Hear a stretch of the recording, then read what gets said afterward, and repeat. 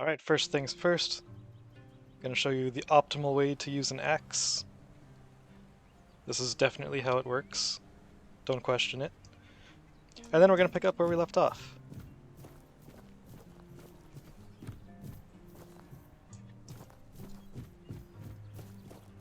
So I just arrived to this little village here. Haven't spoke to anyone yet.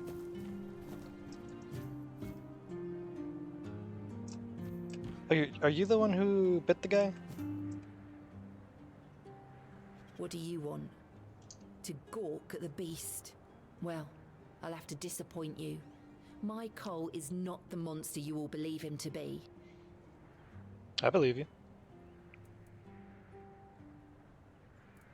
I spoke to the keeper who was bitten. Oh, really? And what exactly did he tell you? That the man in the cage is a monster? That he deserves death? No?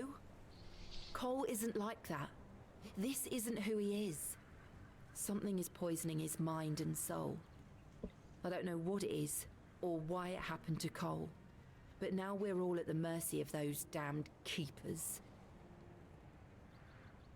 Tell me more about what happened. One evening there was a quarrel between our group, the villagers, and one of the keepers.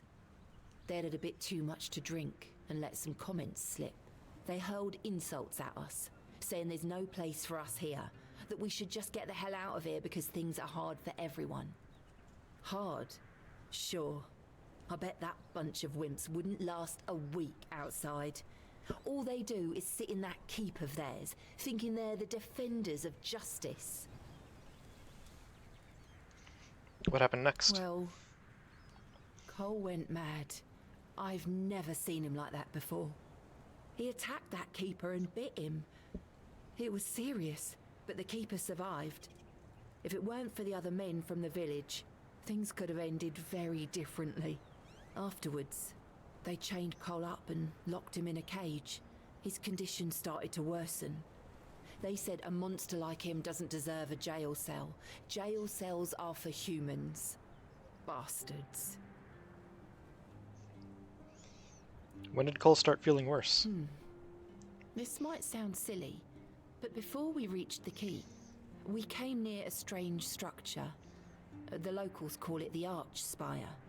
In the morning, we realized everyone had a strange dream, but it was a little different for each of us. Cole started acting weird after that, and in time, it only got worse. Did he tell you what his dream was about? No, only that, well, it didn't make much sense, but he was convinced that something bit him. He kept checking. It must have been some bug. Something changed by the weirdness. That must have caused his fever, his insanity. Can you describe how the evening went before the night you had that dream? Well, it was pretty typical. We started a fire and threw some cobwebs into it. Frank brought them back from one of his treks. That boy could always find them somehow. It was our protection from the night and the weirdness. Ellis was on watch that day, but from what he told us, he eventually fell asleep. We were lucky no one slit our throats. What was your dream about? I was in a strange place. Dark. Full of fog. Eerie. I was trying to find him. I called out, but no one answered.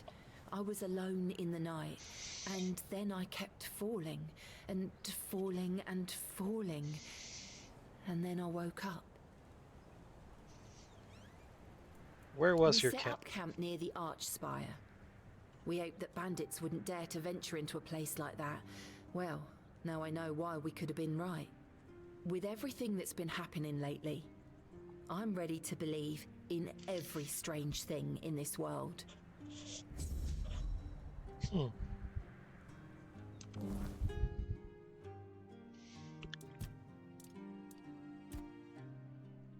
Beatrice. A refugee, one of those who arrived in the village at the foot of the Horns of the South seeking shelter.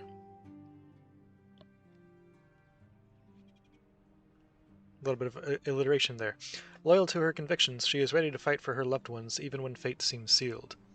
She does not trust the keepers, seeks no mercy, and is unafraid to speak her mind. I like her. Unaccustomed to relying on others, she is always dependent on herself. Practical, hardened, and impatient with those who waste time on pointless deliberations. In her eyes, the world is not divided into heroes and monsters, only into those who survive and those who do not.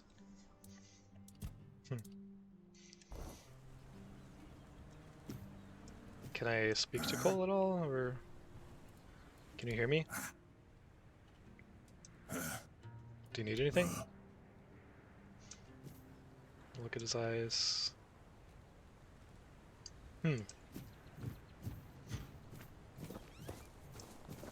Doesn't seem to be the same thing that, like, possesses people when we're out and about at night in the weirdness. But it could be related to it.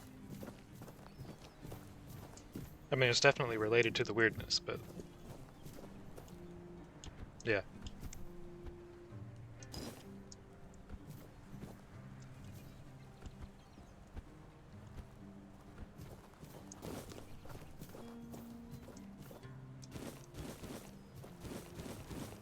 Oh, also, I was trying to do some research last night after the stream. I could not find anything on this. So here it says, slightly increases damage dealt with two-handed weapons. Same with this, slightly increases damage with one-handed weapons. Then unarmed and spell damage. I could not find actual numbers anywhere. Like, I did several different searches, and there's just... I couldn't find an actual number anywhere to say exactly how much of a damage increase this is. My initial assumption is like 1% per rank, but I don't know. It's just an assumption. But I could maybe do...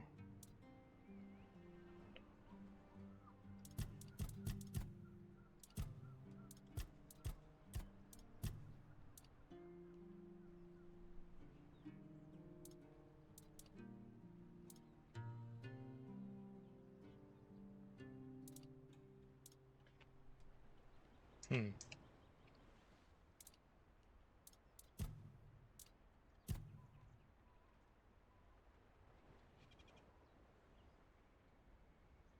%. But that's for all melee damage. It's not for specifically two-handed.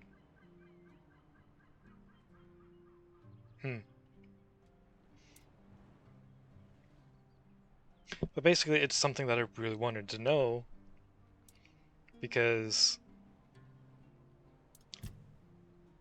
if I know how much of a damage increase I get from leveling two-handed, then that's the final piece of the puzzle that'll let me know just how much of an impact the attributes themselves have on your overall damage output.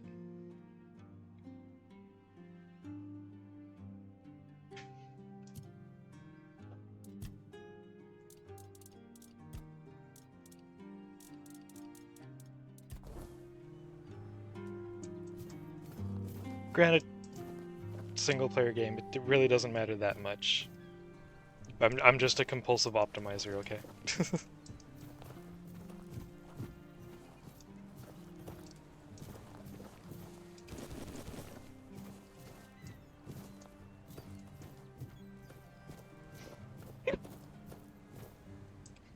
Mute Finley.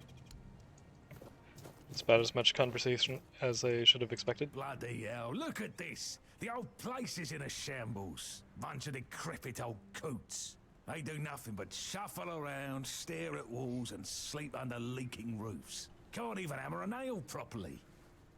I'm telling you, if I was still working here, this place wouldn't be falling apart. Ah, but I'm not. Oh, shite. I can't even stand to look at it, let alone live here. And who are you? What you want? You another one of Durar's freeloaders? Well, yeah, Dura sent me. I bloody knew it. Can you stop pushing me? Retirement, my arse. It's shit. Never a moment of peace. At least when I was still working, there was always something to do. Now, so, what you want? It's a problem that a lot of people run into when they go into retirement.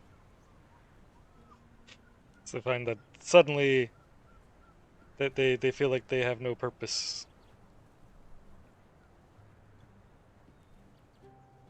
Taras asked me to bring you your medicine. One day, my boy got it into his stupid head that old Gaban is ill. Bullshit. They're all telling me I should do something about it, or else I'm done for. I'll be dead as a doornail in no time. Ha! Like hell I will. I'm still here, ain't I? I've served my time. I've lived me life. And now you can all kiss my ass. So there.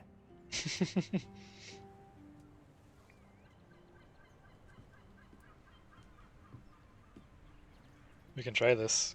Don't look so good. Maybe you should do something about it. Peace and quiet. Good one. I'll only have my peace and quiet when I'm finally dead. And that ain't gonna happen soon. I'm gonna take it that didn't work. At least when I'm with Finley, I don't need to listen to his nagging. Listen, they wanted Heber, that healer from the keep, to come here. He did. They wanted him to look me over. He did. Then he just threw up his hands, mumbled something to himself, and that was it.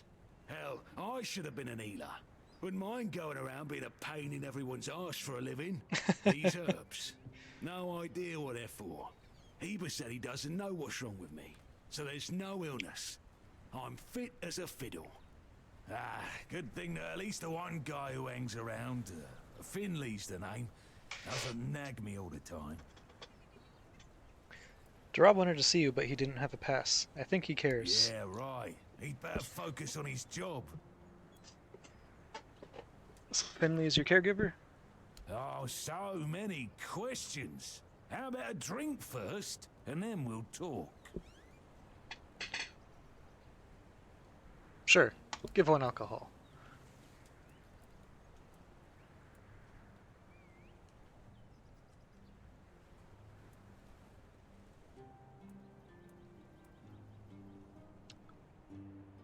You might be a whiskey type.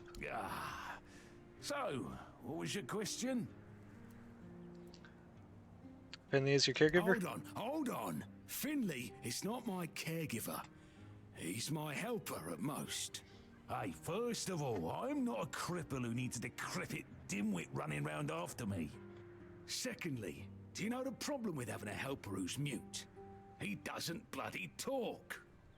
I mean, it's not all bad. At least I don't have to listen to even more bullshit. He puffs up like a marshmallow every time he tries to say something. But I don't understand shit. So you're Dura's father. Quite a sudden interest. Maybe if you bring me a drink, I'll humor you.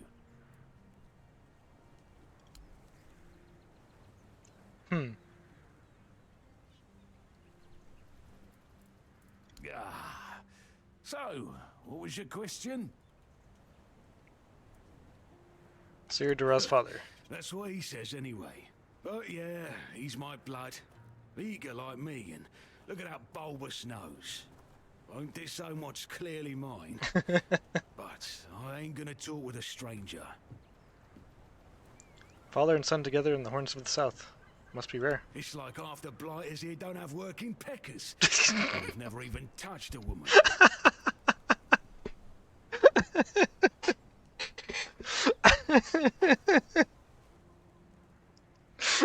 I like this guy. Why the sudden interest? Ah. So, what was your question? Tell me about your service in the See, Horns of the South. Back in the day, being a keeper was a serious business. Now, don't even get me started. You used to come here with a mission, not to run away from your bloody mother. Nowadays, lads get brought here by their own kin when they've had enough of them, or they think the Horns can hide them from the law. No, back in my day there was none of this scum. I came here to serve. My girl cried when I left her, but I've always known this is where I wanted to be. How was I supposed to know she had a bloody bun in the oven? By the time the wean was born, I was already planning the lighthouse's construction. Dra came here for you? Heck knows what he came here for. That's not my problem anymore, and I don't stick my nose in anyone else's business. You went off topic when I asked you about your service in the What's Horns. got you so nosy? Pour me a drink, and I might open up. Is this guy gonna end up dying from all this alcohol that we're giving him? Ah, so, You went off topic when I asked you about your service in the Horns. I'm starting to like you, stranger. And trust me, it's been a long time since I liked, well, anybody. I liked me brothers in arms back in my glory days. Good lads, every damn one of them. Tough as nails, loyal to a fault. The kind of men you'd want beside you in the darkest holes of Avalon. But they're gone now, all of them. The old captain got it in his head to send us down to rediscover some mouldy tunnels under the keep. Damn fool mission that was. We went in together, but I was the only one to come back out. I can still see all their faces when I close my eyes. A hard loss it was, but I'm still here. Though some days I wonder why. Tell me more about those tunnels. You're digging a little deep, aren't you? Bring me a drink and I'll consider talking.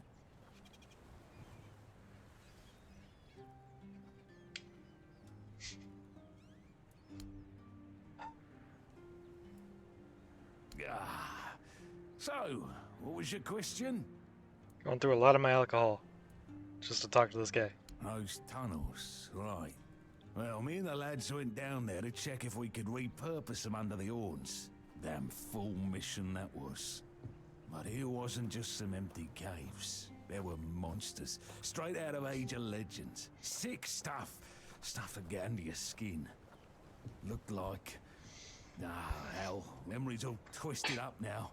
Like a bloody nightmare mixed with shadows that don't belong. Want to know more? Speak with Fergus. He's in charge of this shit show now. Now, I propose a toast to those lost souls. This one's on me. To your brothers in arms, may they rest in peace. Peace, you say? Problem is, sometimes I think they never died. They haunt me in the dreams, you know? Bloody bastards. I swear I wanted to go back and retrieve their bodies. But our late captain, like Grindelows piss on his grave, forbade me from going back. But when I drink, I usually pass out, and then I don't remember my dreams. So, I drink. My brothers deserved better. New quest, all along the watchtower. Need to get permission to enter.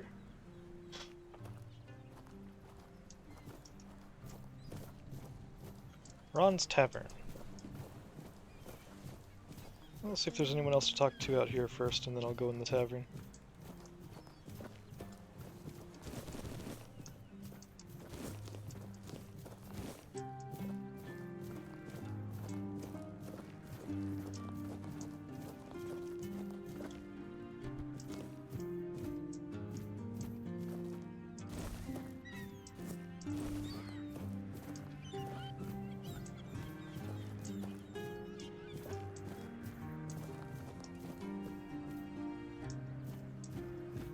Ooh.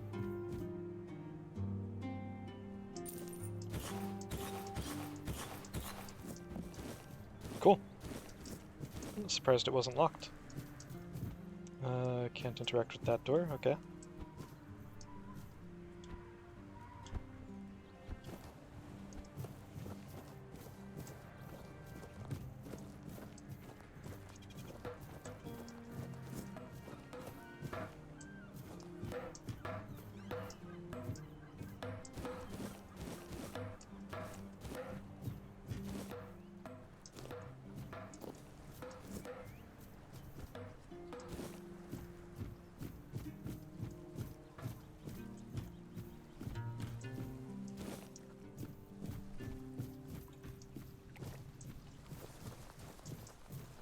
Okay, these are stealing.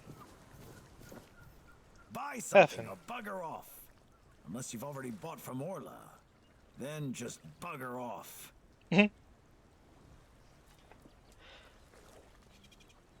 So you pursue potential customers by being rude. How's that working out for you? Pursue potential customers. Listen here, pal. Clearly you don't understand how trading works in a place like this.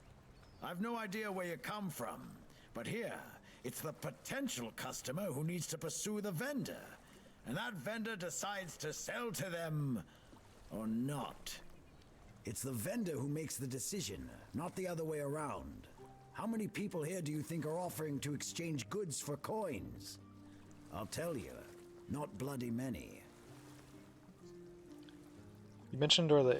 Yeah, Orla. Orla. A woman merchant from the keep. Go on, try giving her your money.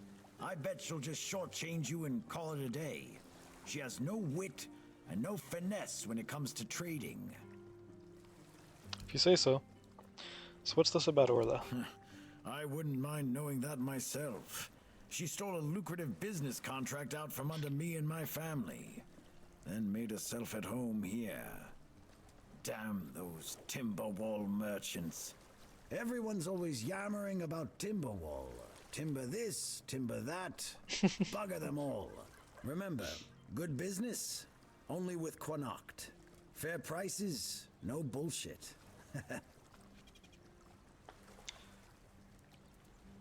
You're from Connacht? Yes, Connacht.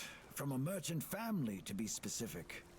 Though I've always wanted to join the Royal Geographers, to chart the uncharted.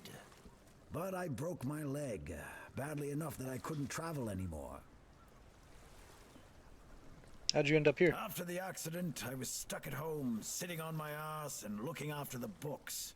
It was driving me crazy. Not what I wanted from life. So, Royal Geographers? You've never heard of them?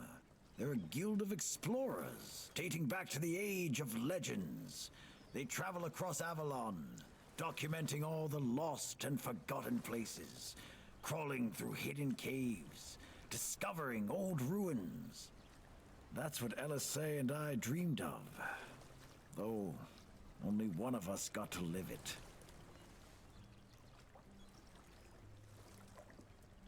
Who's LSA? Well, a friend from back home. It was a long time ago. We were both snot-nosed kids who didn't know any better. We'd run around Connacht, drawing maps of every corner we could find.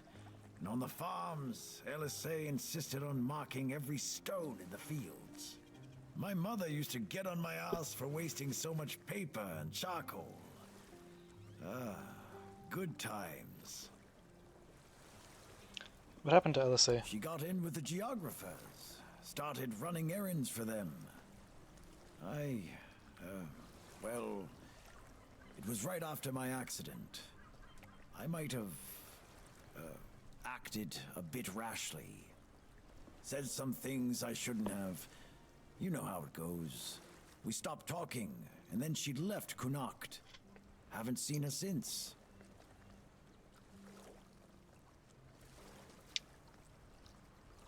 What was the most unexpected thing about this place? First thing I did when I arrived was ask the locals what this village is called.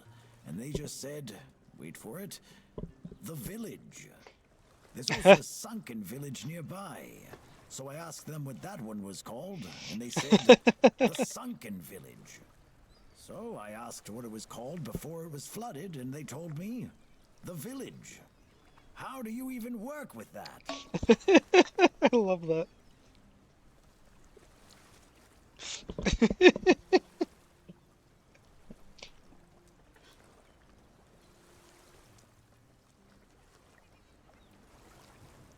Something about that just reminded me of like all the times in different like fantasy settings where there'll be a location that they call like the nameless city or something like that. And then it's like, well, now that you've named it the nameless city, it's not really nameless anymore, is it?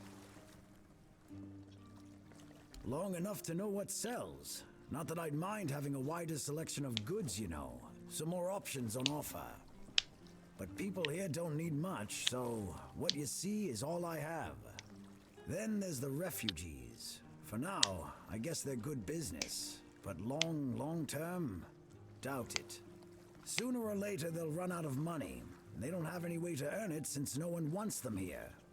They'll get kicked out, or they'll just leave and not come back. But there'll be others around to keep the businesses running, more or less.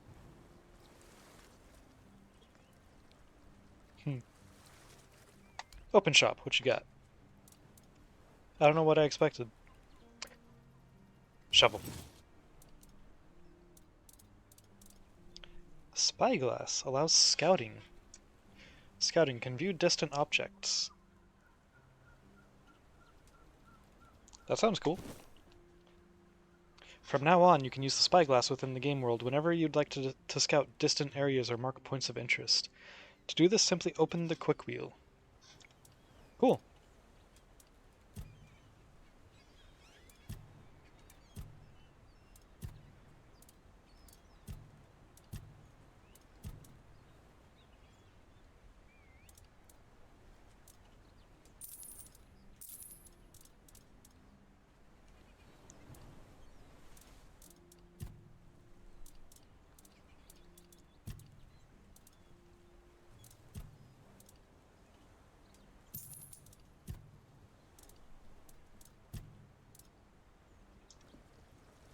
All right.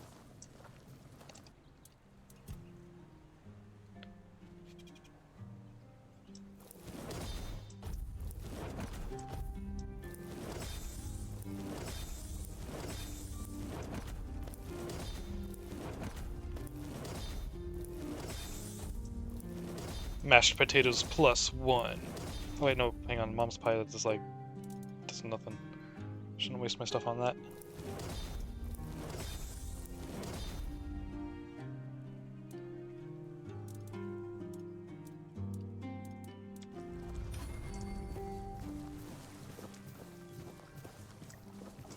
Actually, can I sell you those You're pies? just gonna stand there and stare?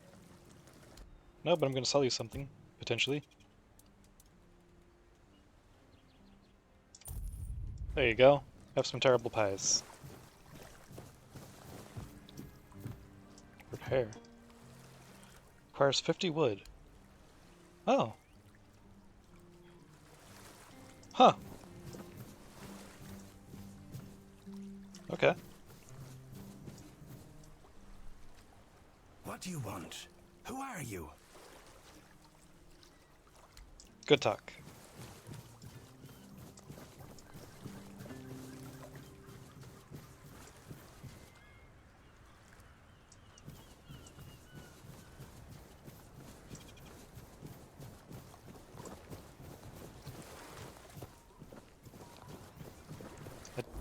Do I have a...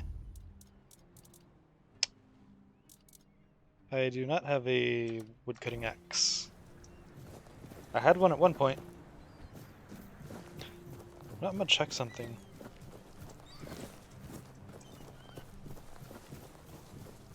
I want to see if all the merchants share the same buyback inventory. Nope, they don't.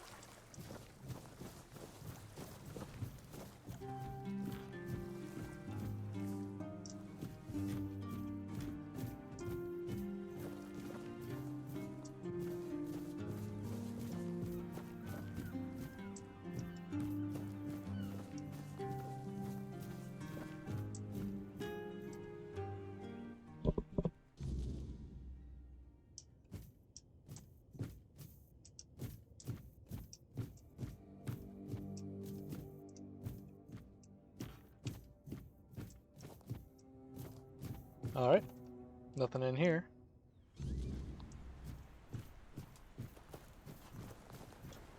Or so it would seem.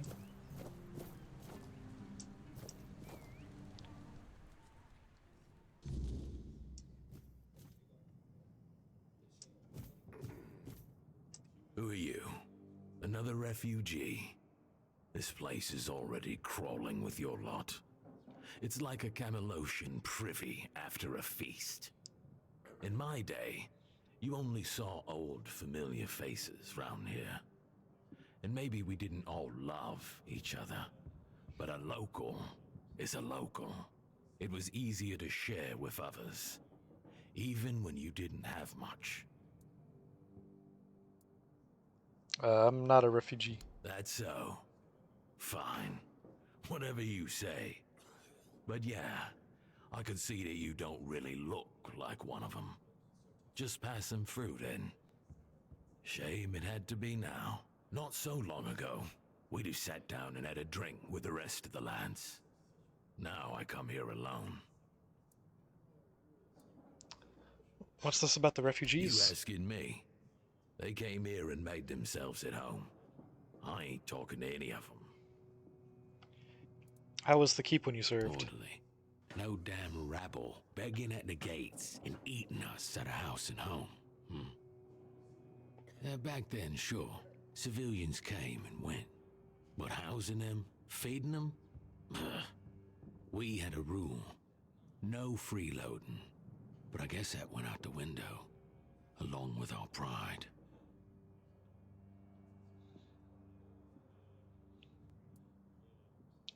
What do you mean you've lost your pride? It used to mean something to be a keeper. You could come in off the streets and keepers would make a man out of you.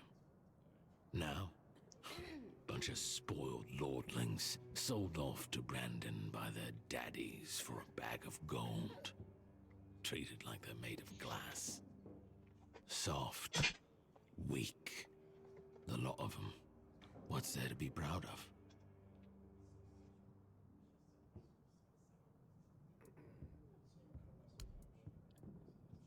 Is there anything interesting in this village? Do you see anything interesting around here? There's this tavern, and plenty of fish in the sea. Decent place to retire, but not much else. Well, if you're looking to sightsee, try the sunken village. Just don't let the locals tear you to shreds. So why are you sitting here on your own? I don't know, but you could put something on the table, and then maybe we can talk.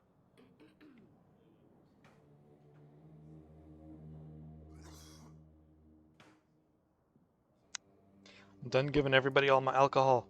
Thank you. That's better. We used to come here, the three of us.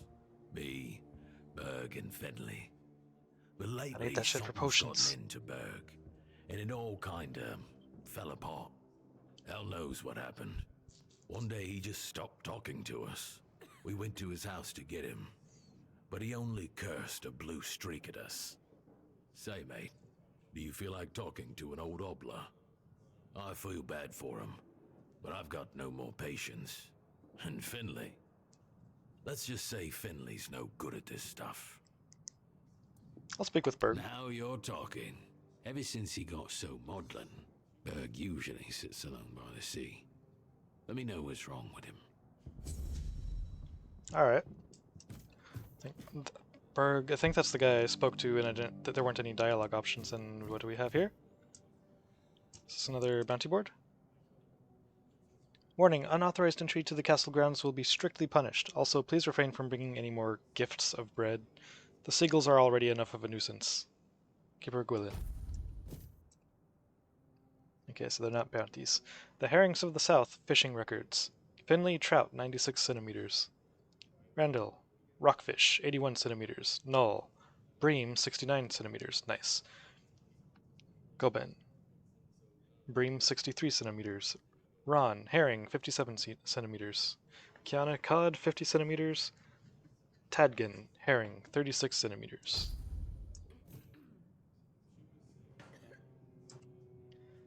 I beg you, please don't take everything we own. We may be refugees, but that doesn't mean our belongings are for anyone to take.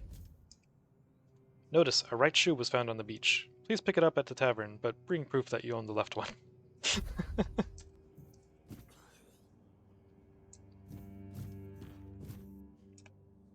Elisa, someone mentioned you. Could you get me a clean glass? And I mean clean, not just wiped 3 times with a dirty rag. Sorry, but who are you? My name is Alyssa Murray, and I'm here with my husband, a very important cloth merchant. But surely you must have heard about our family. Not to brag, I remember someone but mentioning we the name are Alyssa. rather prominent. I am famed amongst Camelot's courtiers for throwing the most magnificent feasts. Your dress is unique. Thank you. I designed it myself. I wanted to blend in with the people of the South. The savage wouldn't say it tribes, blends the in. brave light keepers. I wanted to make an homage to them with my new style, and I do believe I've succeeded. I can feel everyone here gazing at me with awe.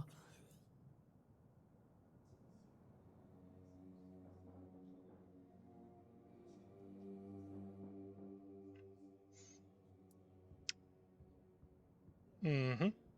Yes, definitely. Everybody says your dress is exquisite. Perception %. Give it a few weeks and everyone here will be trying to copy me. It happens in Camelot all the time.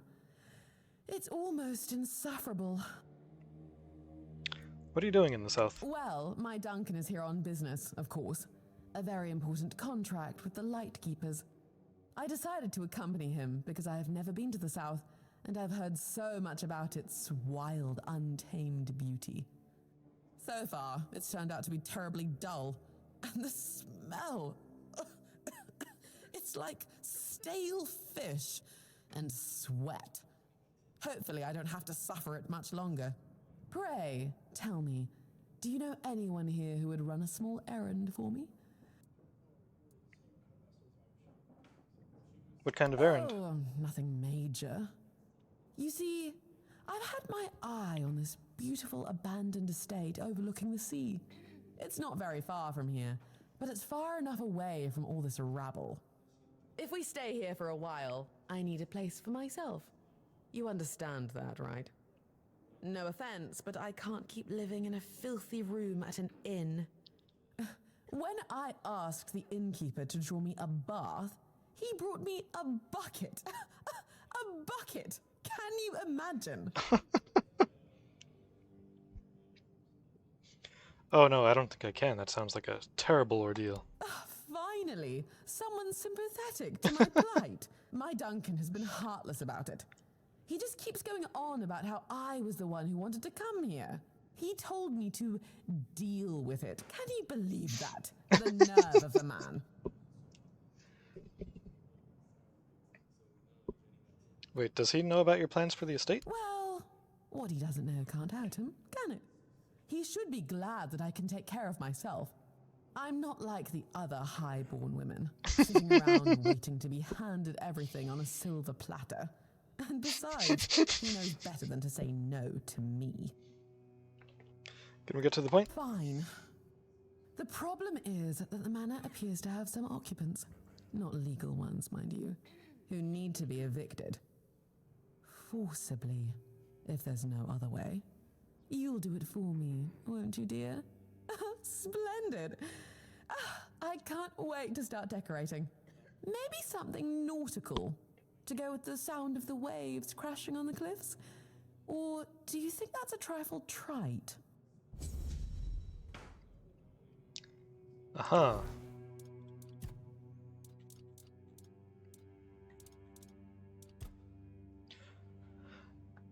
Alyssa, a young noblewoman from Camelot, traveling the south with Duncan, her merchant husband.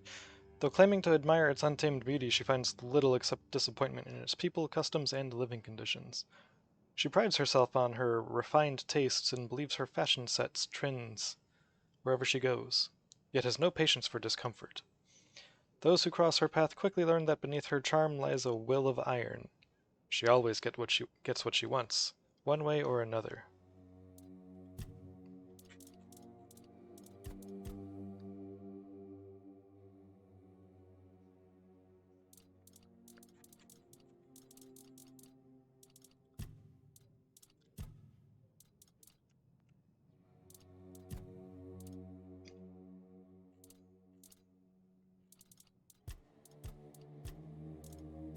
Wait, what have I not seen yet on this page? There, just mark all the scene. There we go.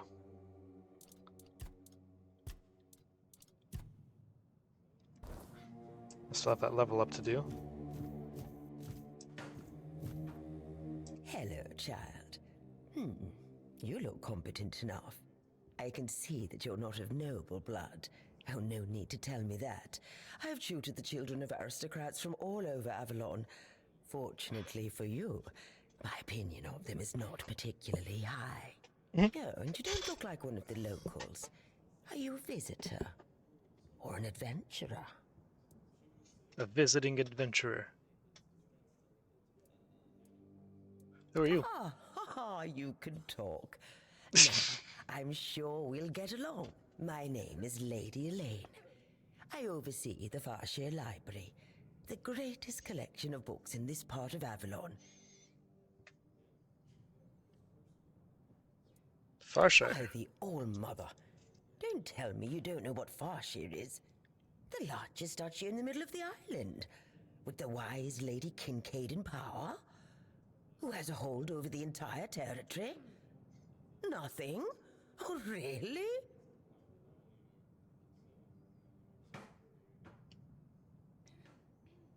Let's say I can't remember. Farshire is one of the first duchies on Avalon. It is a beautiful land with lush fields, forests rich in game, and most importantly, the Wordstone mines in the west, the primary source of our wealth.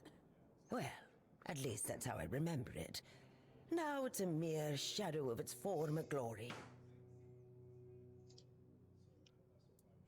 Oh, it's a rare Wordstone. and coveted material, necessary to create the sturdiest steel in the world. As you can imagine, dear, it used to be Farshire's greatest treasure, until the primordial fog took our minds. I know, child. I know. Everyone was surprised. Camelot turned up their noses at this for years. But after Lord Kincaid died and Eden, Lady Kincaid's son, disappeared, the nobles of Farshire decided she could stay on the throne. Even if Aiden had been alive, she would still be ruling as a regent until he came of age. But between you and me, he wasn't a very bright boy. So she would have been ruling until her death anyway. Oh, we're lucky to have her. Difficult times require determined leaders. Worse than ever. Oh, the wordness is thickening, and the roads are getting dangerous and unpredictable. That's why I'm here, wandering Avalon looking for solutions. If I don't do this, who will, You want to fight the weirdness. How? You're probably wondering what a feeble old lady who can't even lift a sword could possibly accomplish. But King Arthur didn't conquer Avalon just because he couldn't swing a blade. No, he had knowledge, and enough wisdom to know how to use it. Lady Kincaid wasn't happy when she found out about this idea. But all mother's mercy, I am her tutor. She cannot dictate what I do, no matter her standing.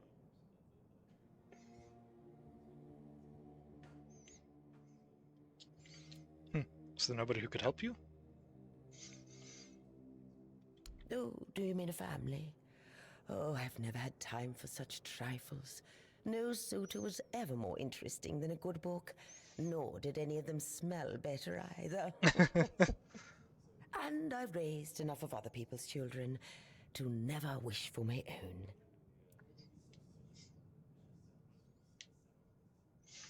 I can help you out. Tell me what you need. Oh, surprising. I'm looking for someone who will help me find a certain artifact. So, are you interested, child?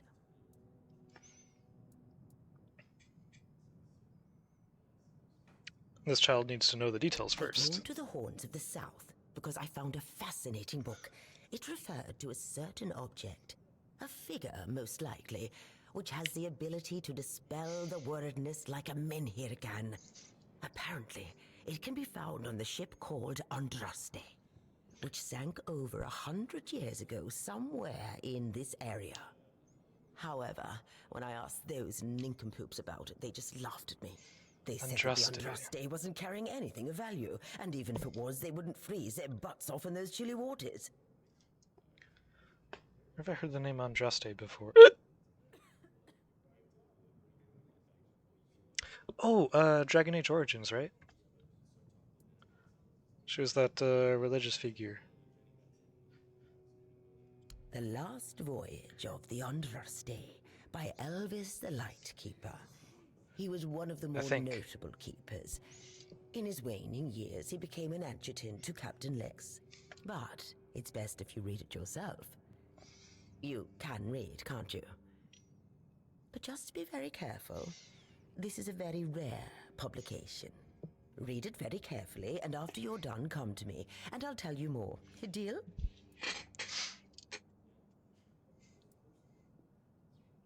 Fine. Could you hand me the book, my lady? Ah, and they say young people don't want to learn anything. Go on, chop, chop, chop. Get to reading. Okay. That's not going to be that much reading, really. Like a slug of water here.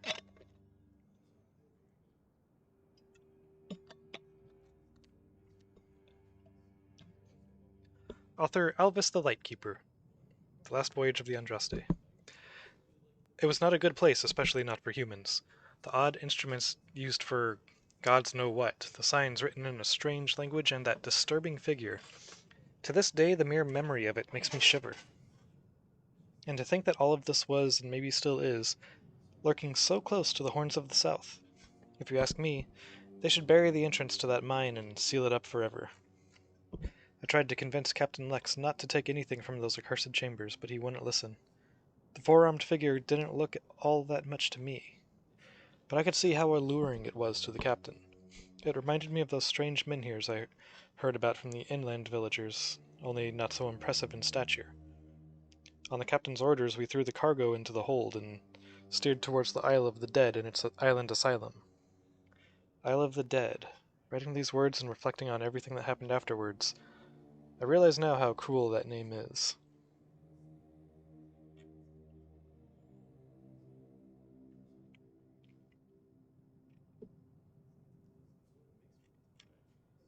I was wrenched from my musings by a roaring sound, almost like a clap of thunder.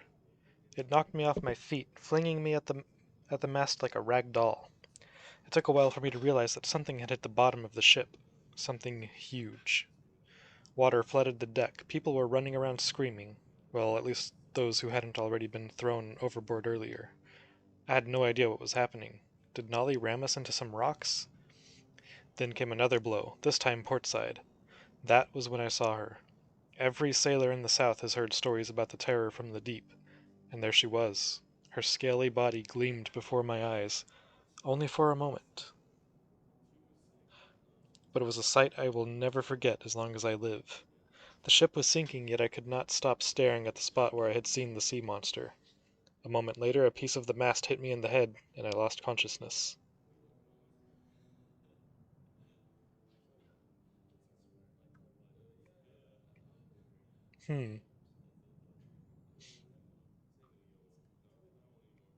Scylla? Just a random guess.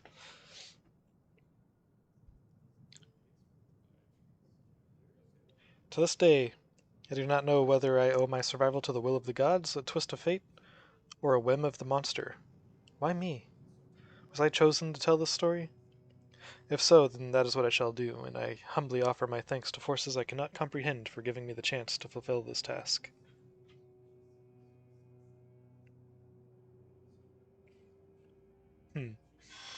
I'm pretty sure that was the same one that attacked us when we left the island. And? Have you read The Last Voyage of the Andraste? Yes. Splendid, splendid. Oh, it's an excellent book, don't you think? Now let's test your reading comprehension. According to Elvis the Lightkeeper, in the mine near the Horns of the South, they found something that they took with them on the ship. Do you remember what that was, child?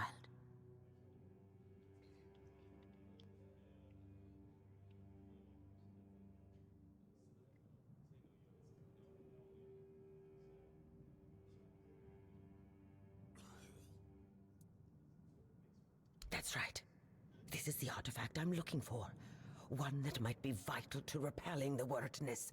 According to Elvis's description, the figure is smaller than a menhir and light enough that they were able to carry it to the ship without any trouble.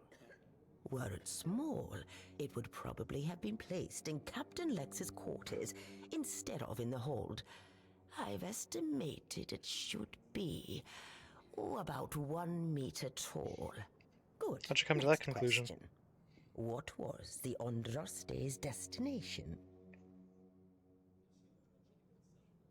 The island asylum? Correct. Be very careful with what I'm about to tell you. But some believe that the Red Priests are dedicated to studying the wordness instead of the Red Death. Captain Lex must have thought they'd pay him generously for a four-dweller artifact. Last question. What sank the Andraste? A sea monster. Yes, you did well, child. I can see that you were paying attention. According to Elvis, the Andraste was sunk by the legendary terror from the deep. But if you want to know more, ask your keeper friends. They should be much better informed. Now, all you need to do is find the wreck of the Andraste and retrieve the mysterious figure. Where exactly did she sink? Oh, if only I knew. It must have happened somewhere on the way between the Horns of the South and the Island Asylum. Oh, but where exactly? Fortunately, I know something that could help us. In the Horns of the South Museum, there are some extremely interesting books and documents lying around and collecting dust. Can you imagine having such treasures at hand and choosing to completely ignore them? Oh, barbarians. Among them, you'll find the Andraste's logbook, which was saved by Elvis. I've read it, of course, but I know nothing about sailing. I'm sure such a competent child as yourself will handle it much better. Go to the Horns of the South Museum, read the logbook, and then tell me whether you managed to locate the wreck of the Andraste. Okay. Did you hear about the captain's lockdown? Looks like the lads aren't too happy about it. Yeah, but you know Fergus. He's got a stick up his ass. Only knows how to follow orders like a good little soldier. He's so uptight, he probably agrees with the captain. Thinks it's all necessary precautions and the like. Now, speaking of precautions, what's all this talk I'm hearing about the weirdness creeping in? People are getting jumpy. Ah, the weirdness. Got folks scared, all right. Used to be old stories to spook the young ones. But now, even the tougher lads are starting to believe there's more to it. If the weirdness thing's real, we've got bigger problems than a lockdown. Aye, and Fergus better pull that stick out of his ass and start focusing on the real threats, or we're all done for.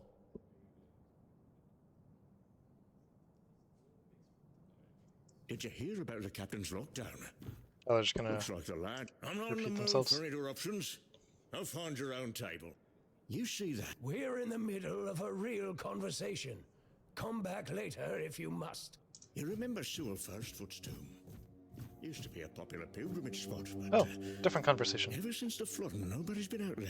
Yeah, it's a damn shame. The whole place is forgotten, like it never even mattered.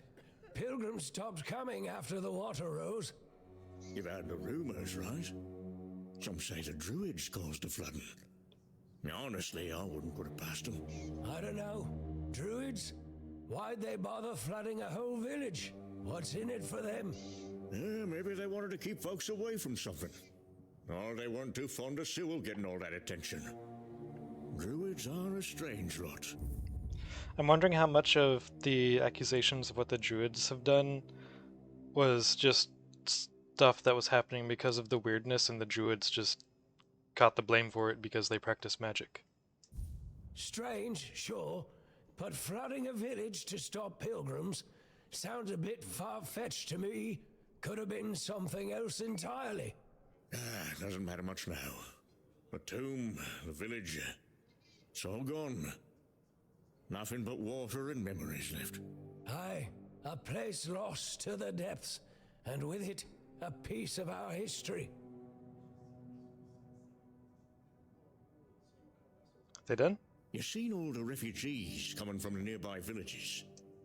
They're trying to get away from the bandits. I'm not gonna just sit there and keep listening to them forever.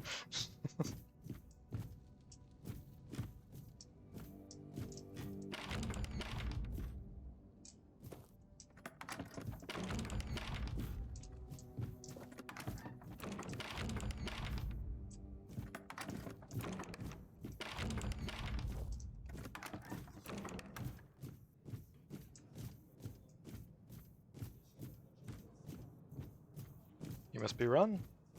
Yep. Beer from Kunacht, wine from Farshire, moonshine, only local, the best there is. And fish, lots and lots of fish. What's your poison?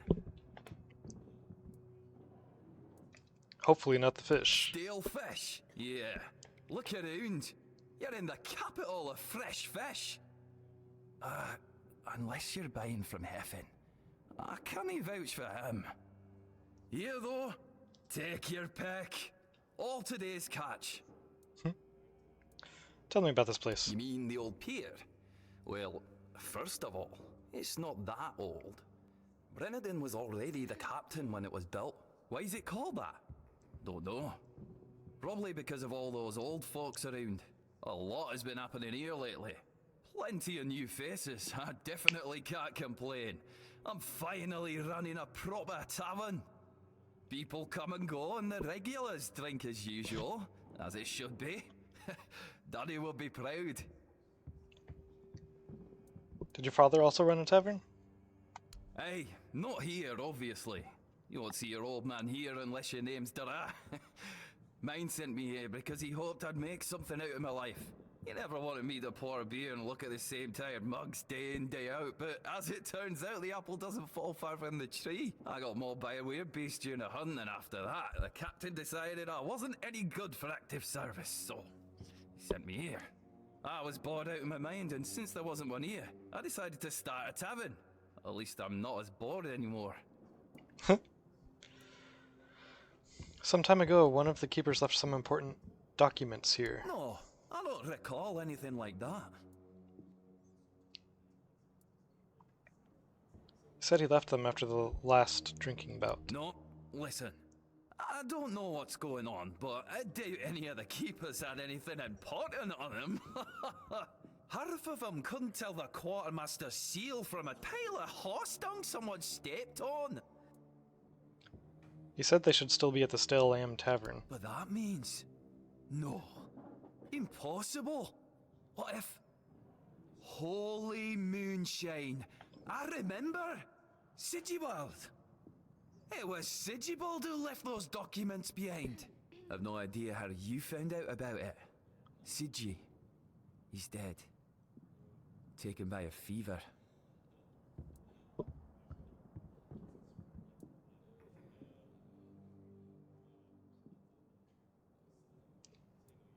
I met him. He asked me to get his documents back.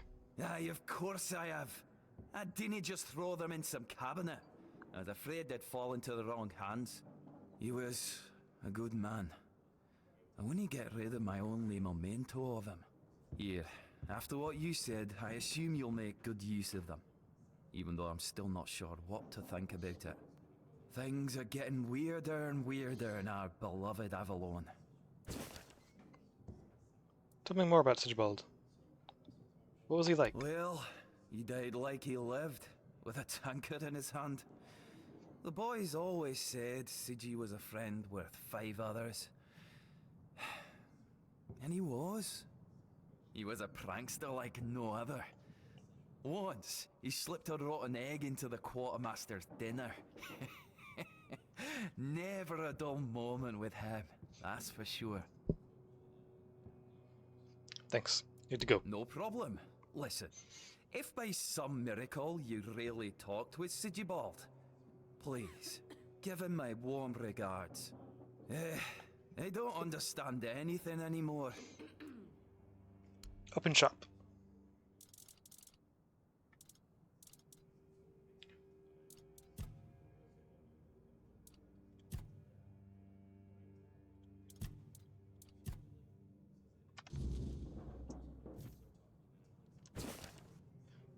Letter to Sigibald. Sigibald, I never thought there would come a time in my life when I would write this letter. Until now, I believed that all the bad things that happened since you left were caused by your poor decision. I also blamed you for losing Arian.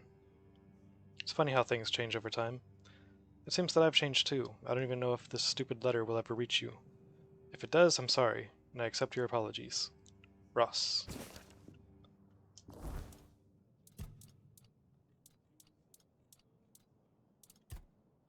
Ron is an innkeeper and merchant in the village at the foot of the Horns of the South. A former keeper, he was forced to leave the service after a weird beast attack left him too battered to continue. Out of boredom, he started the tavern, which quickly became the heart of the village. Loud and energetic, Ron is always eager to advertise his drinks and local specialties. He takes great pride in serving only the freshest fish and won't tolerate anyone suggesting otherwise.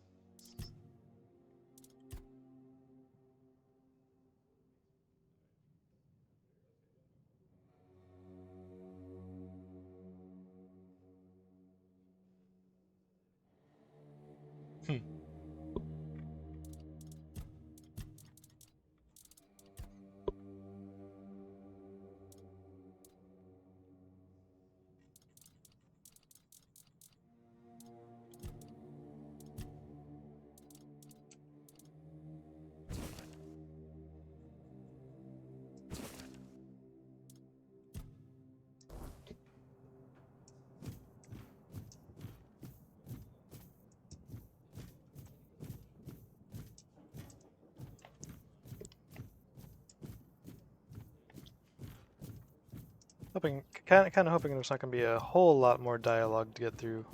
Oi, Noel! What if I pulled Excalibur from that stone In this session. but only at the tip?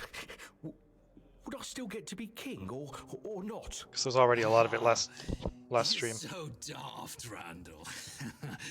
Some magical lass living in a lake gave the king the sword when he broke his own bashing forearm skulls. So, the one in the stone, what's that called? It's not Excalibur, is it? No, that was just the sword in the stone. The stone was called, don't know. Sword in the stone, I guess. Yeah, it was just called the sword in the stone. Sod it, whatever. So, if As far as I pulled can the recall. sword in the stone from the stone, and it broke, but only a little, would I still get to be king? What? No. You'd have to pull out all of it. Only the one who pulls out the sword gets to be king, yeah?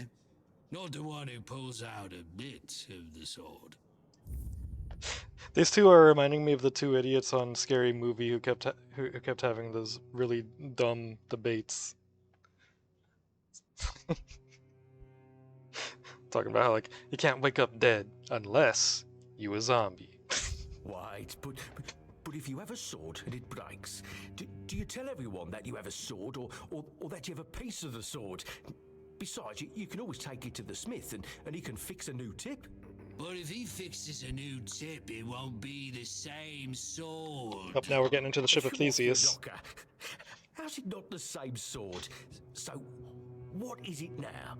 A plowshare? A shit share. Listen, just listen to me. You've got it all wrong. You've got a sword, right? And then the tip breaks off, so you attach a new one, right? But then... Yep, ship of Theseus. Again. That's one shitty sword, yeah. Now, listen to me. Now, damn it. It breaks off, so you fix it with a new piece again. And then it happens again, and again, and again. Until you finally get yourself a whole new blade from the smith. So get this, if the whole blade is replaced, is it still the same sword? Well, no, it isn't. There you have it. You just need to be, what's the word? Rational. Fine. Now let's have a drink. My throat's drier than a priestess purse. See, now you sound rational. Oh. Thanks for the handcrafting XP. I wasn't expecting that.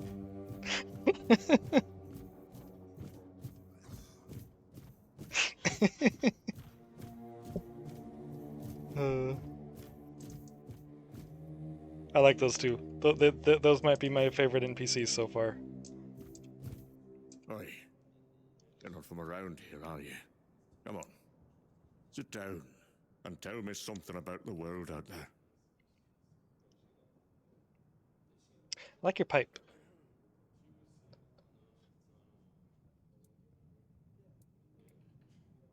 Not a fan of smoking, but like, there's just something classy about a corncob pipe. Or I mean, I don't know if that's a corncob pipe, but there's something classy about these pipes. I don't know what it is. They're just cool. It's probably because Gandalf had one and Gandalf made it cool.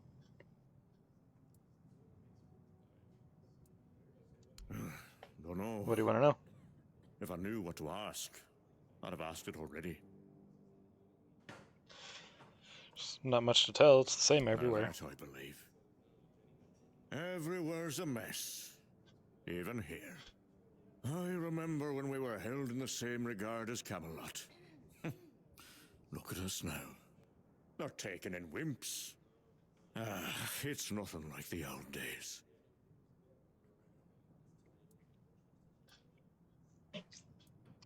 Things were better back then? You bet they were. It's all been falling apart ever since they put Captain Brendan in charge. That one's got two coins where his eyes should be, if you ask me. Doesn't care about anyone or anything. He's just looking out for his own skin. Worst captain I ever served under, no doubt. Not that I serve anymore. I'm retired now. Anything interesting happening around here? Filth everywhere. And it reeks of fish. Everyone's terrified of the weirdness. It's hard to believe I've lived long enough to see times like these. Not that long ago, we used to scare kids with stories about the weirdness. And now? Grown men wet themselves if we tell the same tales. Honestly, I'm done with it all. I don't even recognize this world anymore. And I don't want to. And what do you think of Fergus? Don't even get me started. Fergus always claims he's busy, but for the life of me, I can't figure out what he actually does. Probably just pretends to work. I talk to Riderick from the museum sometimes, but that one's a real know-it-all. We always end up arguing about how things used to be. If you ask me, they're all just as bad as each other. It's never gonna be the same again. My brothers are gone, and I'm left here, all alone. Tell me about the old traditions in the Horns of the South. We had a beautiful tradition. Choosing new keepers was done differently back then. You had to lie down and sleep in a special spot, but that's all I'm gonna say. It's a secret, and it looks like it'll die with me.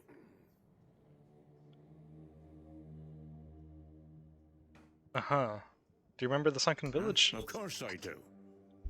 In my day, it wasn't sunken. It was a beautiful, lively place. Pilgrims would visit the All-Mother's Temple and Excalibur, and end up in the village. It broke my heart when I heard about the flooding. They say the Druids caused it, but who really knows? It doesn't matter now who did or didn't do what. It's over, that's all.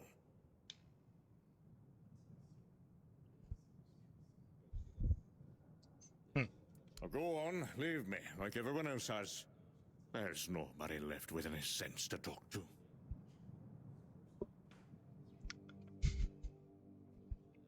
He lives up to his name.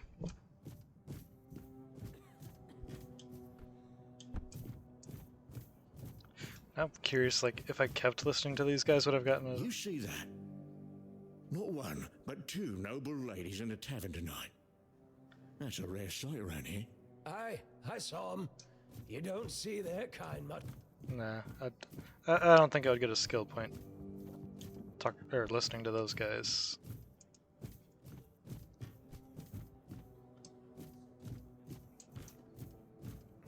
Maybe like off stream I'll park myself next to them and see if anything happens.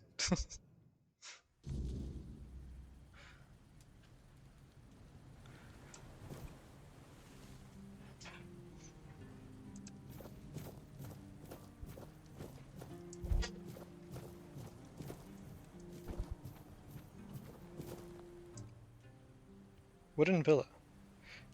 Dreaming of owning property by the sea? Welcome to Driftwood Hollow, where the charm is salty, the houses are ventilated, and the views are mostly unobstructed by the collapsing pier.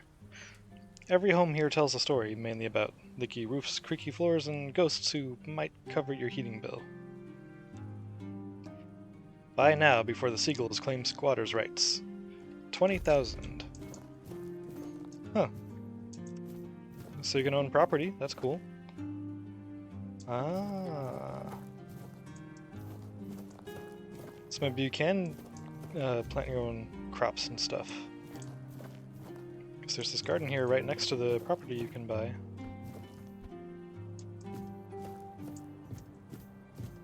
Cool.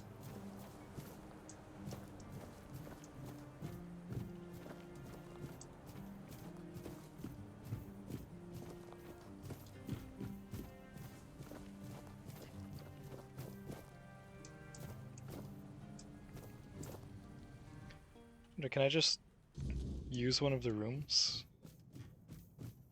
Because I didn't see a dialogue option to, like, rent a room. Huh.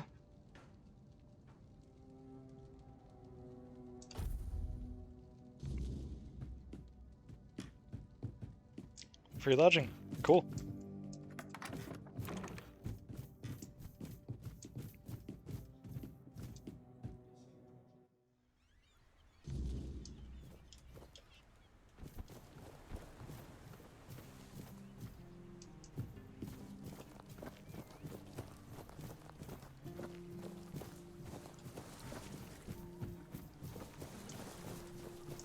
I think it was you I needed to talk to, right? Yeah. Tedgen asked me to speak with you. He said something's gotten into you. Guess he's got nobody else to get pissed with. Finley never liked drinking alone with him. Tigden tends to get into one of his moods. Why do you sound like you're talking into a glass? What? That's all? You're bothering me just because that old rascal is sitting alone in the inn with nobody to natter to. You people, bugger off.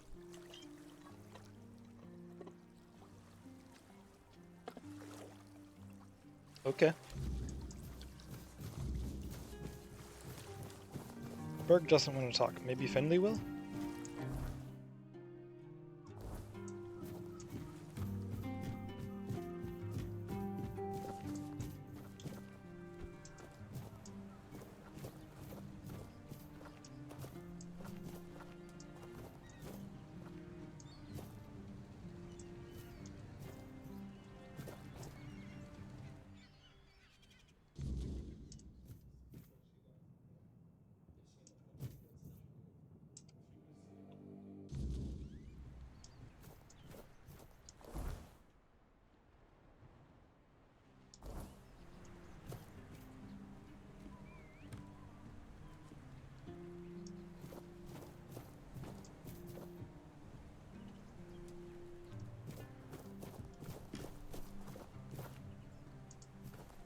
Huh. Oh. Free stuff? Don't mind if I do.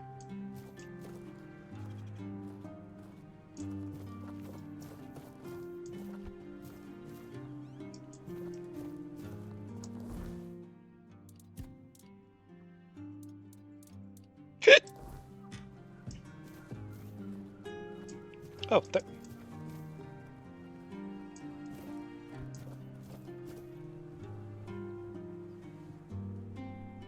Where'd you come from?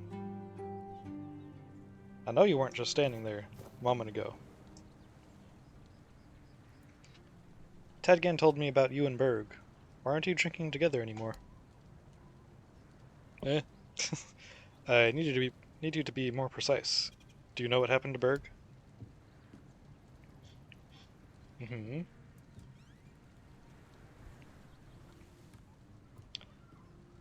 He was too upset to talk. Did something happen recently? No? So it's something from his past. Where can I learn more about what happened? Don't know. Will Tadgen tell me more? No. So I assume I can learn more outside the horns. Yes. Can you point me in the right direction?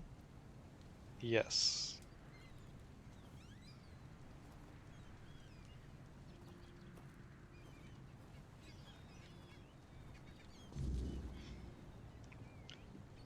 Visit the place marked on my map by Finley.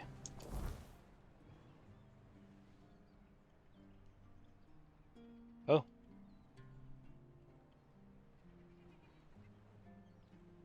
Got a bit of a trek to go on, alright.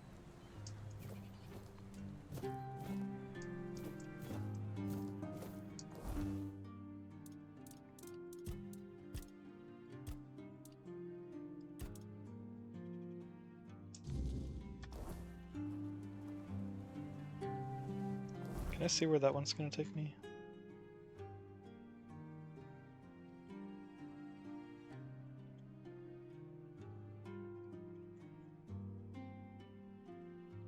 Doesn't look like it, okay.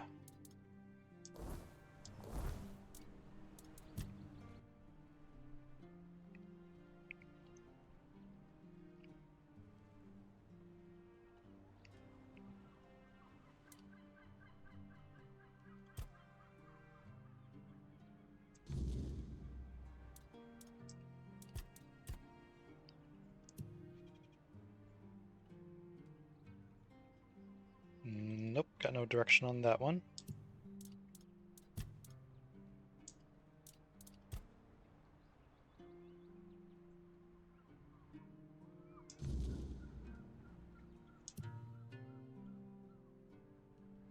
Okay, there's that one. I mean, I guess I can just... I don't have to highlight all of these. Preparing the deck, Carnation to remember. Okay, that's cool. You can right-click it to track that quest.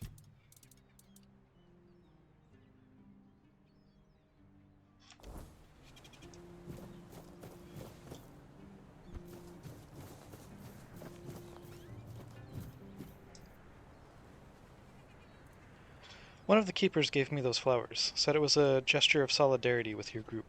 What? What? How dare you?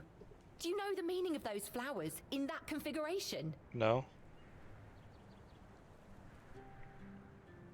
Not what he wanted to convey, I assume. Revenge. Revenge, deception, and death. There's nothing nice about it, and I don't know if he did it on purpose or if he's just an idiot. But trust me, it's not a nice gesture.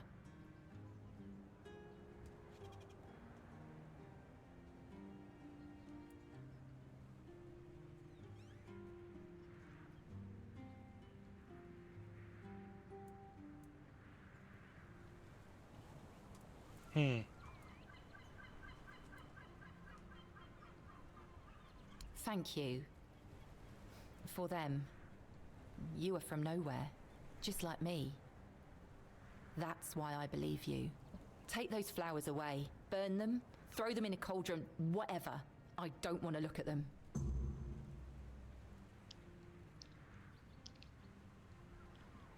Okay then. Oh, So what brought you right. here? I forgot to introduce myself. I'm Beatrice. As for me and Cole, well, we left Ree hoping to find a quiet place to rest for a bit. We planned to travel the King's Road toward Camelot. Well, here we are. We found our bloody Camelot. Cole is locked up and all I can do is shed bitter tears. Ree, is that where you're from? Yeah, we grew up there. The village was built around a trade route. My parents ran a tavern that stood right by the road. We had a good life. We lacked for nothing. Well, that was before the damned grubwood started spitting out monsters. Then more and more caravans disappeared into the forest. People were telling stories that grew more horrifying by the day. In the end, taking that route meant certain death.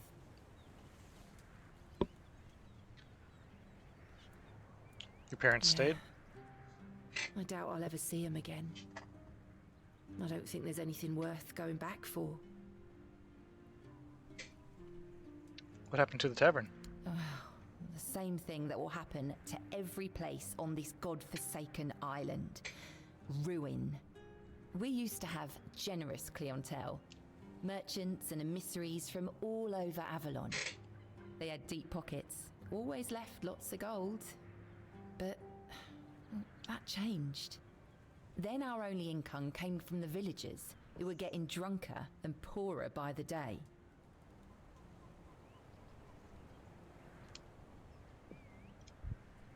So you decided to leave. That was always our plan. Cole and I never wanted to stay there forever. Patrice and Cole from the village of Ree, that wasn't us.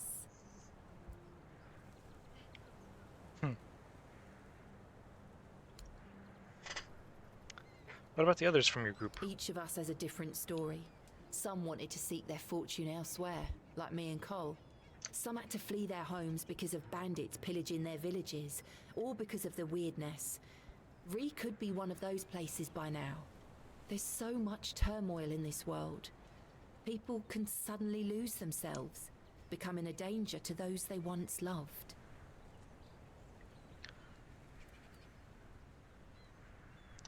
When did you arrive here? 3 weeks ago. Things were starting to get difficult. The supplies we brought with us were running low. A larger group of people is always helpful. There's always someone to talk to and share the work with. But it also means more mouths to feed and more worries to deal with. It's not easy.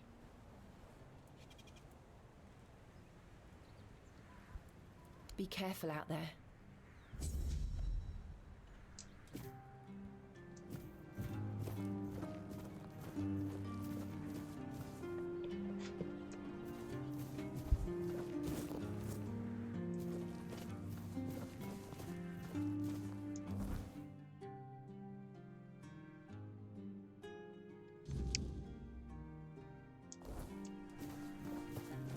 Let me use the teleporter here. Go back up here real quick.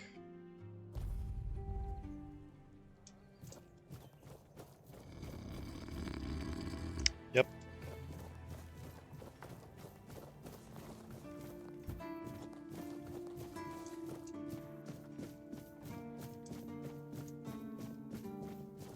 Let me see. I'll check your buyback tab. Kai's blessings know no bounds.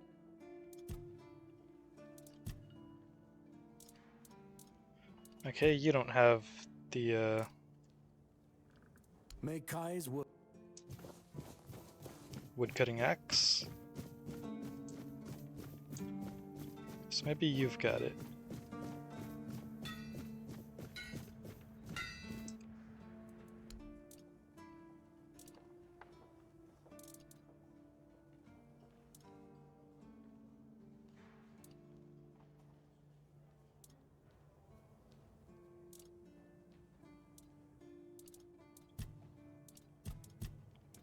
Nope.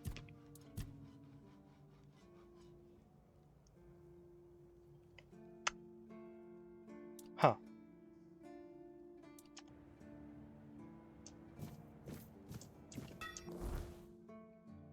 Who else could I have sold it to?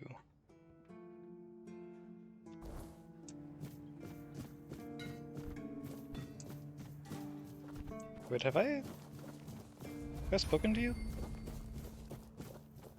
I don't think I have. All mother's tits. I've just about had it with this bunch of repressed virgins. And who might you be? You don't look like one of them. That is, that's...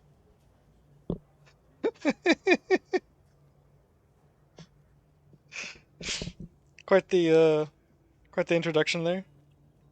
Calm down. Never tell anyone who is upset to just calm down. It doesn't work. It's only gonna make things worse. It's a psychological thing. Like when you tell someone to calm down, it puts you in like an adversarial position to them and just makes them more defensive. You seem angry. Oh, do I now? You would be too if you had to deal with those sniveling morons when they're up to something. look at me like that. You don't get as far in life as I have if you can't smell bullshit from a mile away. There's something fishy going on here. But I'll get to the bottom of it. And here's a brilliant idea. You're going to help me. Am I? I just need you to go to Brandon and find out why that slime ball is pretending not to know I'm here. Tell him I'm waiting with his delivery. Although I'm pretty sure he knows this already.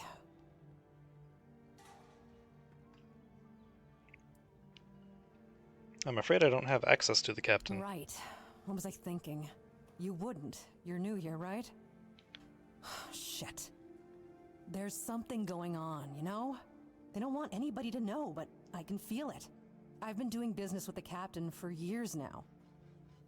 Then suddenly I found myself stuck here. They won't let me further in, not even to set up camp in the village. But they won't let me out either. Anyway, good luck to you. Come and visit if you need anything. Maybe there's something else I could help you with? You do realize you won't score any points with the keepers by helping me, right? Those holier-than-thou soldier boys have no idea what it takes to be a merchant in this sorry world.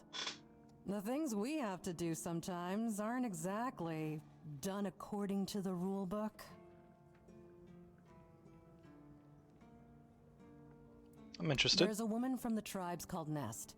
She's my supplier. At least, I think she's still working for me. I haven't heard from her in a while. And she was supposed to bring me some really precious cargo. Something the captain wanted me to arrange. You still up for an adventure, What's the cargo? That's between me and Captain Brandon.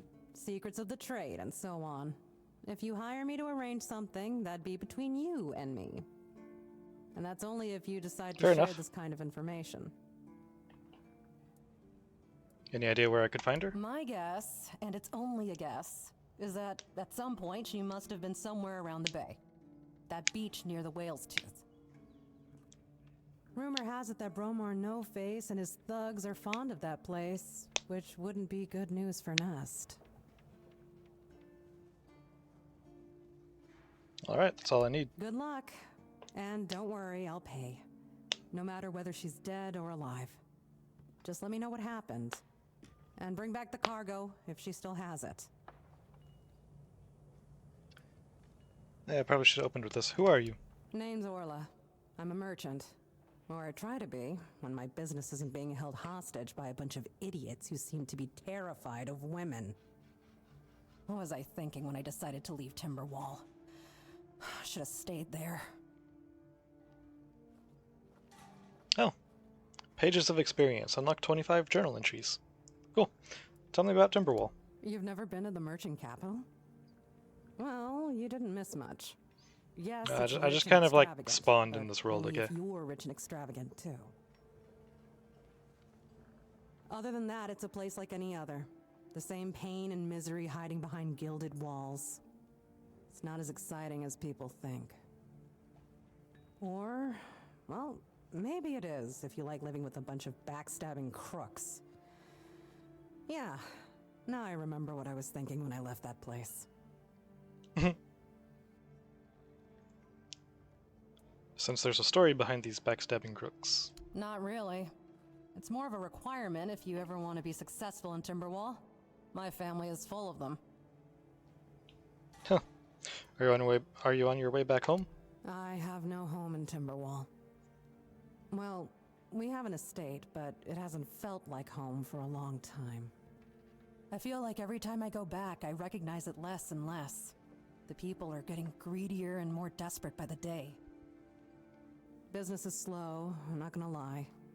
With the weirdness creeping in from the north and bandits everywhere, trade's just not as profitable as it used to be. But, I don't know. Being a merchant from Timberwall used to mean craftiness, taking risks, looking for opportunities. Now, they only care about keeping their heads down and preserving their fortunes. Must have some stories from your time on the road? Oh, love, plenty. and almost none of them happy. I'll never forget the first time we stumbled upon a place after a cloud of the weirdness oozed through. It was a small settlement, just a few houses. There was this odd, bitter taste in the air. The place was completely abandoned.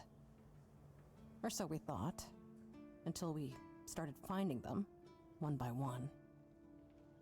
A man who tried to chop off his legs after they started sprouting antlers. Another one who gouged his eyes out so he wouldn't have to look at his child melting into the floor. A woman in the farthest corner of the settlement managed to stab herself in the heart before it got to her. I almost dropped it all and ran back to Timberwall that day. I'm still not sure why I didn't. I guess giving up just isn't in my nature.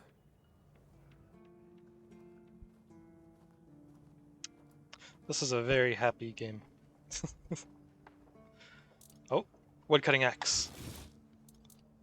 Sketchbook allows sketching. Sketching can draw what you see. Sure. From now on, you can use the sketchbook whenever you want to draw what you see. To do this, simply open the quick wheel. Huh. Cool.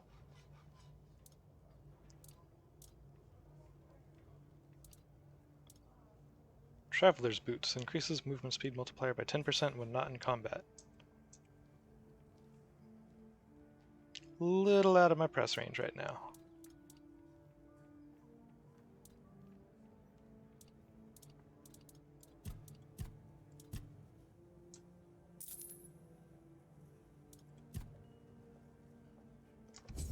Alright.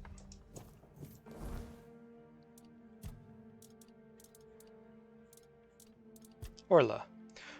Orla moves through life like a storm, restless, sharp, and never quite settling. A merchant by trade and a survivor by necessity. She knows the value of coin but values knowledge even more.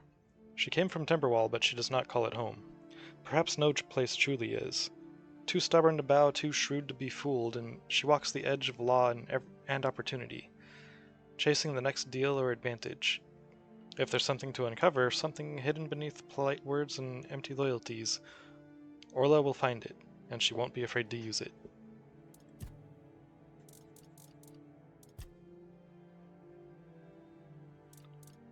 Somewhere near the Archspire. Where's that at? Oh, okay.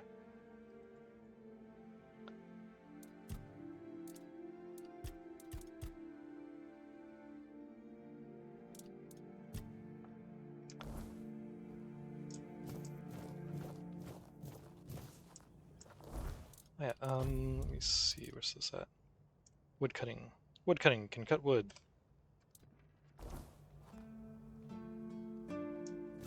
Alright, good information.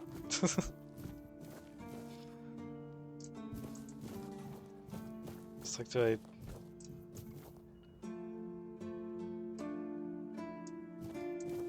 I chop trees with it, or like...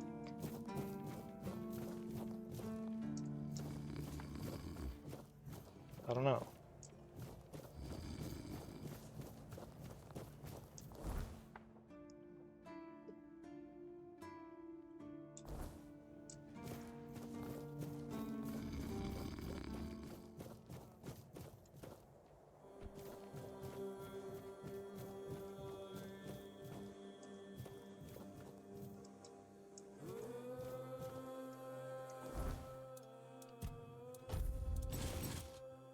This probably isn't gonna work. Nope.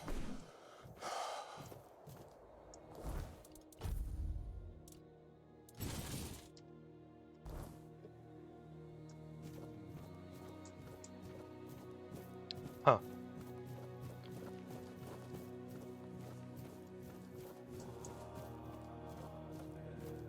Wonder if it's like in Skyrim where you have to go up to like those designated woodcutting stumps.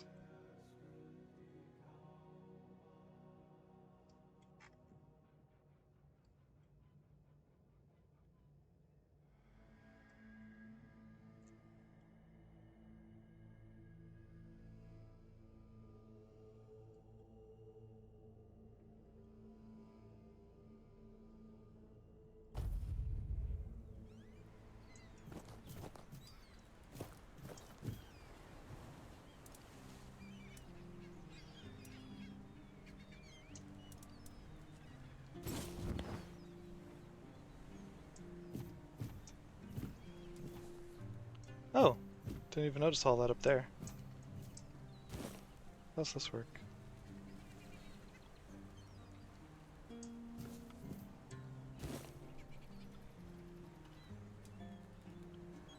That is really cool.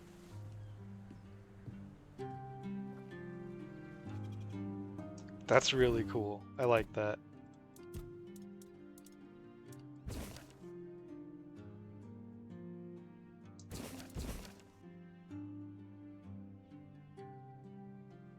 Huh.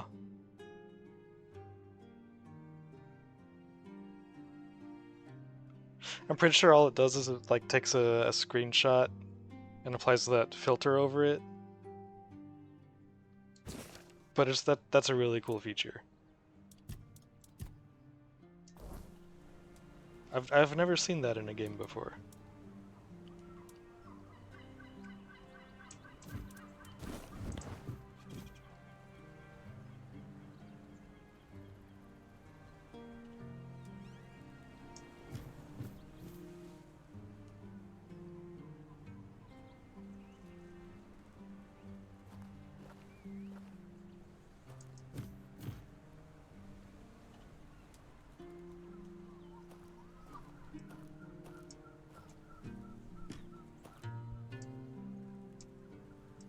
Oh. Cool.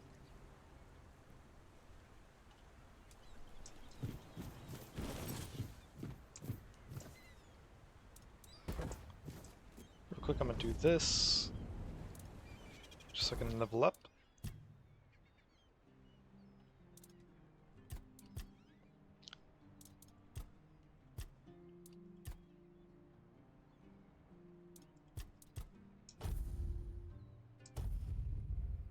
Nice.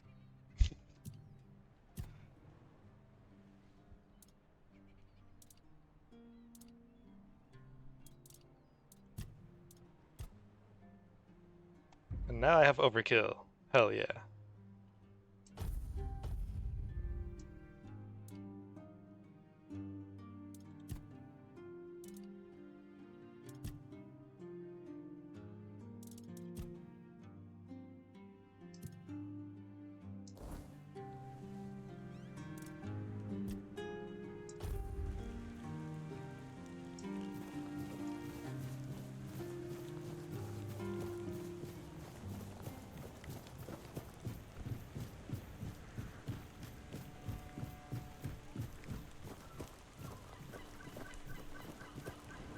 I wish Morris were here with me already.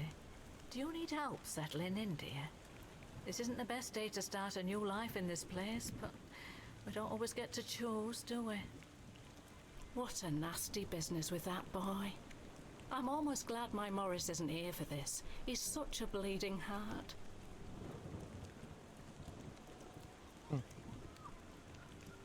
What happened with that boy you mentioned? Oh, I'm not sure, love.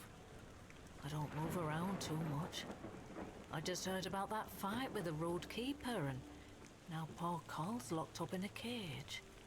Him and Patrice make such a lovely young couple. They remind me of Morris and me when we were their age.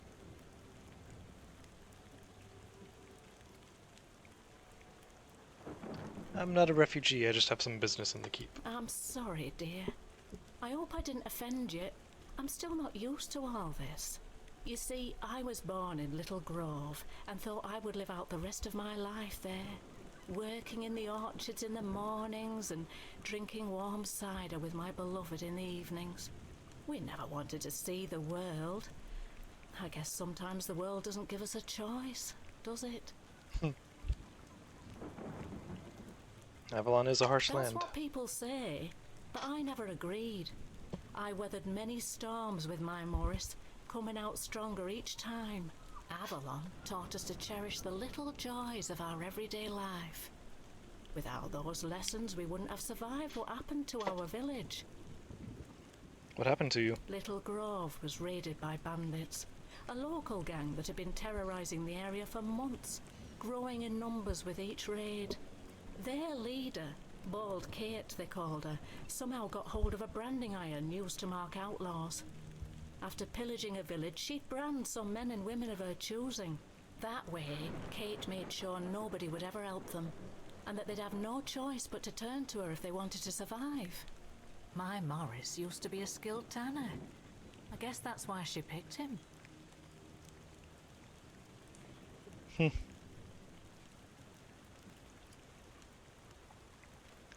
he stay with the bandits? Yes, I asked him to. He wanted to run with me, but he was still feverish after the branding. I was worried he'd die on the road. Now, I don't have many kind words for Kate, but she doesn't like her efforts to go to waste. As long as he stayed, she'd make sure he was healed. I hated leaving him there, and I hate to think of what she's making him do, but I hope he's at least still alive.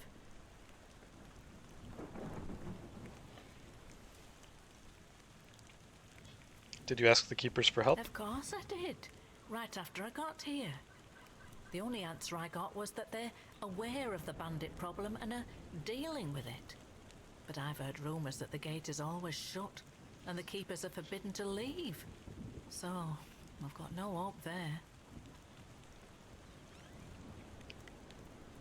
Do you know where their camp is? From what I've heard, they decided to stay in Little Grove for a while.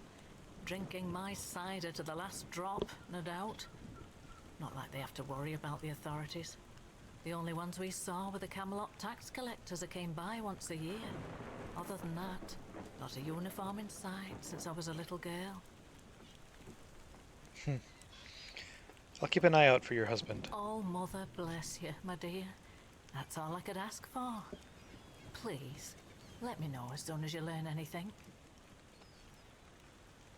So what's it like living here? At first, it wasn't so bad. But now it gets worse every day. We just sit around here, doing nothing. Don't get me wrong, we have food, we have a roof over our heads, and we're grateful for that. But no one trusts us enough to let us do any work. None of us wants to be a freeloader, as they call us. I wouldn't mind a task or two to earn my keep and to take my mind off my troubles. I might not be all hale and hearty, but I've still got two good hands. Which is more than you can say about some of the codgers living here. I heard all of you had a strange dream some time ago. A dream? Oh, yes. There was one, but I don't quite remember what it was about. I'm sorry, dear. Stay safe, dear. I like her.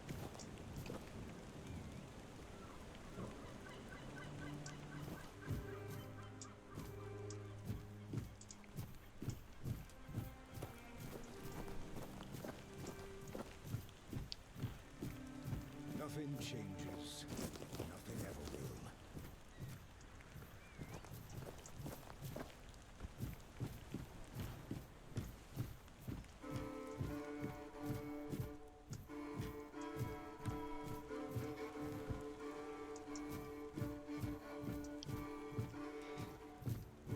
I feel like this construction is maybe not up to code.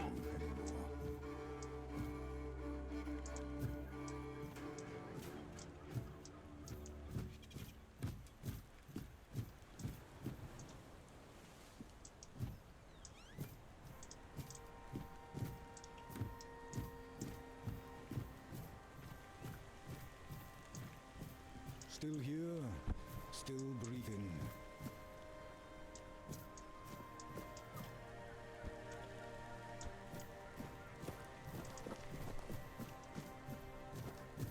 Thought I'd be alone today.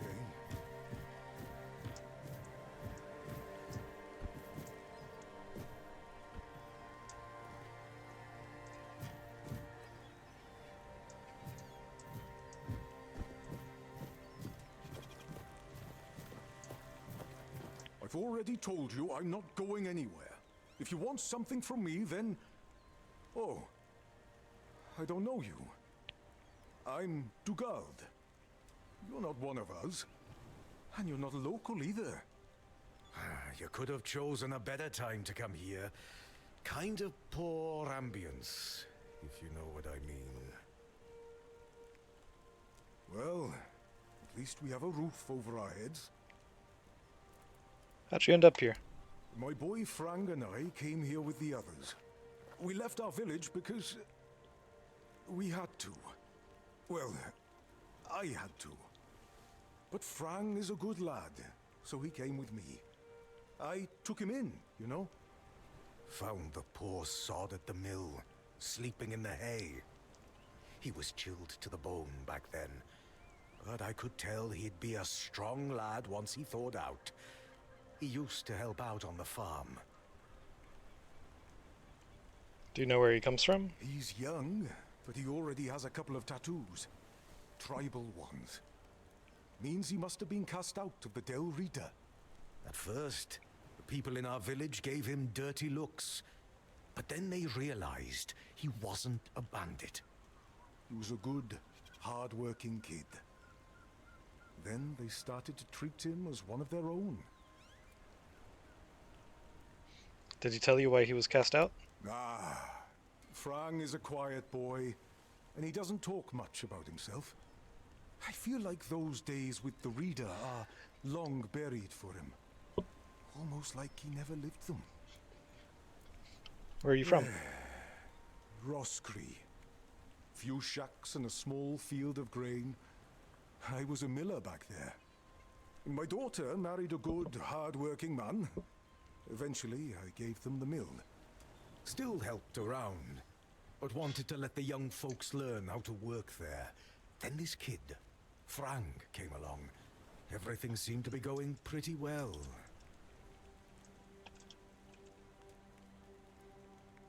Something happened? Of course, something happened. Life here can't just be bearable. Oh no. Everything has to get screwed up somehow. That's the way it goes in this cursed land. My dear Trina and her bairn. They got caught by a weird beast. I started to hit the bottle and finally, my son-in-law kicked me out. I left Roscree. And so did Frang. He says he has some kind of life debt. And he won't leave me alone until one of us drops dead.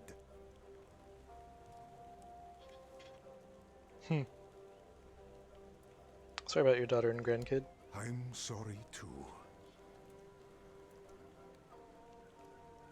How's life here? To be honest, I'm a bit confused about what's going on. Usually it was me who yelled at everyone, and now I feel like a drudge. And this nasty thing with Coll. Poor lad. Shouldn't have ended like that. He and Beatrice got along very well. Let me tell you something. When I saw all these wrinklies around here, I thought this place would suit me. But then all this shit happened. I suspect we won't stay here long.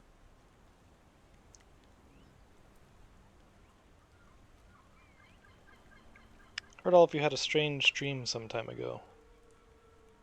What? Ah, yes. The people are making a fuss over nothing. A dream is just a dream. No need to dwell on it.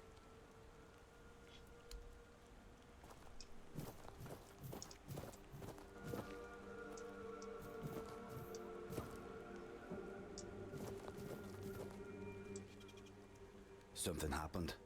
Frang listens. Frang doesn't know dream. Frang calls them visions. And yes, Frang had one not long ago. Alone, surrounded by wolves.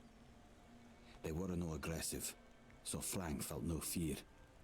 It was they who feared Frang. Then, I caught the scent of blood and followed it. But I didn't reach the end. The vision stopped. Now, Frang waits for the next one, to see what's ahead. You're not from here, are you? I'm not from anywhere. Frang is attached to nowhere. I found a home with Dugald. I owe him a life debt.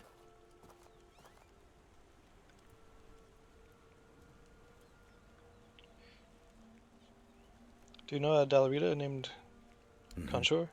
Conquer. Conquer? Yeah. Wolf. Strong. Important name. Not seen in the south for a long time. Must be dead. Frang was never a dull reader. Not without a name. Without a name, You are nobody in the tribe, like me. And if that lasts too long, you must leave. I left and became Frang. Frang. A name, and not a name. What happened? Nothing happened to Frang. A stray, taken in by a miller. That's all. Would you like to be a Dalrida? Frang cannot be a Dalriada. His mother was. But the tribe decided that he was not worthy of a name. That is why he is not of the tribes. What do you think of the Horns of the South? A place without a leader. As I see it, it will finally fall apart. One way or another. How do you know? There are no tales about a place that survived without a strong leadership. And it's not about kings, nobleshites, or chieftains. Titles are just words that pull the wool over a man's eyes. What's needed is a strong soul with a strong name. And their names mean as much as Frang's, which is to say, nothing. What about the people you came here with? Now they're a bit like Frang. Strays with no home. But Reese is strong, despite what happened with Cole. Ellis. He's funny. I like him. Rawson. I know nothing about her. And Dugald. A man who became Frang's father. He has my gratitude. How about the people living here? Don't bother.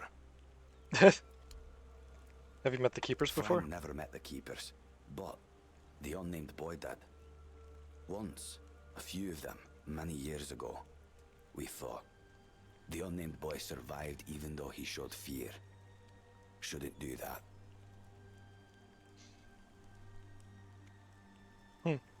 Why did the unnamed boy fight with the Keepers? The Keepers approached the camp of the boy's people.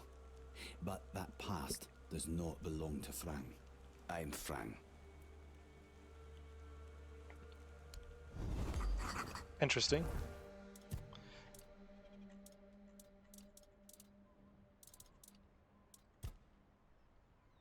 Frang is a quiet, strong-willed young man who found solace and family in Dugald after being cast out from the Dalriada.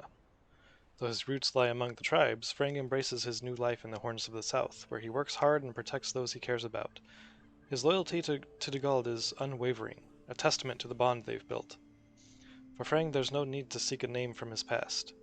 His future is here with his adoptive father and the people who gave him a second chance. Just passing through.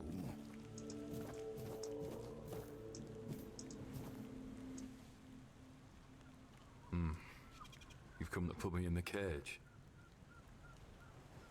What? Sorry. Just a bit of grim humor. You know, about what's been happening here. Such a mess, isn't it? Cola's alright, and Beatrice, what a shame. Such a fine girl. Anyway, I'm Ellis. Nice to meet you. What do you need? Aye, there was a dream. Strangest bloody thing out of all the strange shite I've seen. When we woke up, we realised that every one of us had a weird night. I was out in the wild. I had this feeling like something was chasing me. But it was Col who really had it rough. Poor sod was moping around afterwards like he'd been hit by a sack of bricks.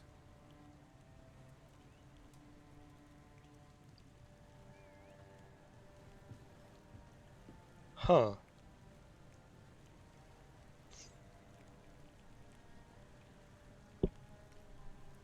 Wonder if some of the dreams were, like, connected? Wonder if it was Frang that was chasing him in the dream. That'd be interesting. Did Cole tell you what that Did Cole tell you what was that about? No, he didn't talk to me or anyone else in the group. Guess he didn't want us to worry, especially his lass. So something about him changed. Yes and no, to be honest. See, Cole has always been quick to anger, especially when things went sour. And back then, an awful lot of things were going to shite. Well, this time, I don't know. It felt different. He didn't even bother chatting with Beatrice. Normally, they're a good couple. A real match, if you ask me.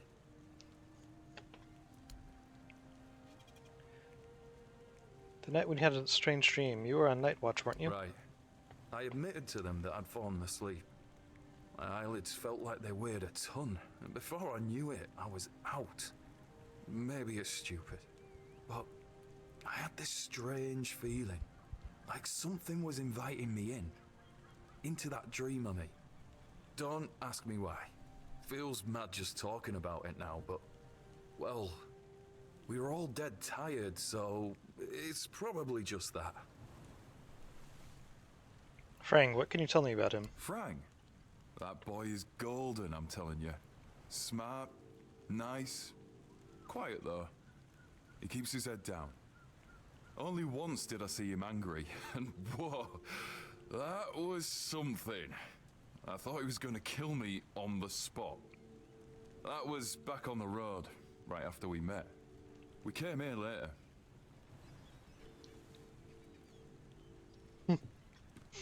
Frang got angry at you? He sure did. I nicked Dugald's roast squirrel. It was the last one. Supposed to be his. But I forgot. I felt really bad about it. Normally, Dugald would tear me a new one. You know how it is. Miller's blood runs hot. But when Fran lunged at me, Dugald was speechless, completely shocked. Cole had to calm Frank down. Cole was a great guy. Do you think he could steal? Frank, a thief? Nah, not a chance. He's got principles. Frank's not just your regular Avalonian kid. He acts differently, like he's not from here. If they were to hang him, I'd take his place. Well, no I wouldn't. But you know what I mean. Frank's a good one. Truly. Tell me about yourself. Well, I'm Ellis. Goldsmithing is my life and passion. And between you and me, I feel like I'm losing my mind without it. When I hold tools and make beautiful things, it feels like I can bring some light into this wretched world. I wish I was somewhere where I could just do some goldsmithing, but I'm a bit scared. So, here I am, sitting on my ass in some village listening to waves and the screams of seagulls and old men. Nothing to write home about, even if I still had one. What were you doing before you joined the other refugees? I was working as a goldsmith in a group of, let's call them business people. I was once traveling with a caravan that got attacked by him. Their chief was a smart guy. The moment he heard I was a goldsmith, he knew what to do with me. He got me converting all the jewelry they stole into new pieces. Do you want to hear what I did once? Sure. We went to Timberwall. The gang wanted to rob some merchant's house. We holed up in a seedy tavern and waited for the right moment. Then, one night they broke in. Came back with a whole load of trinkets. Beautiful stuff. The moment I saw it all, I instantly knew what I wanted to craft. They gave me a couple of days. I tinkered for a bit, and then, ta-da! Brand new merchandise. After I was finished, I dressed myself all nice, went to that merchant's house and went, "Good morning, kind sir. I'm a goldsmith. My work is renowned in all of Camelot. Would you be interested in what I have to offer?" You know what he said? "Of course I would." That nonce bought the entire lot, even though I inflated the prices like a street peddler. And when I came back, the others couldn't believe their eyes. I thought I was gonna keel over. I miss that.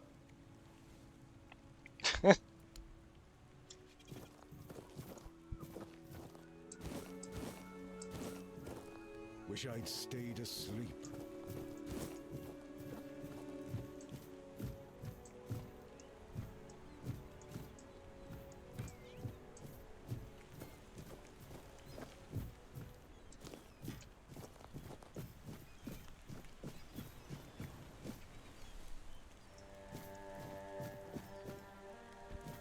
said it would get easier.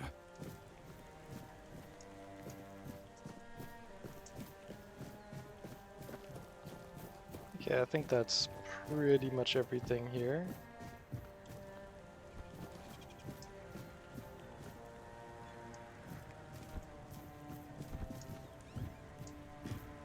Can I get up there?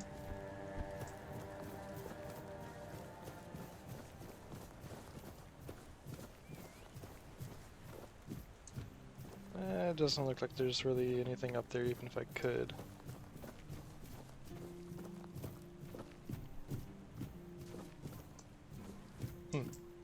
Okay.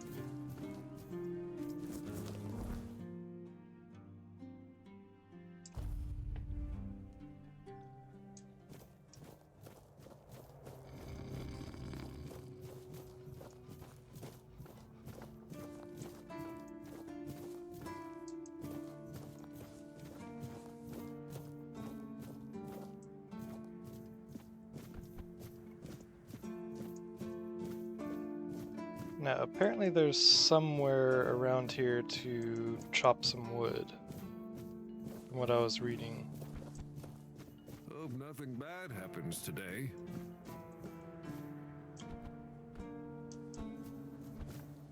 Nice to see you.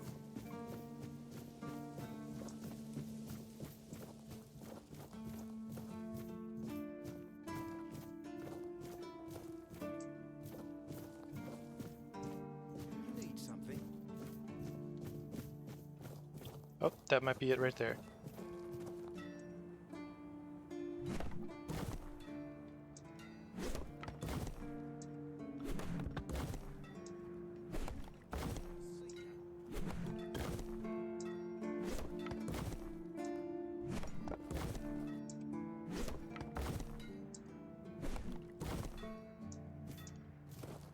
Okay.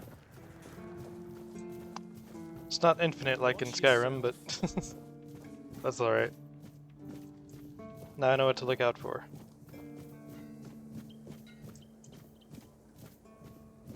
And supposedly those do, like, respawn, so... it's not too bad.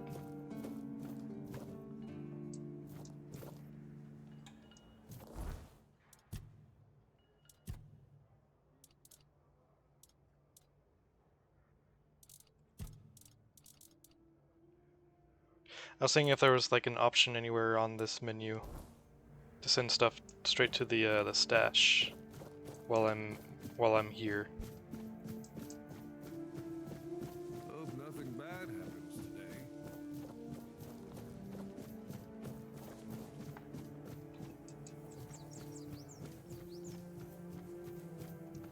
So how many logs is that? 20 pieces of wood. Cool.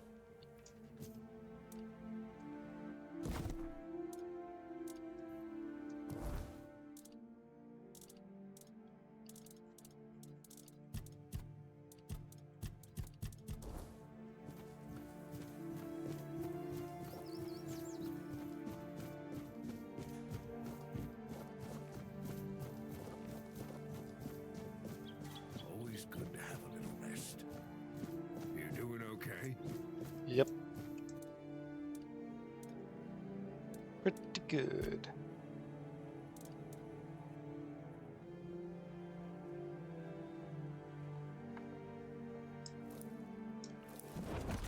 Damn it.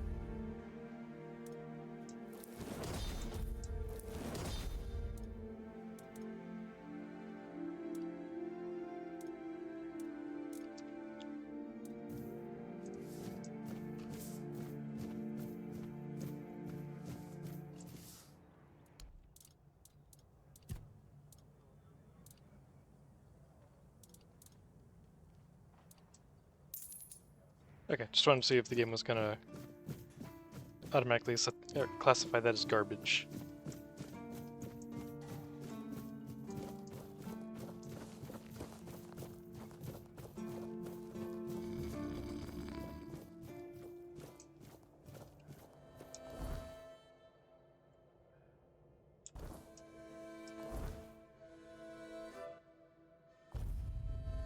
Just want to run around here real quick, see if there's any more of those wood cutting spots.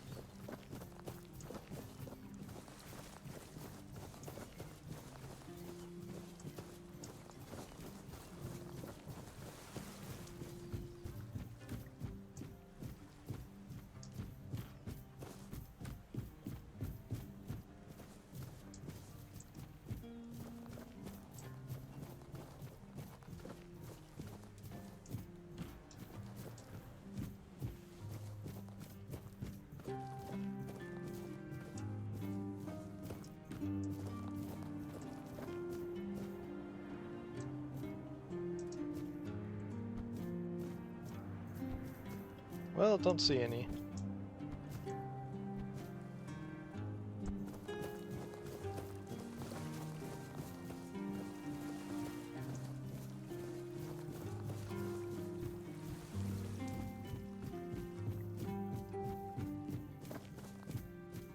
Oh, you know what? There's an ad break, so I'm gonna be right back real quick.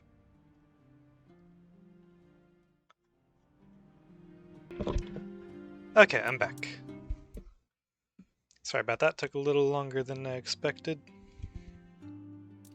So we had some chicken breast thawing out on the counter, and when I went to take it to the fridge, it seemed like the bag was leaking. It could have just been condensation, but I think the bag was leaking, so I had to clean that all up.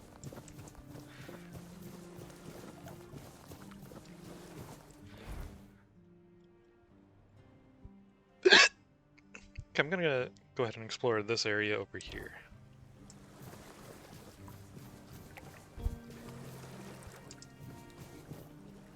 Quick save, there we go. Now I'll go explore this area over here.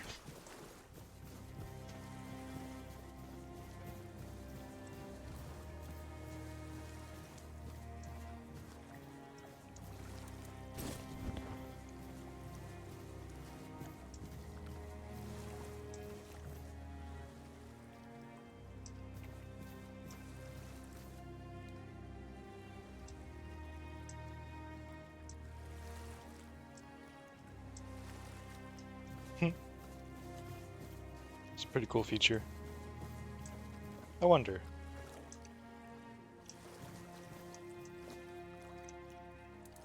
Now that beacon is there.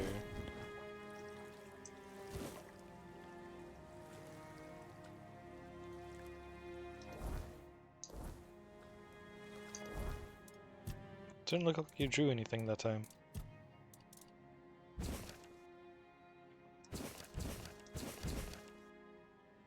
Oh, there it is. Okay. I just wanted to see if it would actually draw the light beacon.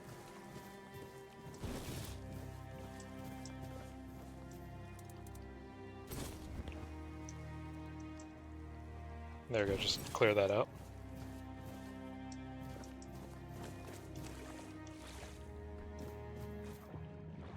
Oh. What do we have here?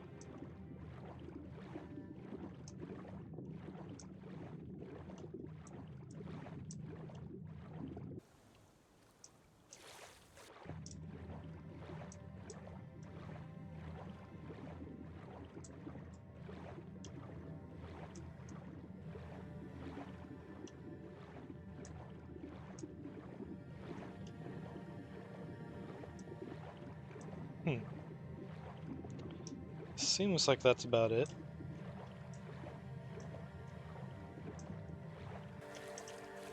Okay.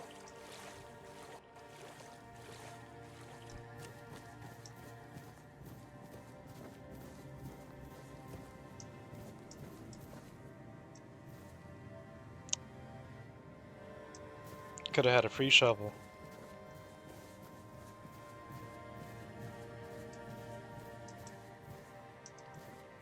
Oh.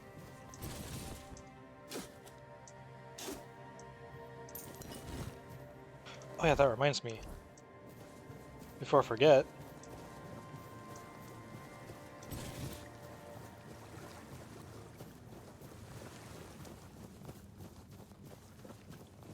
Let me go dig up the spots that I needed the shovel for last night.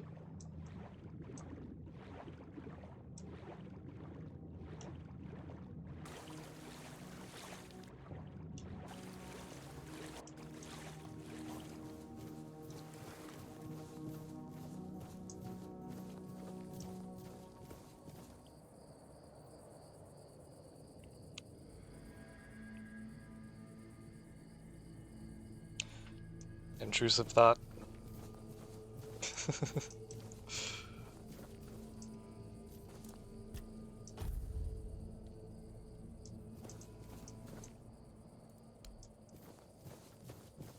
Just kind of wondering what happens if I just swim out far enough. Does anything happen?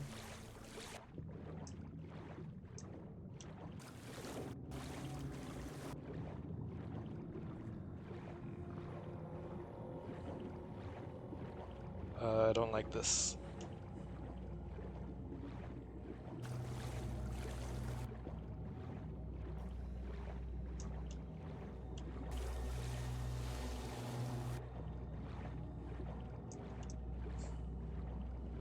I don't like it. I don't like it. I'm doing it anyways, for science.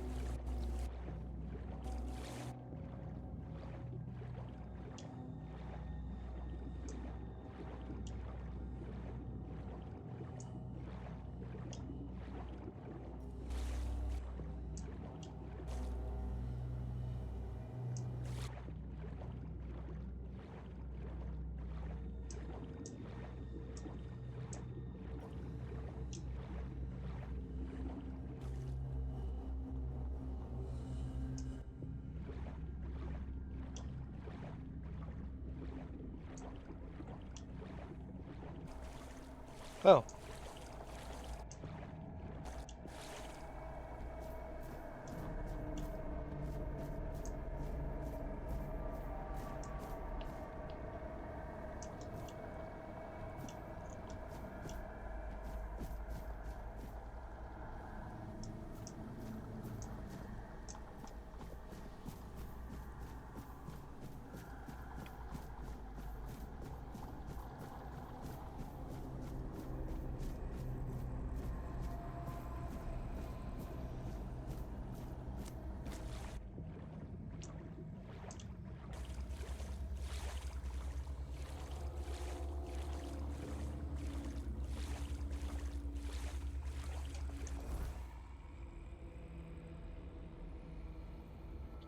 I am beyond the map border now.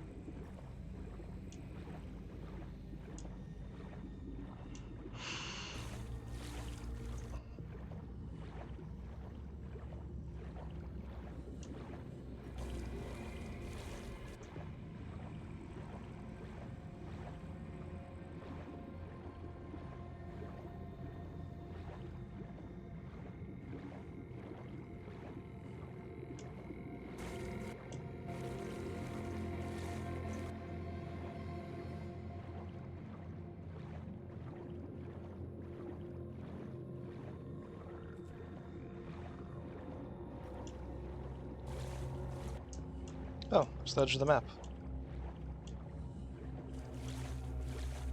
Just... Oh. You swam beyond the breakers, where the sea stretched endless and empty. No boat, no shore, only the abyss below. Then the water stirred, not with tide or wind, but with something vast and aware. A presence older than the gods, lurking where no light has ever reached.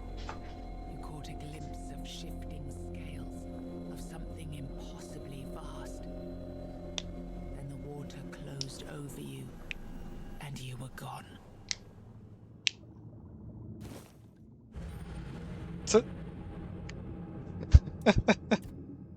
Okay.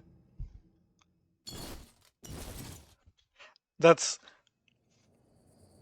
partially what I was expecting. I wasn't expecting it to be a cutscene.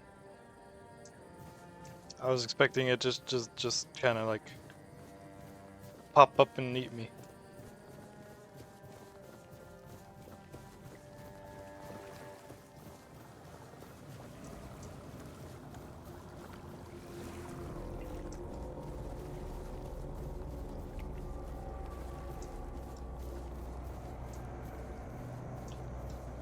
I just need to remember exactly where these digging spots were. Is this one?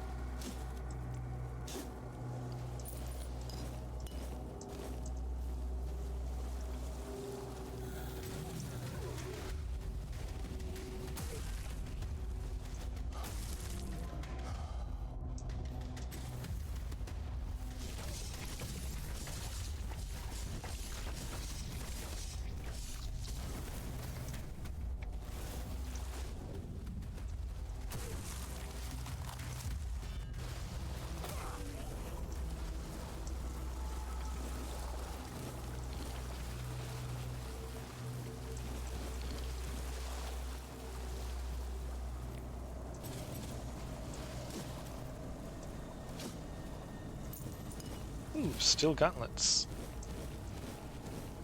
Nice.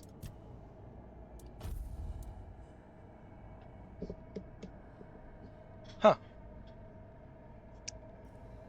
Actually not as good as the ones I already have.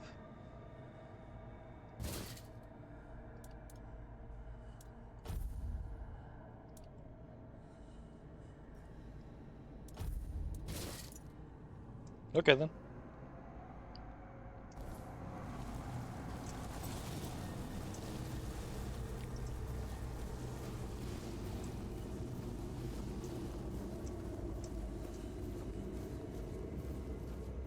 I think those were the only things I needed to dig up.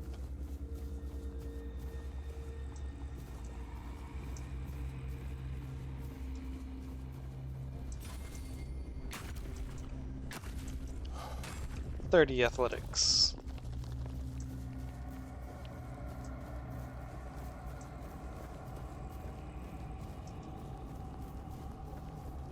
Okay, I got this one. I remember killing the enemy that was on top of that one. Couldn't remember for sure if I had the shovel when I did it.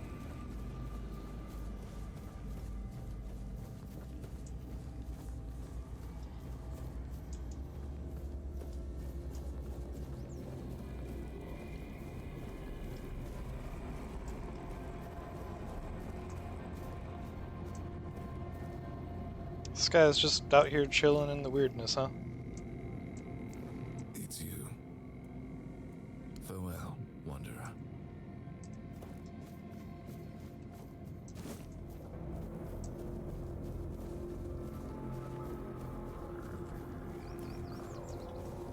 He's just built different, I guess.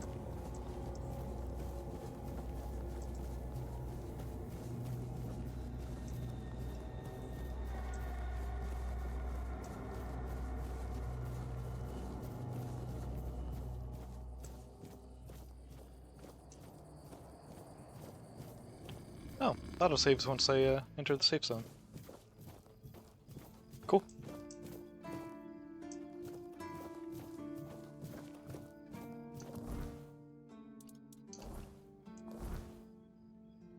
Creed. What was this one?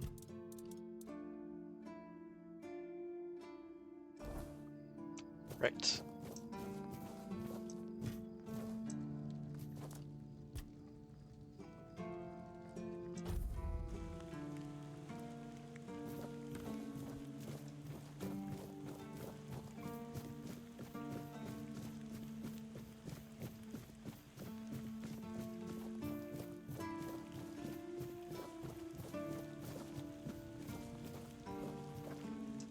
You're back. Hi.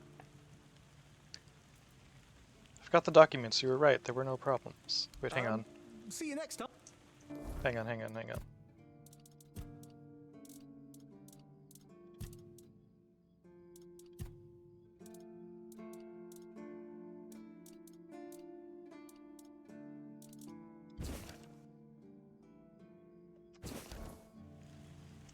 You're back. Hi. I told you, Ron is a good guy. And here's a little something for you. You know I pay well. To be honest, Ron was a bit confused. Yes? Oh, what's the matter, my friend? Well, you're dead.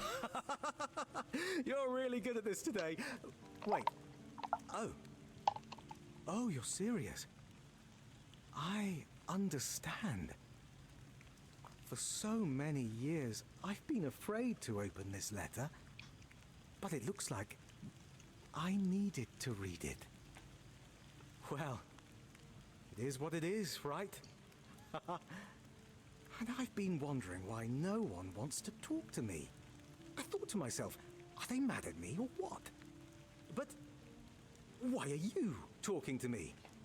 How can you see me? I have a passenger inside me who must have wanted to help.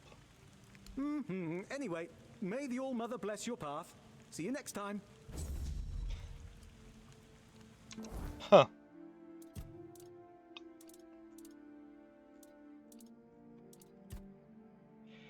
Sigibald is a ghost, though he hasn't realized it himself.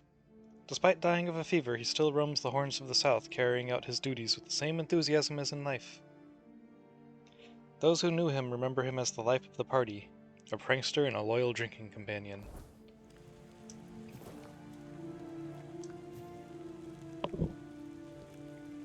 Huh.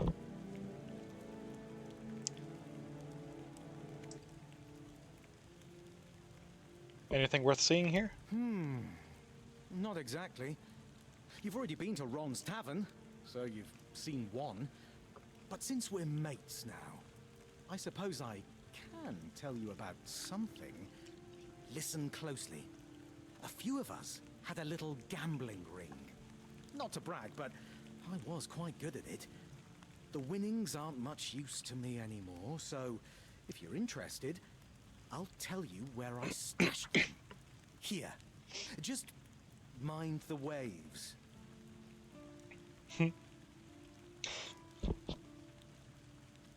I like this guy. Like, he finds out that he's a ghost, and his response is, well, it is what it is, huh? Like, that's pretty great. Who else did you play with? Ooh, Ern, Armand, and Richt.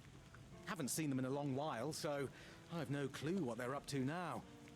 But I'd wager they've got their own stashes hidden somewhere too. Cunning bastards. Did you like your time as a keeper? Oh, yes. Great place, great people. And before I became a keeper, let me put it this way. I've done a lot more for a lot less. Here, you can always have a meal and some kind of shelter above your head. And that's something, isn't it? Sure, you can make more gold as a leader, but that comes with much more responsibility, my friend. Take care out there. Keep your wits about you.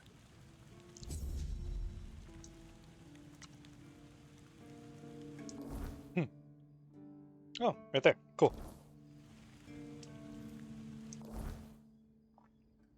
Last Voyage. Is that one of the main quests? No. I guess I could have just clicked it.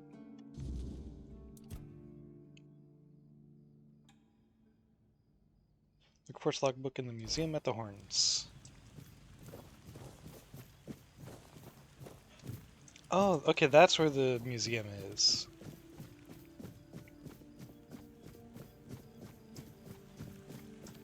Haven't been in there yet.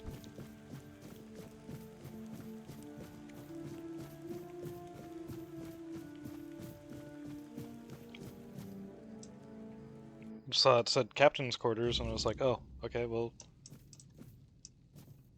not gonna go there yet since the quest is like, or the guy was telling me, no, you're not allowed to go to the captain.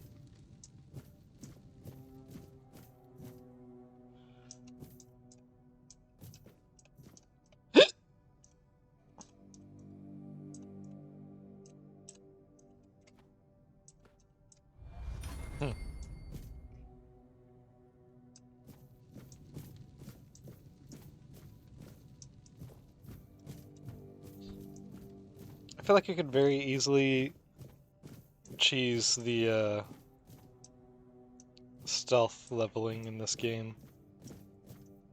Like, is there an auto run button?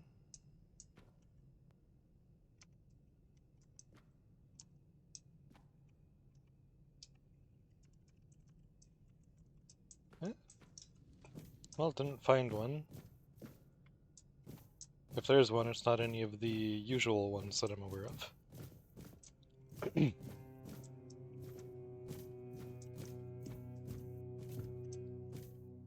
yeah, similar to how you could do it in like Skyrim and Oblivion.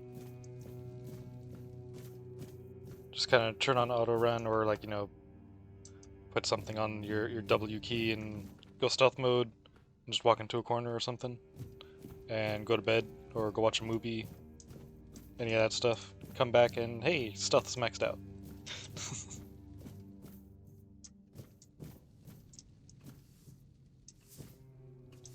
Rhetoric. Welcome to the Museum of the Horns of the South, the southernmost keep under Camelot's jurisdiction. My name is Rhetoric, and I will be happy to introduce you to the rich history of this fascinating place.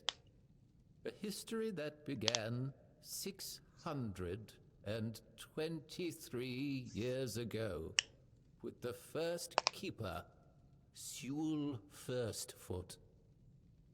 I'd also like to bring your attention to our numerous exhibits that are, as I like to say, inanimate witnesses of the history of the Horns of the South. Tell me about the museum. It began in the year 542.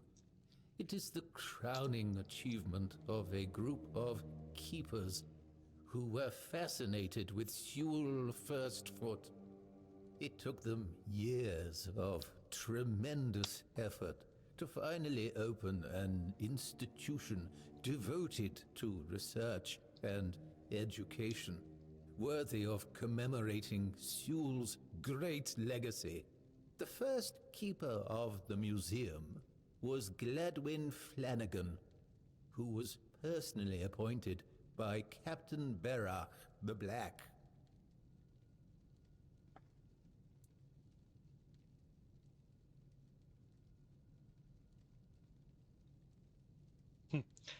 Sewell, I think I heard about I him. don't doubt it. Since Sewell Firstfoot was a remarkable figure, well known to every keeper, drawing on available sources, we can claim with almost absolute certainty that Sewell Firstfoot was the first man who ever set foot on the island of Avalon. As you can probably guess, that's where his moniker, Firstfoot, comes from.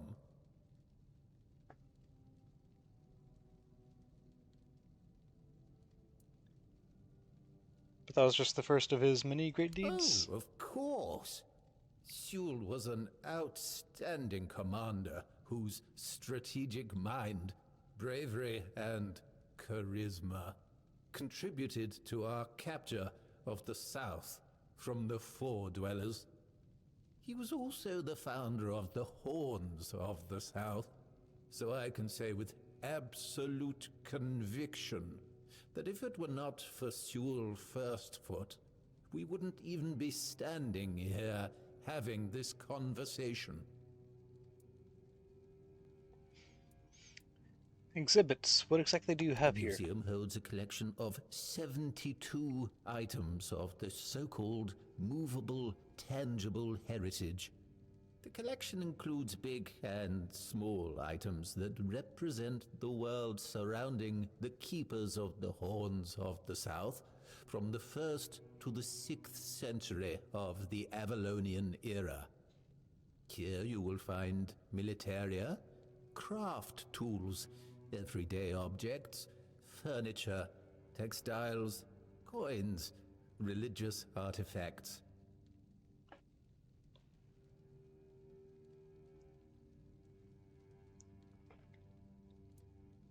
Interesting. And which exhibits are the most remarkable? I'd say all exhibits are worthy of your attention, but I could point you to the ones I personally think to be the most notable, or subjectively, of course, the most interesting.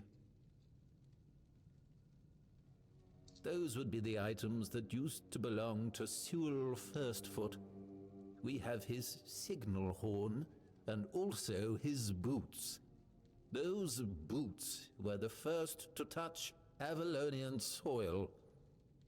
What is also worth mentioning is the tableware used by King Arthur himself during his visit to the Horns of the South in the 15th year of the Avalonian era.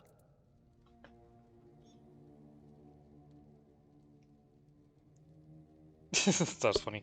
Really, Sewell's boots? Do you also have a relic, Sewell's holy socks?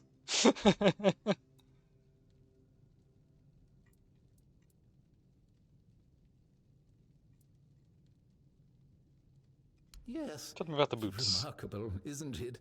You can find them in the central display. Sewell's boots were sewn from 3 pieces of tanned calfskin, tied at the top with a leather strap. The seam goes through the middle of the instep, which is decorated with ornamental embroidery. On the outer side of each shoe, you can find a decorative brass buckle with the motif of the Camelotian bear. It is notable that even after 600 years, they are still excellently preserved, which is unusual considering the high humidity in this area. It means that even the keepers of that time must have realized the historical value of Sewell's boots, and therefore made sure to adequately preserve them.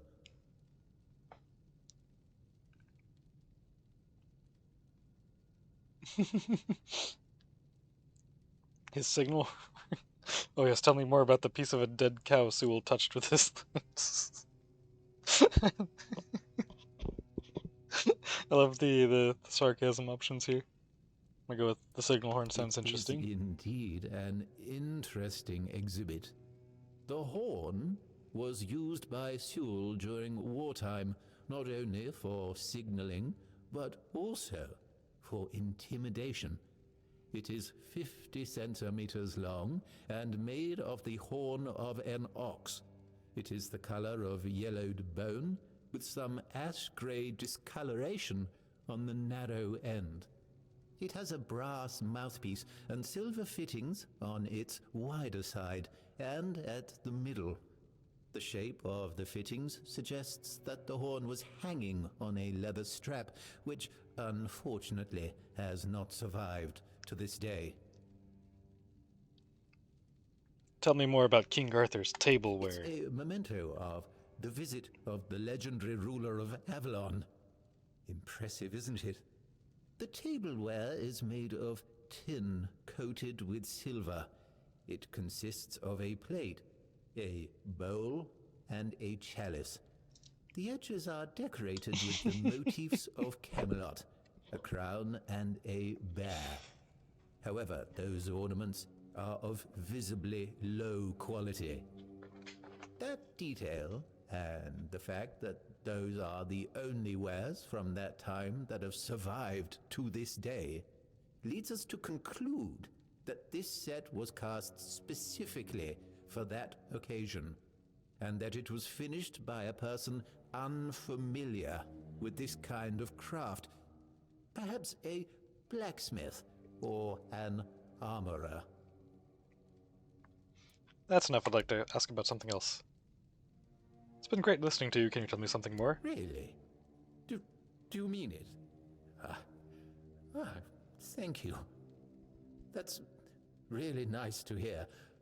I'm not used to positive feedback. I can't imagine Usually why. People only come here when they've had too much to drink and decided that it'd be fun to come over and start mocking me, or touching the exhibits with their greasy fingers.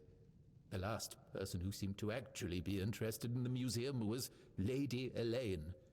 We talked a bit about Captain Lex and the trip that ended tragically in the year 513.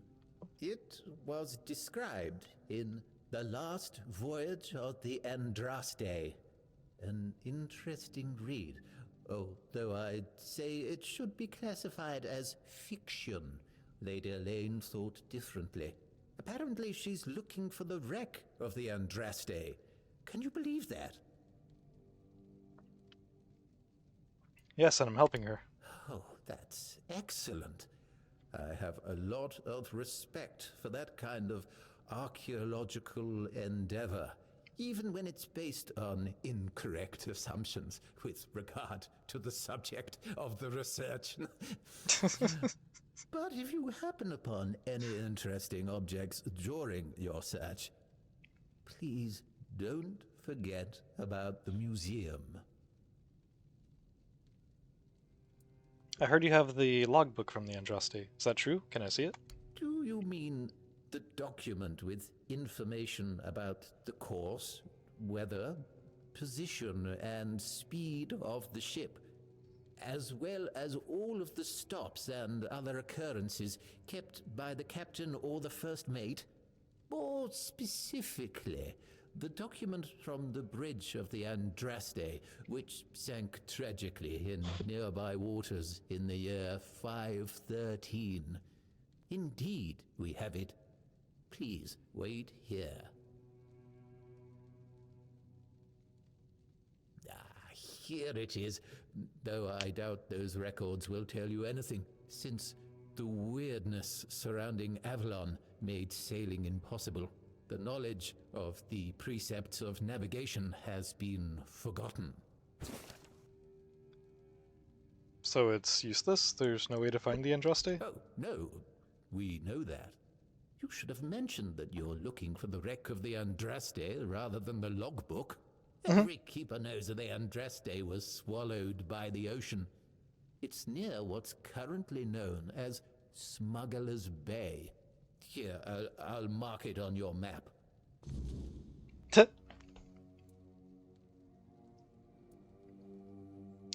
like to ask you about seagulls. Do you know what they're afraid of? I have to admit that local fauna is not one of my main areas of interest, but I do know the answer to this question, as it is rooted in the history of the Horns of the South. It used to be the case that a significant part of the daily catch was gobbled up by our troublesome coastal neighbors. So the keepers of that time found a very peculiar way to deal with the problem. Some of them, called the seagullers, scared off the coastal birds using specially constructed masks. They made them from feathers and pieces of tanned pigskin sewn together. The reason the gulls avoided these masks is unclear, but perhaps their peculiar shape reminded them of a natural predator? Okay.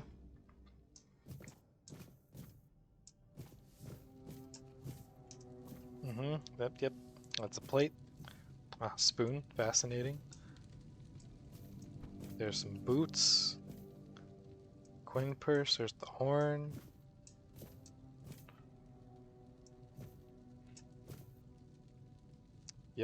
Yep. That's kind of cool.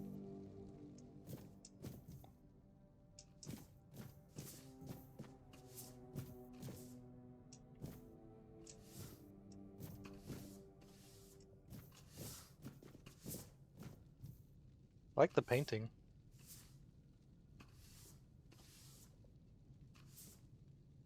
It kind of reminds me of Clair Obscur somehow.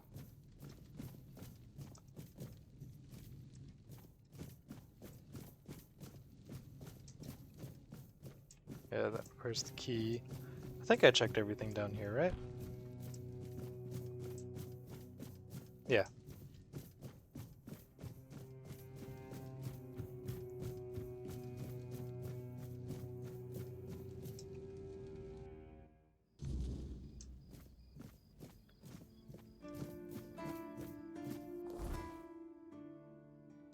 Roots of knowledge.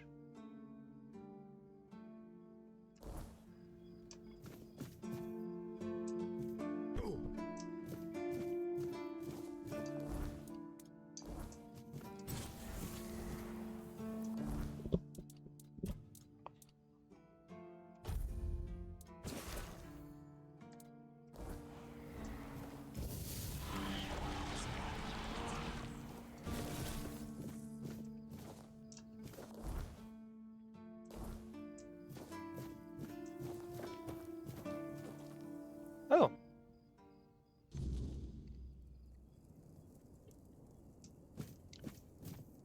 I missed this room. You? Ah, shit. Another mouth to feed. Teargas must have been off his rocker if he thinks I can feed everyone with the little he gives me. I'm serious. If we don't open the keep soon, we'll have to start eating rats. Not that I can't cook them in a way that makes you think it's chicken. I met Yogan. He said you were friends. Owen. Yes, Owen, he's yeah. my best friend. We don't even need words. Has he always been so unsociable? Heck no. You should have seen Owen 20 years ago. He was sharp as a pin and could get anything done. If you wanted something, you went to Owen, and he always found a way to help you. What changed? Politics. What else? Owen survived 3 captains. One was terribly lazy. He just sat there like moss on a log and did jack shit. That frustrated Owen. Then there was another one. He was afraid of everything. So all he did was kiss Camelot's ass. And that blocked Owen's ideas to do something meaningful with his fish shack. And when it was finally Brandon's turn, Owen was already fed up with all this. It's funny, isn't it? First captain who doesn't mind introducing new ideas, and our local revolutionary has given up already. So now he just putters around in his little garden trying to find some peace in the twilight of his life. Could you teach me some recipes? Oh, this is new. Maybe we'll get along after all. The dimwits here never want to learn, only eat.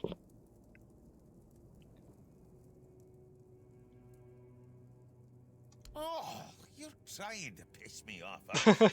If you don't like my food, then get lost. Go to Ron's Tavern and stop wasting my time.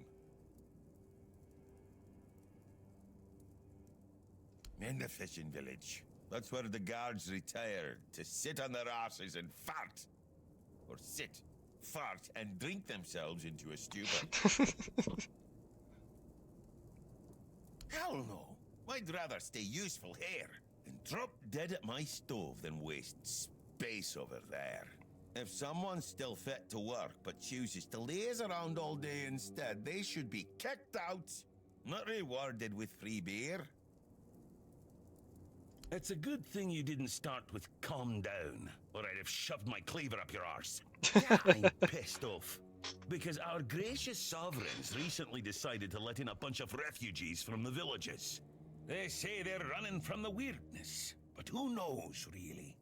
So now I have even more hungry mouths to feed. And since the captain ordered the letdown of our keep, the supplies are dwindling a lot faster than I'd like. Of course, I can make you 1,000 different dishes based on fish and grouts. But come on, even the keepers need some variety in their lives. I can go outside the walls. Do you need anything specific? Wow, an adventurer, are you? Ah, I'm good for now. But if you find something interesting, you can drop it off here. And as a sign of goodwill, I'll allow you free reign of my kitchen. If you need to cook something, go ahead. Open shop. See, I have 200 coins to work with here.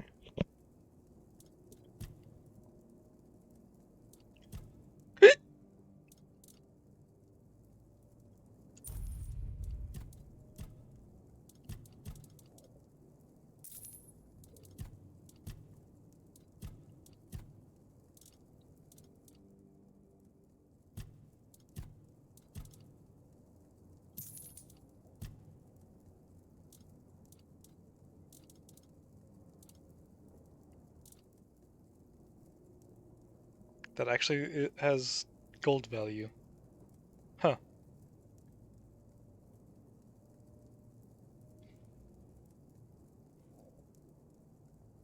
Could you technically do like an infinite gold exploit then? By just making as many sketches as you can and then selling them? It's only 1 gold, but auto clicker or something and going to sleep could be a thing. I could totally see Josh from Let's Game It Out doing something like that.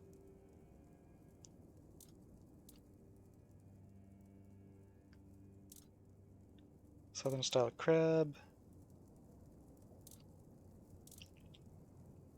The Kraken fish soup.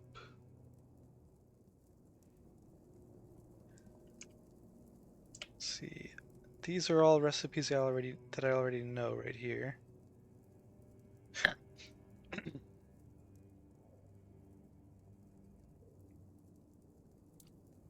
Oh, okay. If it's got new stuff, then it'll have this symbol, I guess. Sure.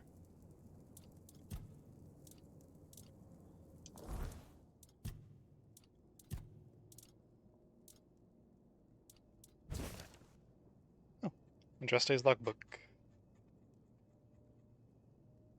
Helmsman Knoll insists that he saw a dark shape under the water in a fin the size of a sail. If I find that he's been drinking at the helm, he will not escape the consequences. I'll keep my eyes peeled just in case. Yeah, this is 12th of Hawthorn Moon, 518. It's been nothing but drizzle since dawn, and the wind makes every raindrop sting like a pin. Thankfully, we'll soon reach the southern coast.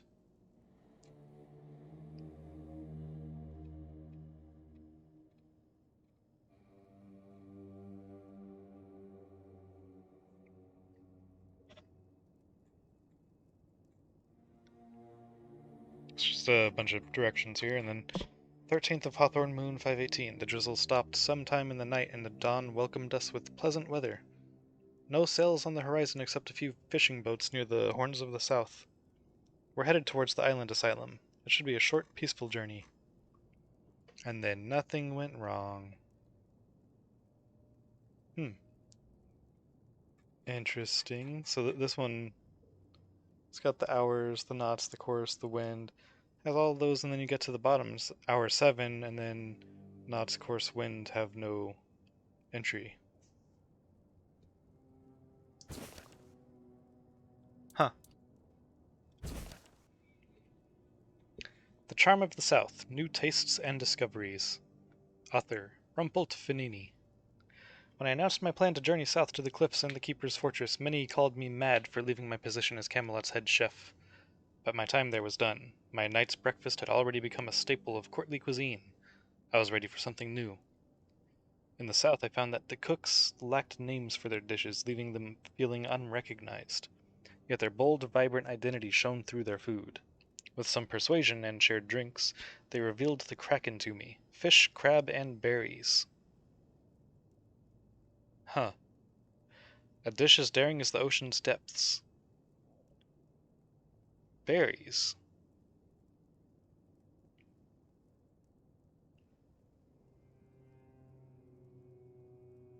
Huh. Berries with fish and crabs.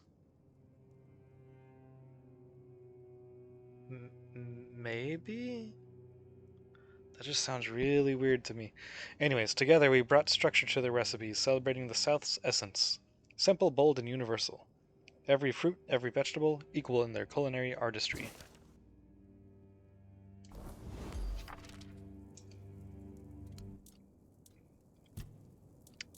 And you can have your book back. Eerie Incense increases armor by 1 for 60 seconds.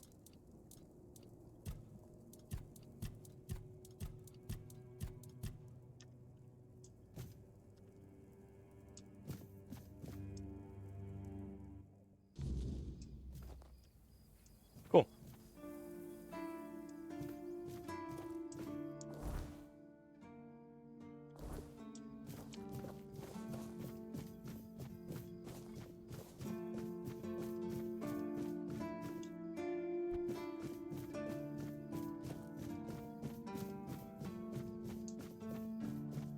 Oh, right, I needed to go that way to get up there to talk to him.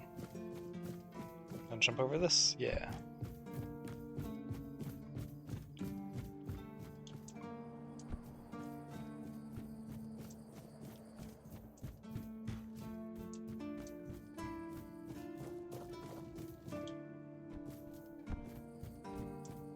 If I just stay put. I spoke with, Rurk. And? He said hello. No, he doesn't. He knows better than that. Ah, look. If I give you something to do, will you stop talking? Here, take some seeds. Find a free plot and grow whatever you want. That'll teach you to appreciate some peace and quiet. Besides, I'm a bit curious to see what will come of it. The less attention. Trust me with his planters and provided seeds to sow. Oh, okay. Cool. Owen's Special Seeds. Growth time 36 hours. Required space 1 by 4.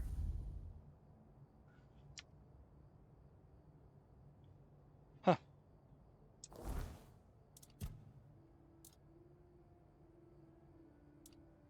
Guess I'll come back to that one.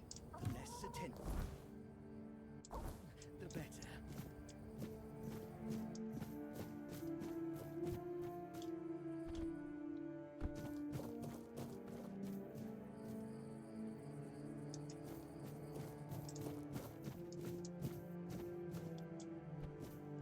Why are all of these marked?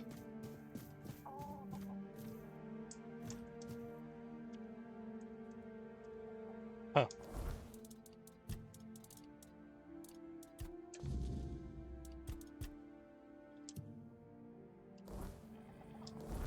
What did that say?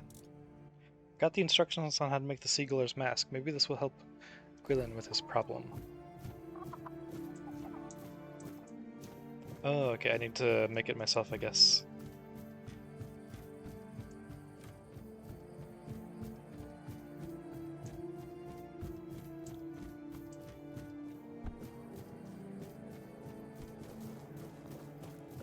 Didn't expect to see you. Hope nothing bad happens today.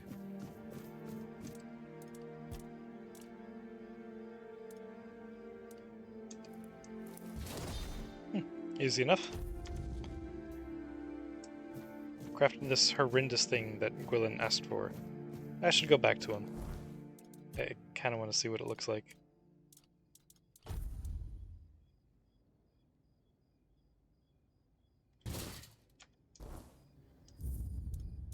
see, it's options, right?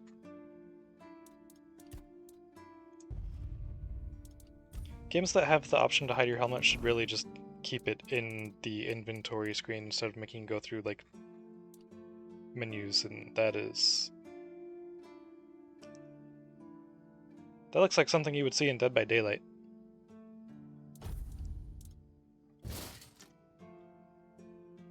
Nice.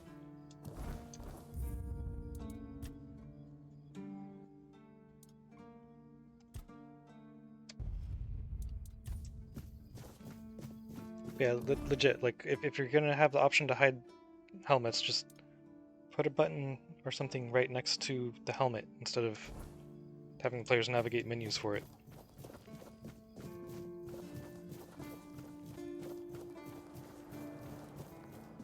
I don't know why so many hide them in the menus.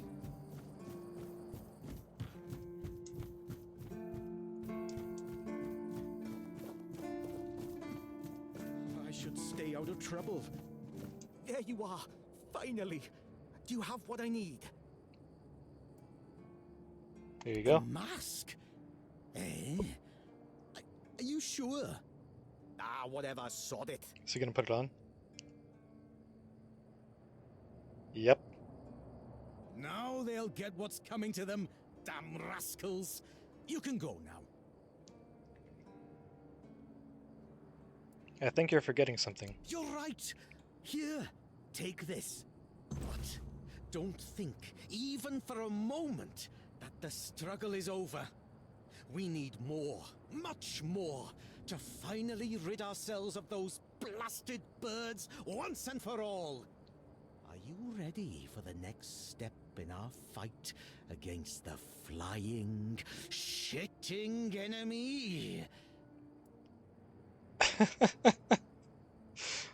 What can I do? That's the spirit. In a war like this, every ally counts. Look, I've got the perfect seagull trap design right here. You just need to make a few and set them up in some strategic spots, like this one. And those flying pests will surely get caught. We need to work smart.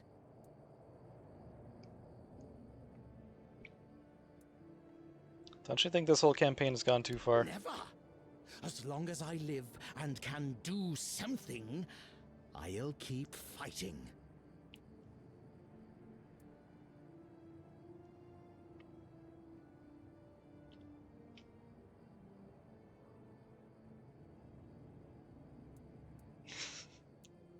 Got nothing against seagulls, I just wanted to help you. And I appreciate that. But this war still needs soldiers. And you can be my first officer. Sure. Go on then, and fight against the flying vermin. Now I am become Death the Destroyer of Seagulls.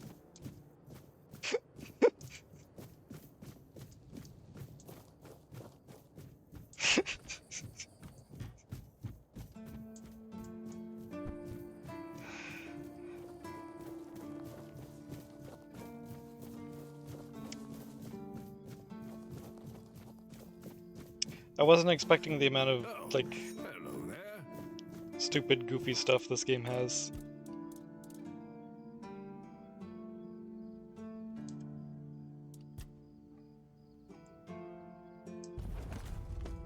Now I am become Death, the Destroyer of Seagulls.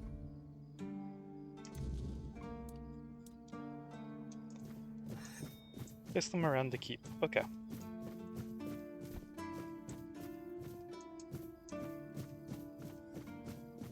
Always a pleasure to see you.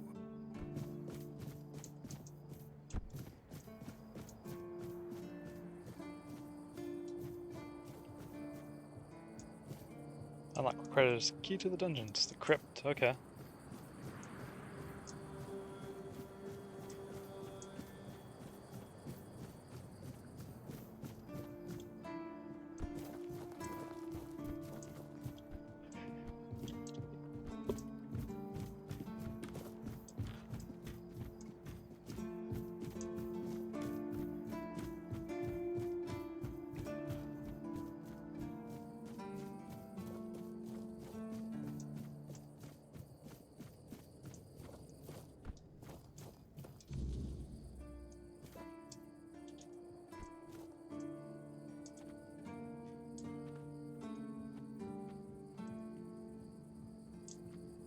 The shape of that thing reminds me of the Beetlejuice movie.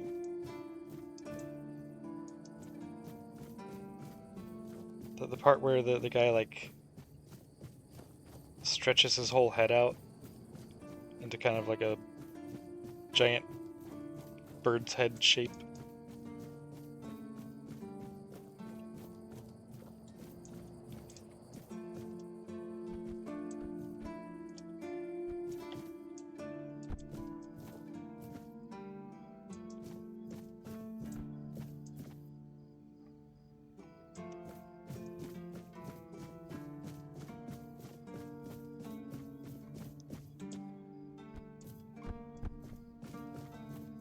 That tiny little lip stopped me from taking fall damage there, I think.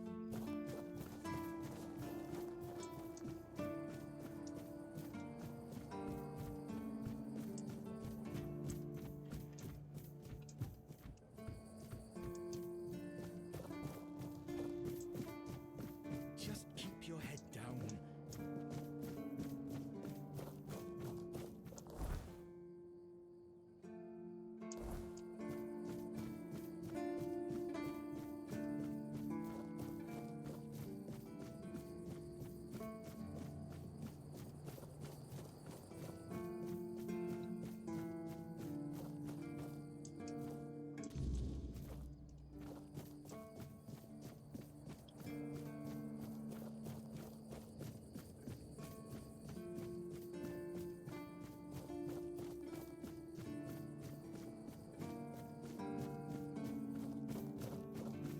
If I just stay put, everything will be just fine.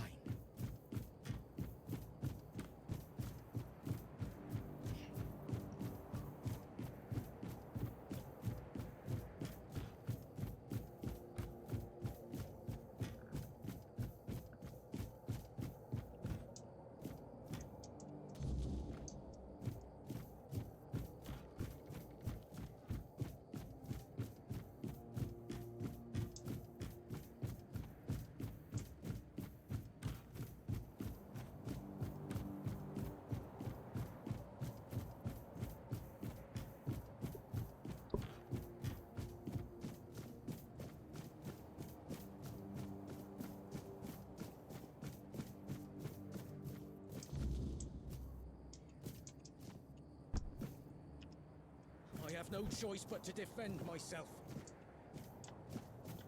Oh shit.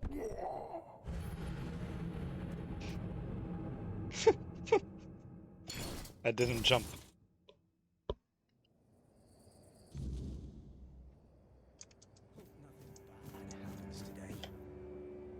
Oh, made it.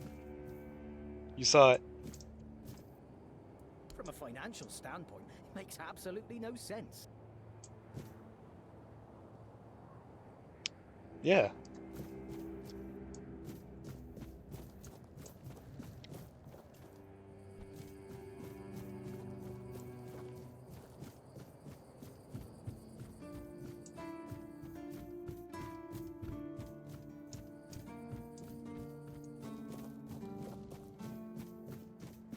Stay quiet. And how did my traps work? Quite the technological marvels, aren't they?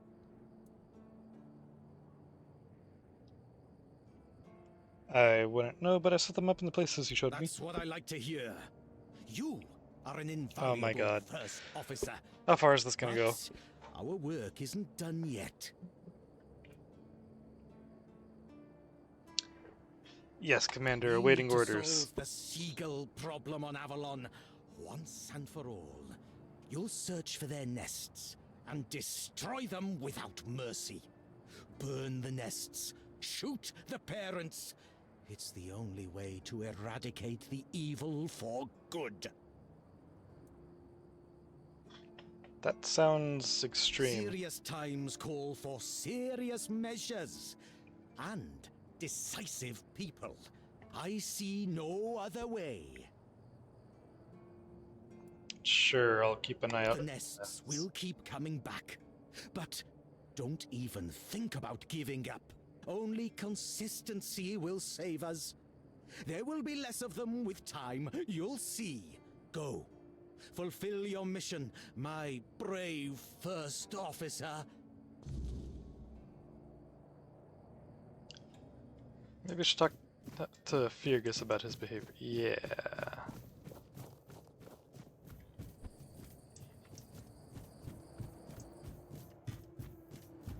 Like he's getting a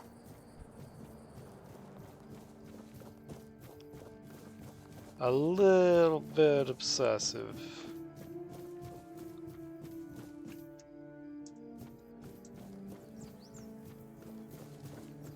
Almost makes me wonder if the I was talking. Almost makes me wonder if that mask just like cursed him and made him even more insane or something.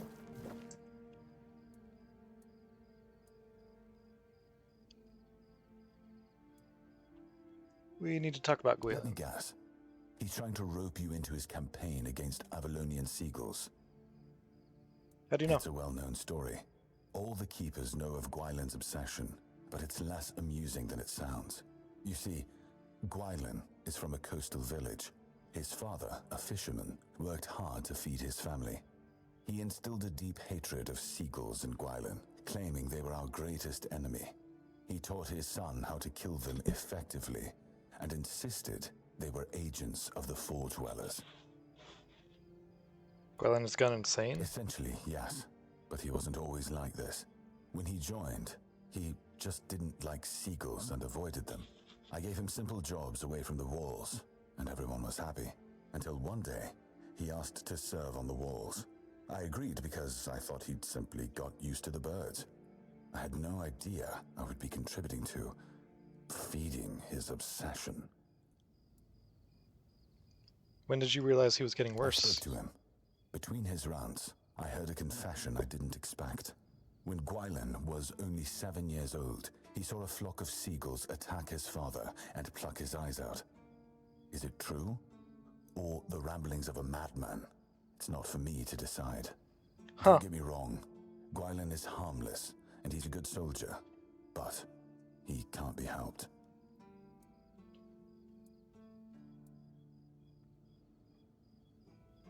What should I do now? Whatever he's asked you to do, just ignore it. Don't argue with him. It's not your responsibility. If he brings up seagulls, just pretend you didn't hear him. That's what we all do.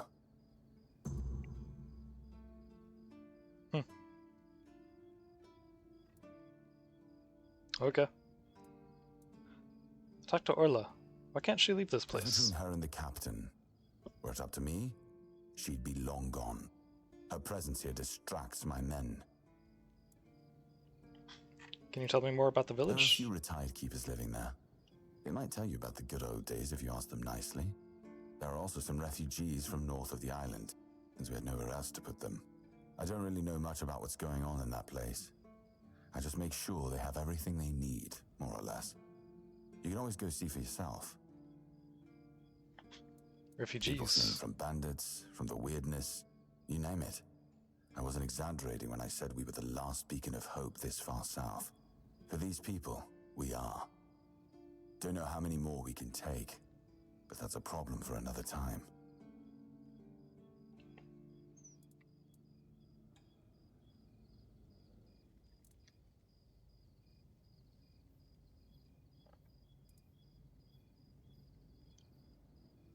Kuban mentioned the tunnels and the former captain. Captain Hagen.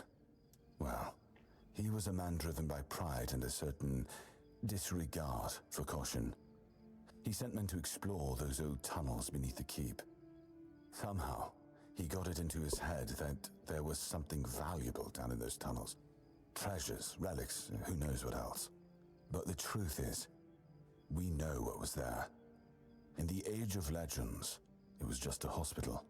There was some kind of outbreak or plague, and the place was sealed off. Nothing left to find, or so the records say. Isn't it only right to bury the keepers? Yes. It weighs on me more than I'd care to admit. If I could, I'd see them laid to rest. But no captains ever bothered. It seems they thought it was a fool's errand. Maybe not worth the risk. But I could go down there. If you're mad enough to try, then by all means, go ahead. Just don't expect any keeper to follow you. I really don't have men to spare. But maybe it's time to make it right. So, thank you, I suppose. Talk to Man. He told me he was bitten by Cole. I knew we'd have to deal with this sooner or later. Time isn't exactly on our side. Mahon's condition worsens with each passing night. It's hard for me to admit, but nobody, including myself, really knows what's going on. Maybe a fresh perspective is exactly what we need. If you find any clues, follow them. I'm only interested in the details, and ideally, the solutions. About the Forgotten Cemetery. Yes? Did you find out what's been happening out there? Not yet. Why not? Don't tell me you're afraid of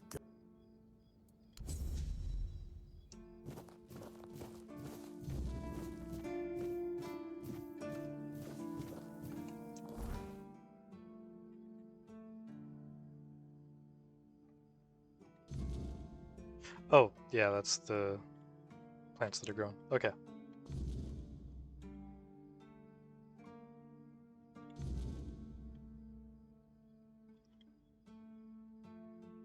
Let's go check what this treasure is. Oh, and while I'm here, let me check the stump. Any respawn by now? Oh, nice. Yeah.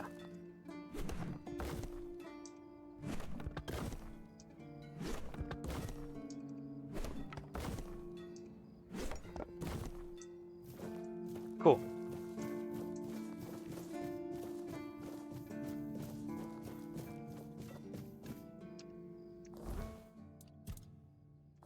$49 of $155.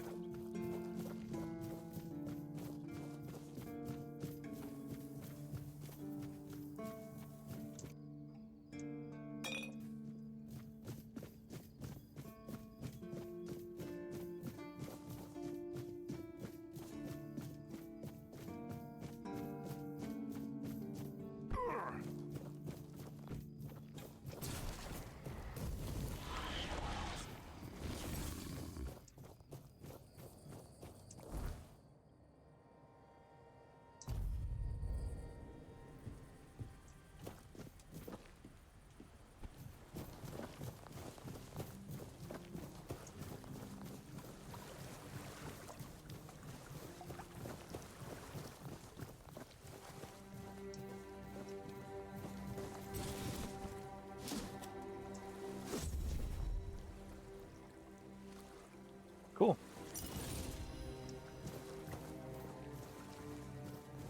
Thanks, CG. What's this do? Increases incoming healing by 20%. Except it doesn't because I don't meet the requirements, but... What's it look like, though? It looks okay. I like that more.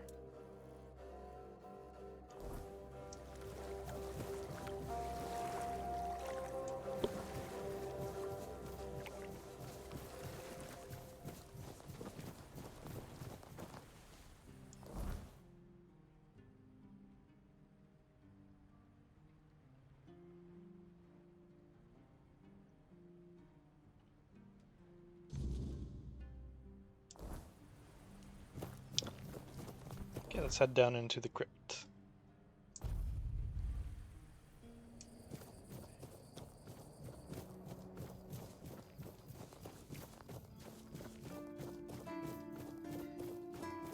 Where nothing will go wrong.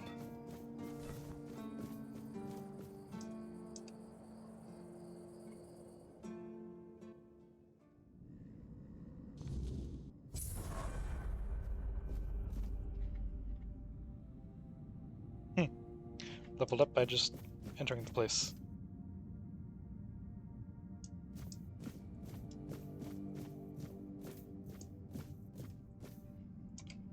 And I guess I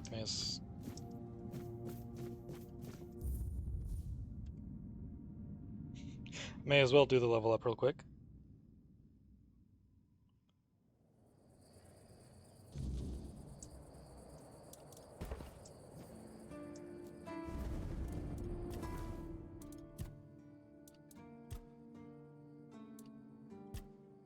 Okay, so yeah, you don't gain any health on level up. You only get it from putting points in endurance.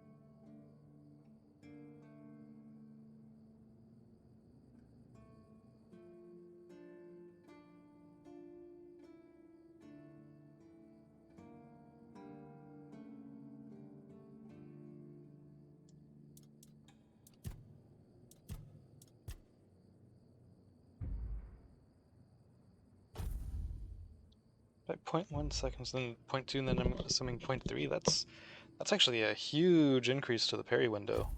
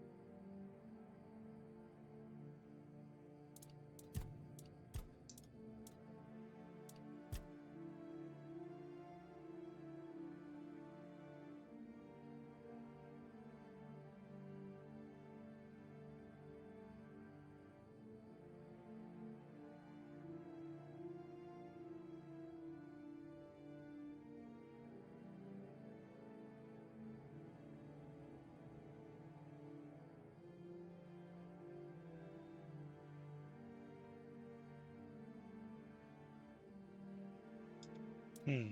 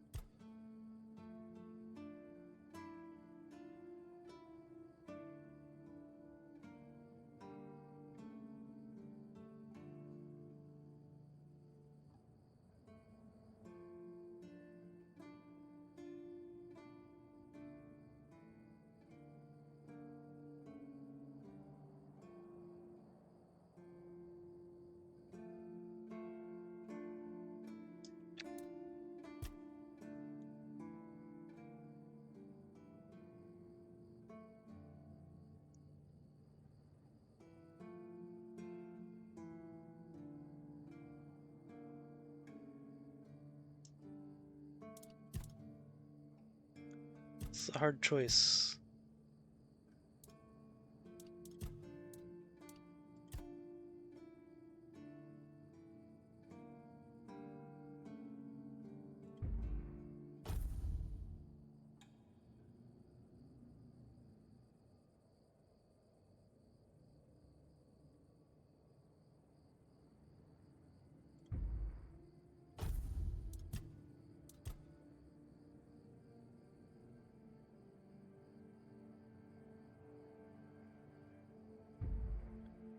Yeah, you know what? I'm gonna go for that next.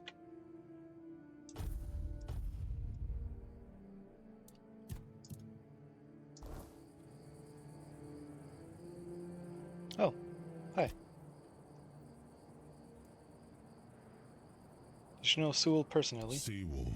Sewell, yeah. He was the first to set foot on Avalon, not me.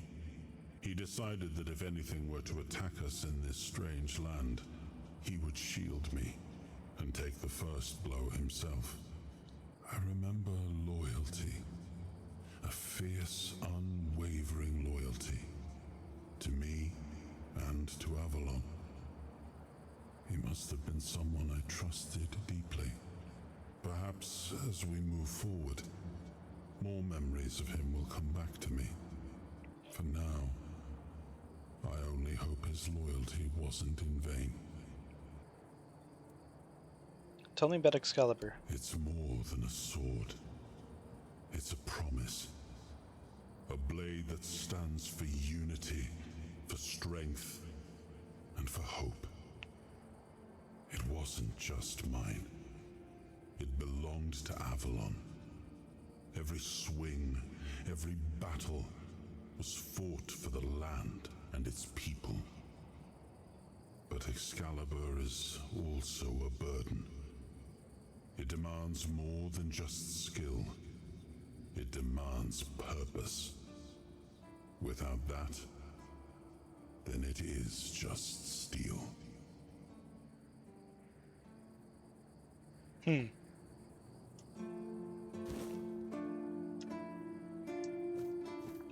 And back in we go.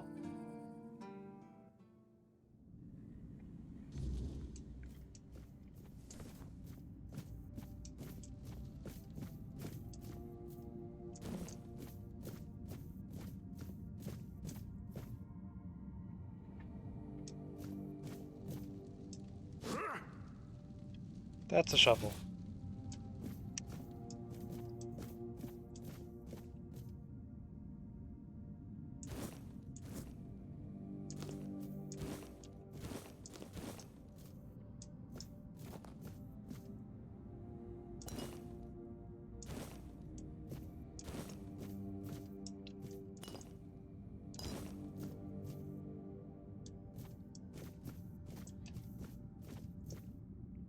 Alchemy table.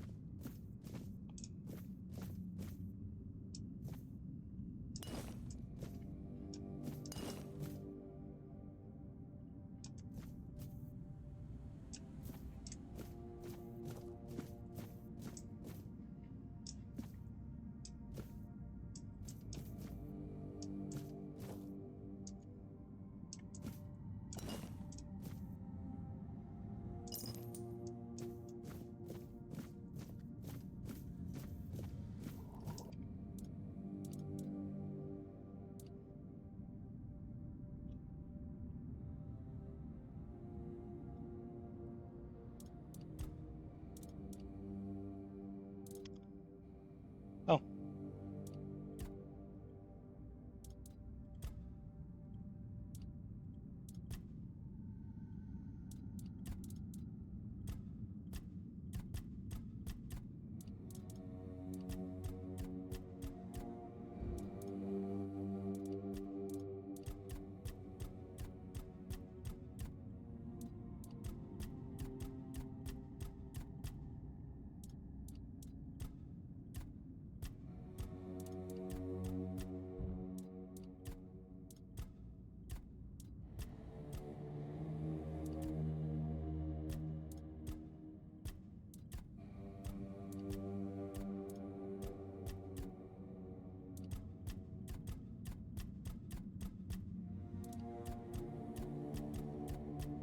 Takes a lot to make it a +2.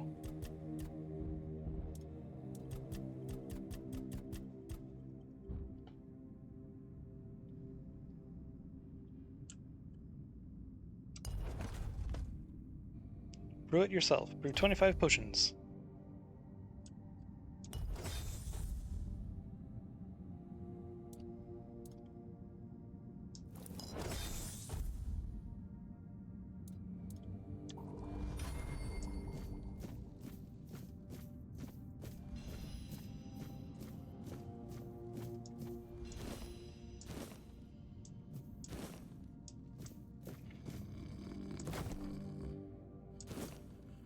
Who's snoring down here?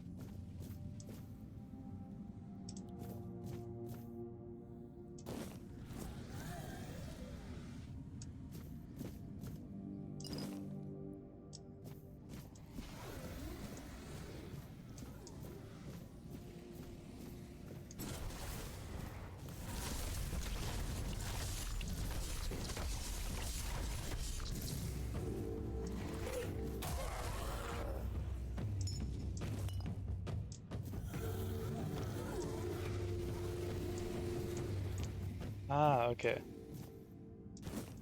Just gotta collect their tags.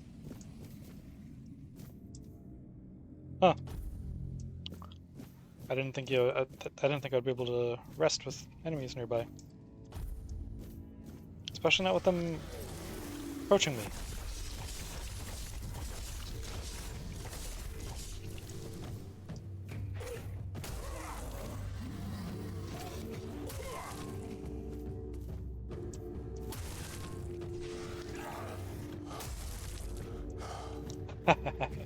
It does work. Hell yes.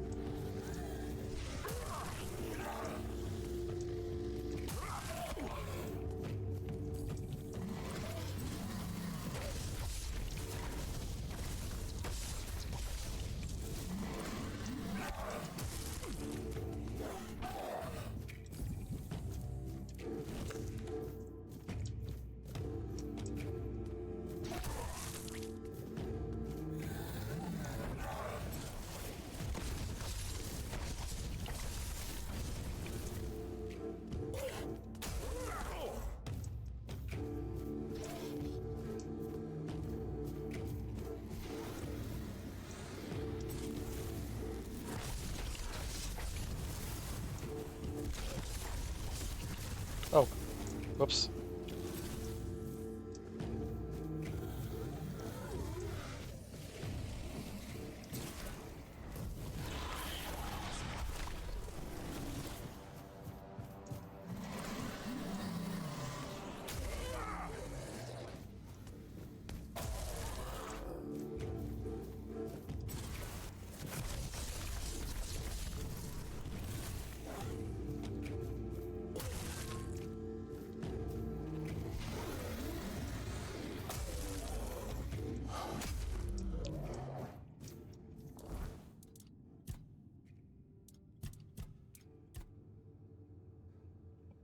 This is awesome.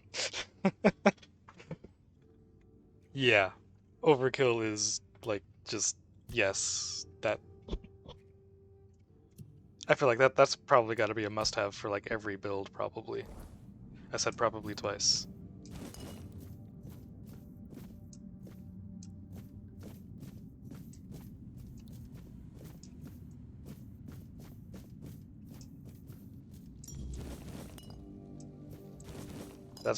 That's way too good to pass up.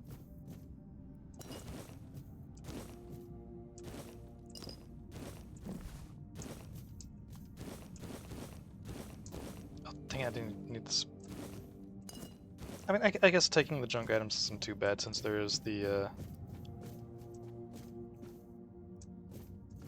button to just sell all the garbage immediately.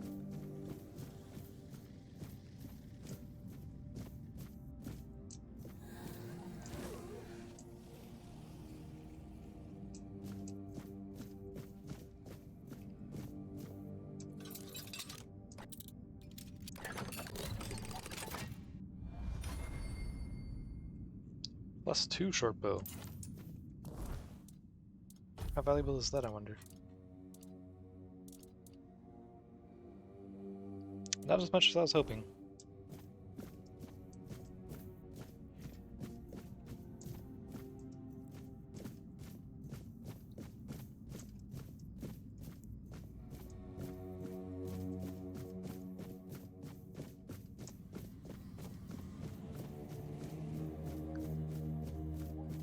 Okay, I'm gonna head back up the stairs.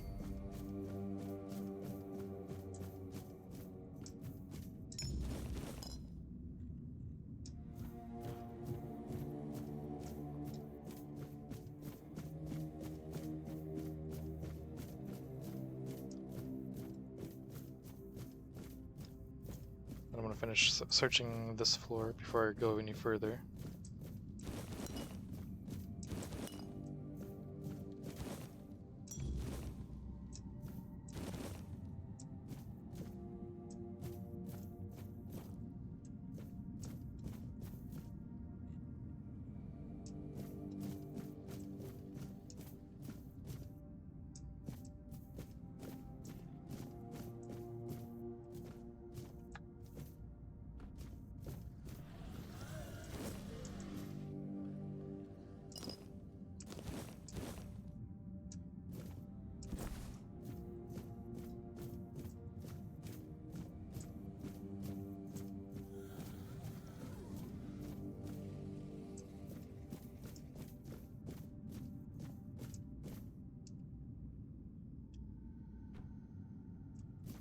Well, I did have their attention. Not for long, though. Double tap.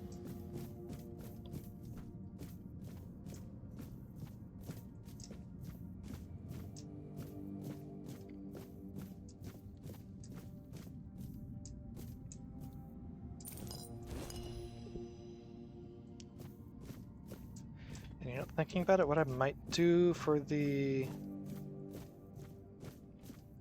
VODs on YouTube, so I might put in those oh, what are they called? Those video links that pop up like within the videos, the embedded things. Might embed some of those to like skip the long dialogue sections, if I remember to.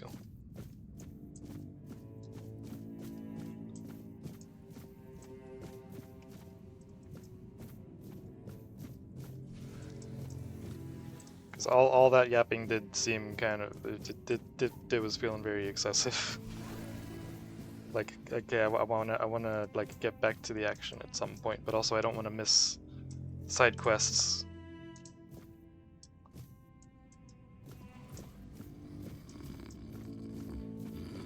Hello there.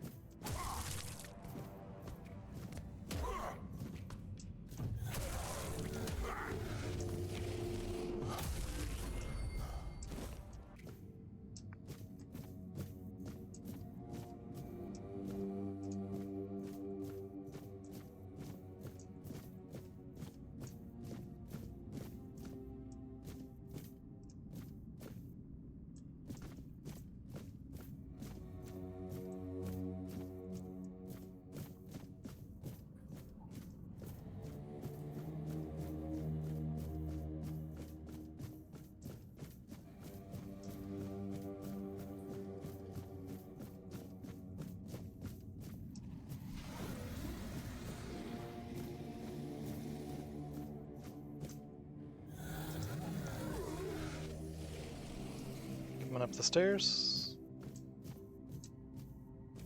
No? Weird slime.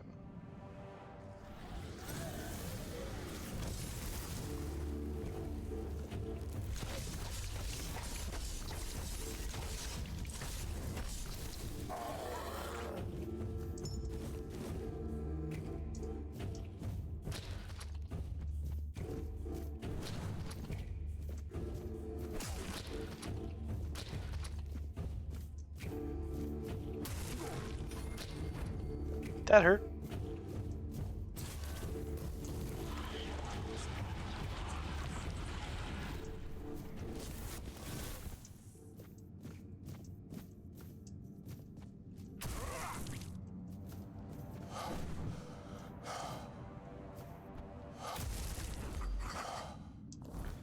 Weird slime. Weird slime lurks in the depths of caves, its formless body clinging to walls, ceilings, and floors, shifting to mimic the terrain as it waits for a traveler to let their guard down. It is slow but resilient, and striking it only enrages it. Each wound unleashes writhing tendrils that lash out at anything nearby. Some say the weird slime can transform, that enough pain can force its shapeless mass into something truly terrible and far more lethal.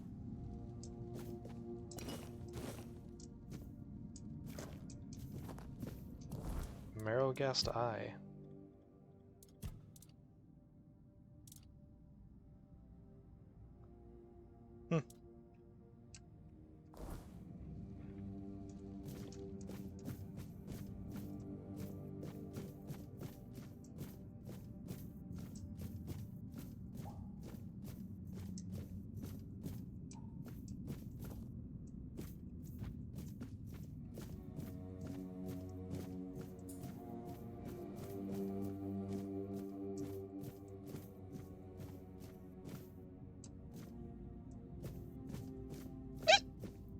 Excuse me.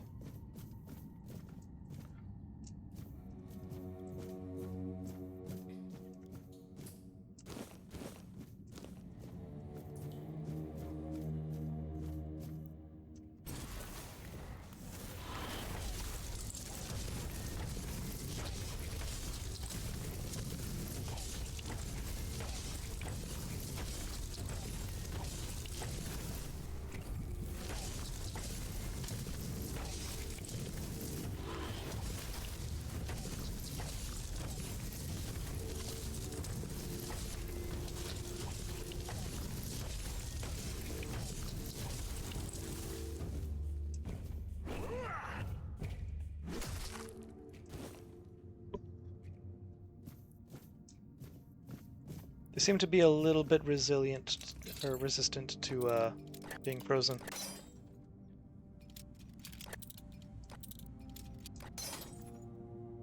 Oh, it's a hard lock, okay. Oh, that was close. There we go.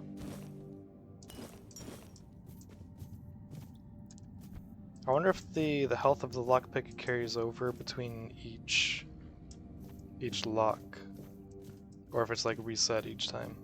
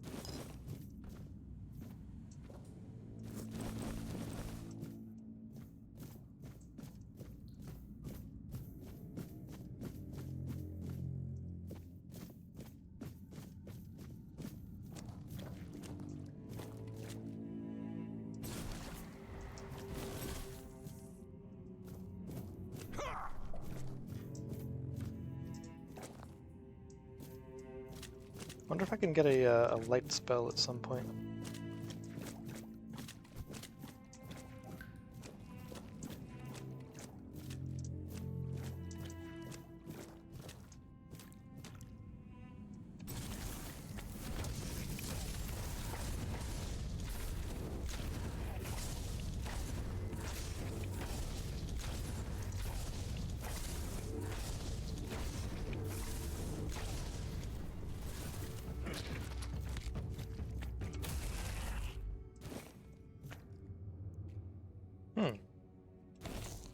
Okay, bleed damage seems to be pretty effective against the slimes.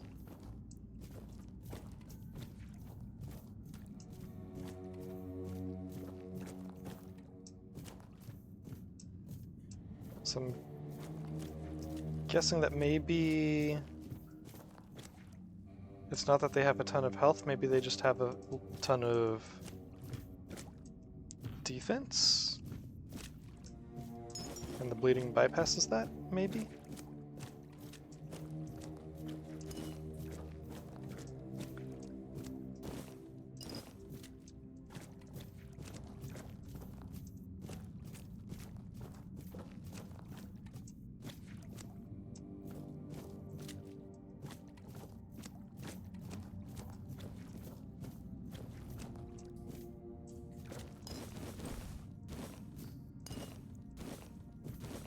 Or they could just be very resistant to physical weapon attacks.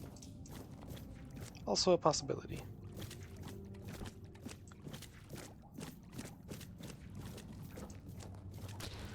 You dick.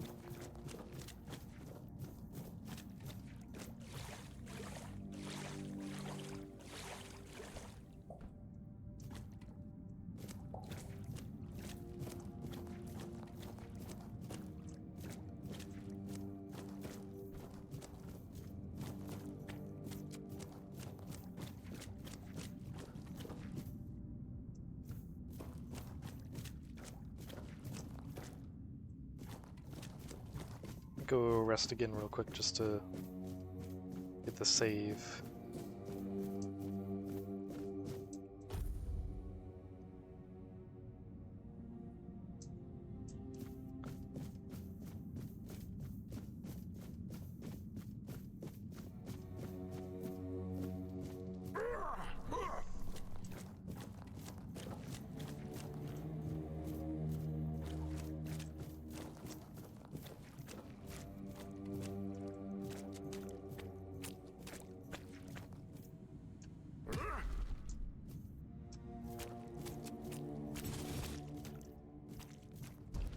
Rokma.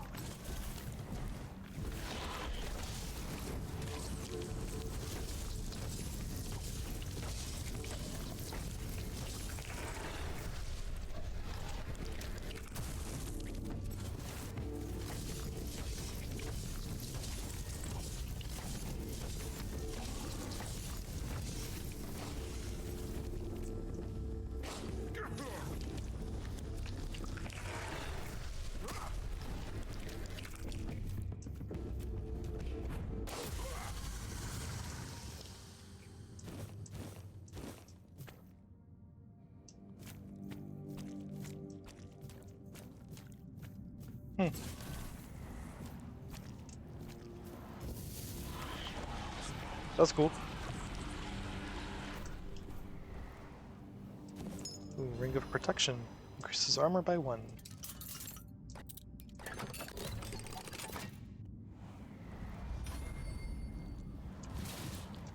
Ancient Knight's Breastplate.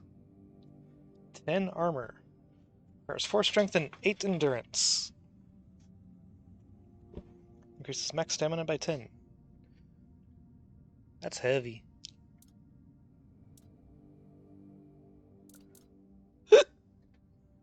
Spinebreaker ignores enemy blocks. 4 strength, 4 endurance.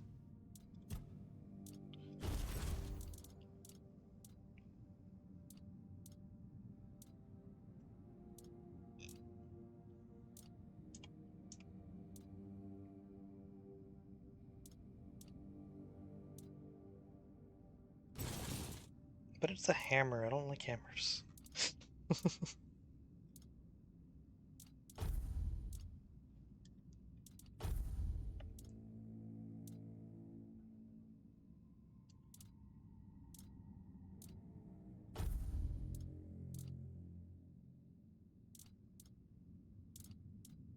Oh right, I put my other accessories in the stash, right? Because I'm pretty sure this is my second ring of protection.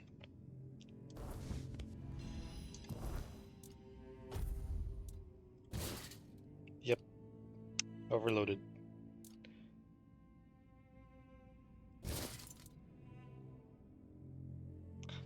This actually gives me less armor right now. What's it look like though?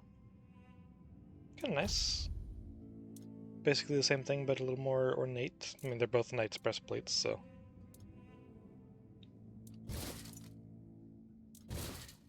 That's cool.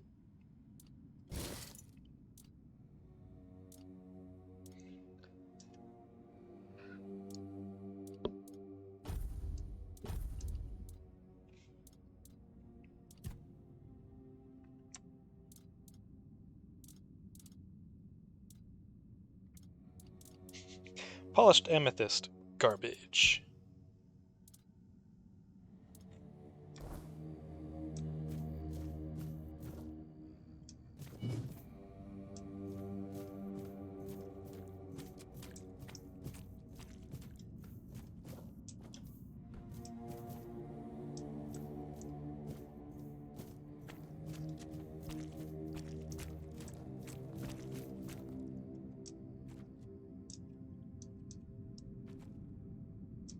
Got kind of the xenomorph tongue thing going on.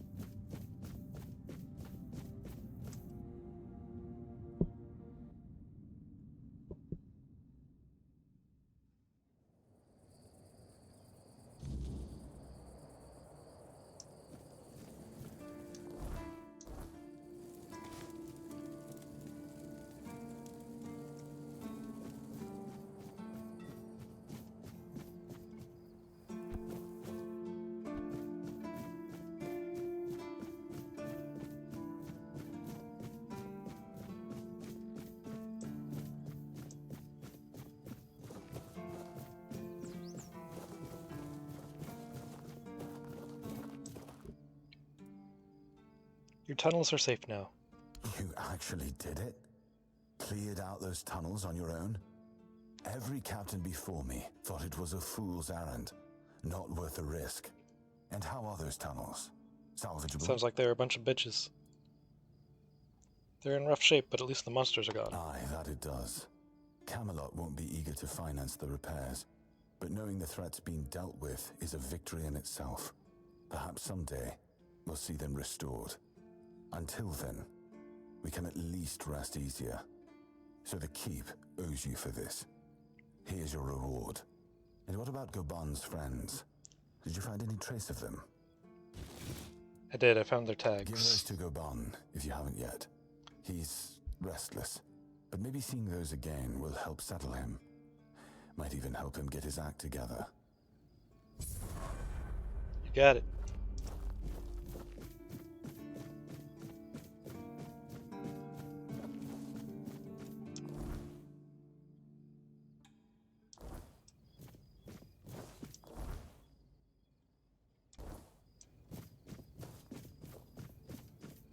It would be nice if I could just fast travel while in a safe zone like this.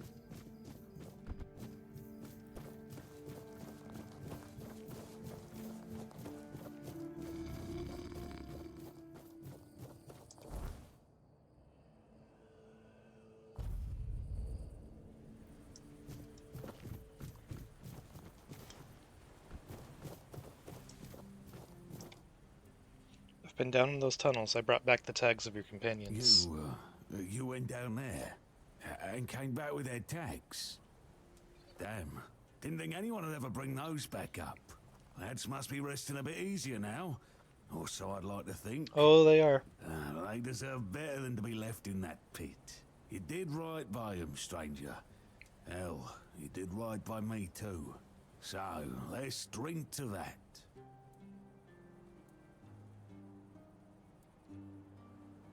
Maybe you'd rather go fishing instead of drinking, to honor their memory. Why the hell would I do that?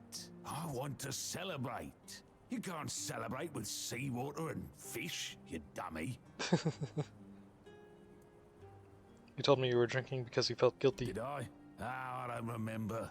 And if I don't remember, it doesn't count. But maybe I did say that.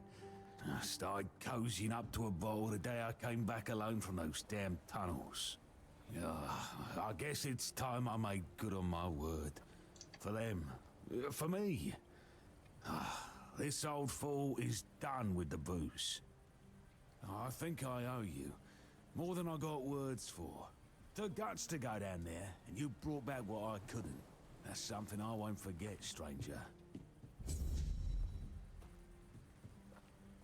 1800 XP, hell yeah.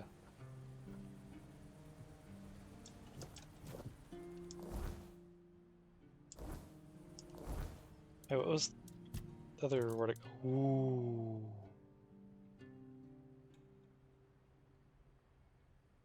Killing enemies provides a stackable 20% damage increase for 10 seconds.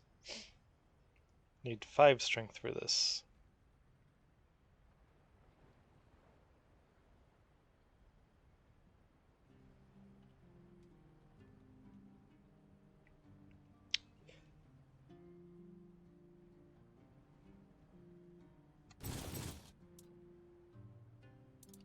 I know it's lower damage, but I don't care. It's an axe.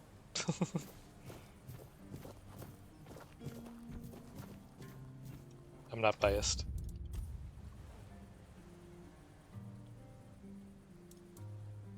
Alright, looks like a just little nicer version of the previous axe.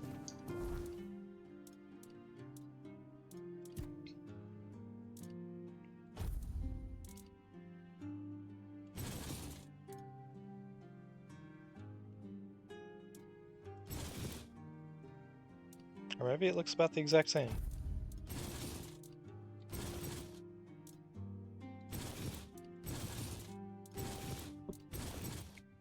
Yeah, it looks the exact same. The icon looks different.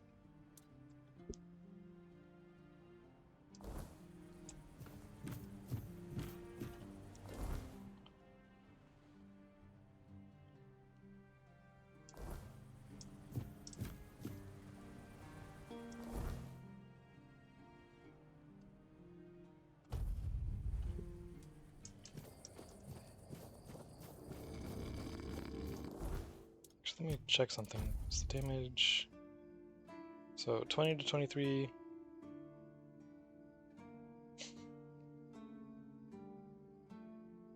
Okay, I actually currently do more damage with this one.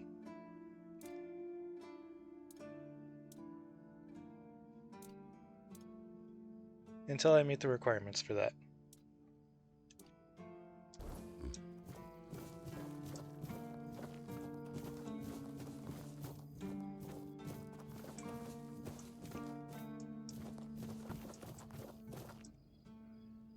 You're back. Did you bring my goods? Not yet.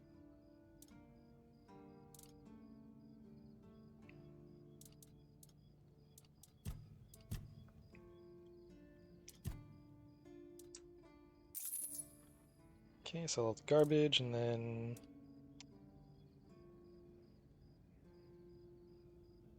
Yeah. Don't need the knife, don't need the bow. If I don't have the bow, then I don't need the arrows.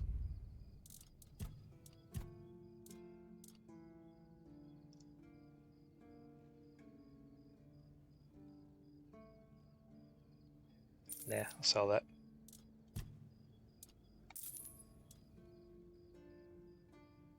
Wonder why that's not marked as junk.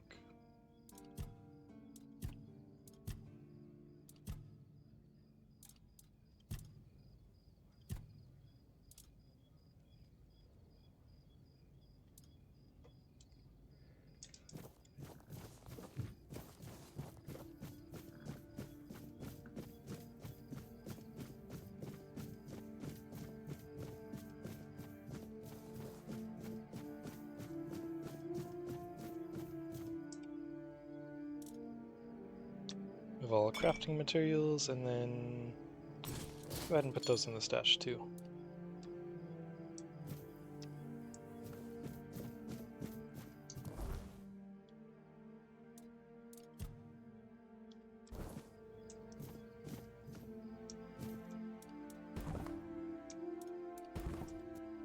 Level up again.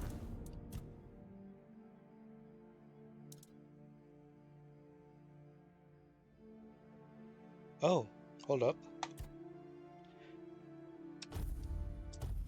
If I take that strength right now, then I should have the requirements for the axe.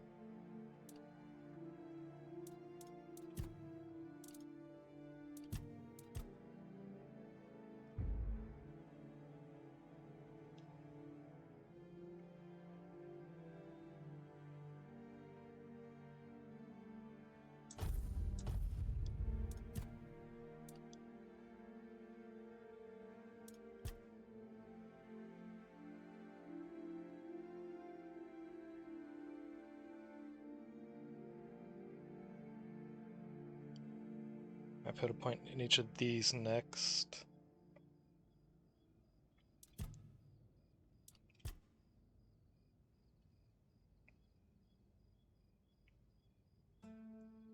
So what I'm currently leaning towards doing is putting like 1 point into oh wait, yeah, actually I want these.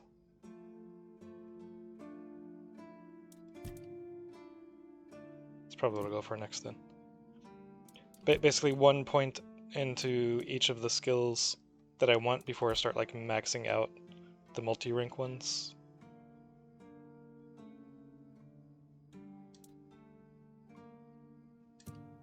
Not sure how optimal that is, but it sounds like a pretty good idea to me at least.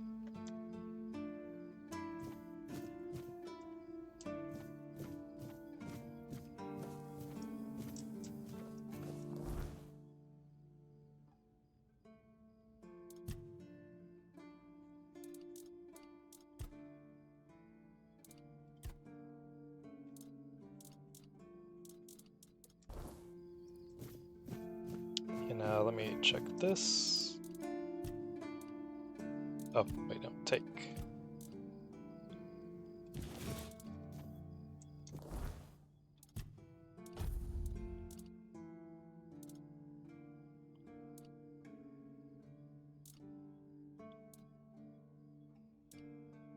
(23 to 26 versus 27 to 31), and yeah, I meet the requirements of it now. Hell yeah. Let's freaking go. Let me go sell my old axe.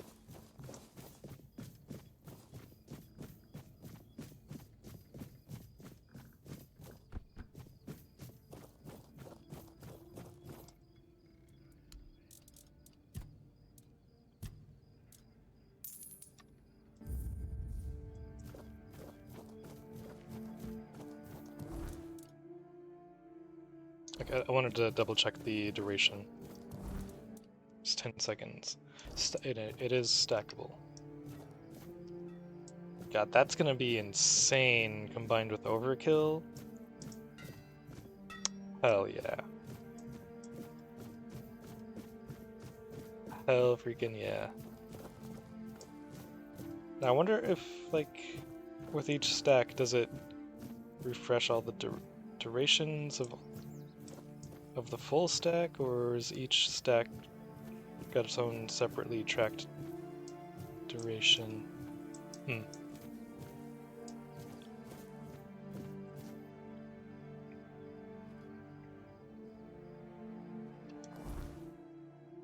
I distracted myself and now I forgot what I was about to do.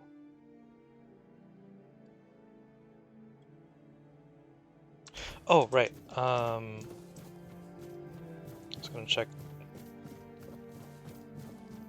the logs over here. Okay, there we go.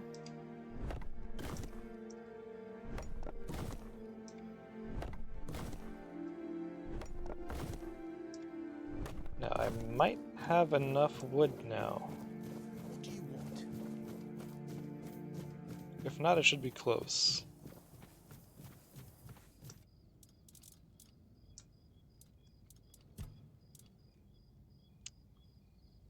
Less than I thought, actually. Damn. Pretty sure I could buy the rest, but I don't wanna. Because I'm kinda broke. Yeah. Just another peaceful moment. Oh yeah, that's your room.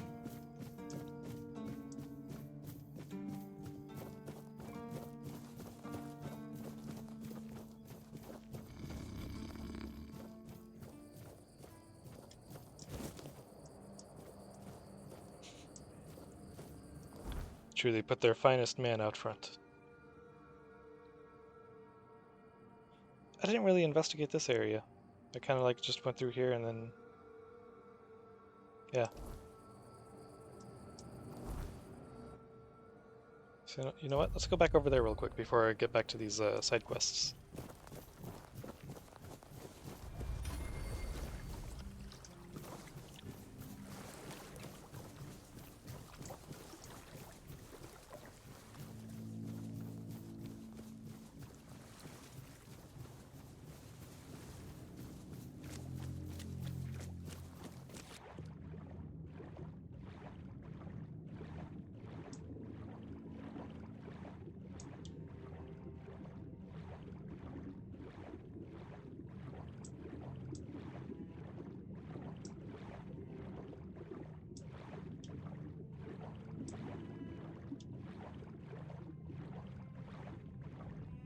Yeah. This is where I got sidetracked.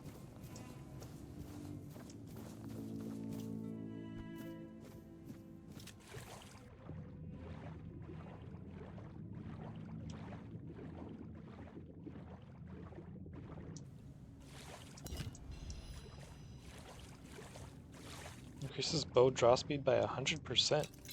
Damn.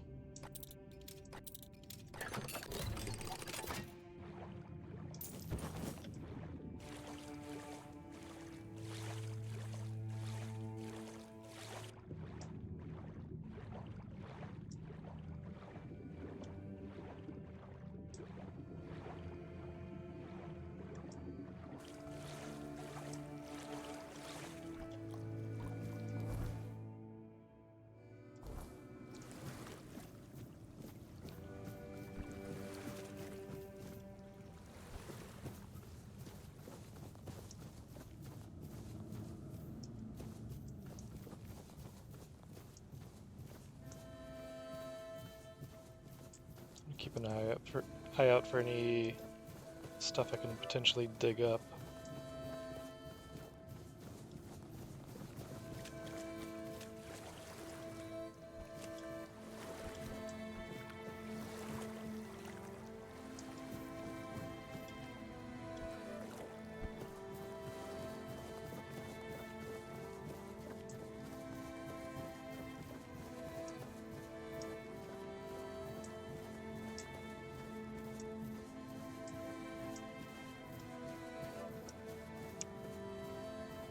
Okay.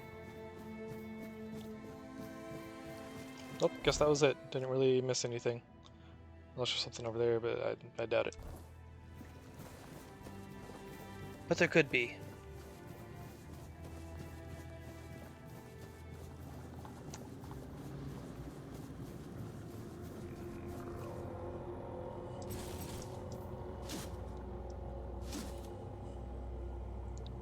Svain Battle Axe.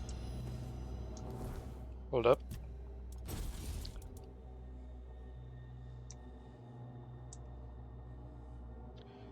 Increases physical damage by 24%. Reduces max mana by 35. Oh, I see.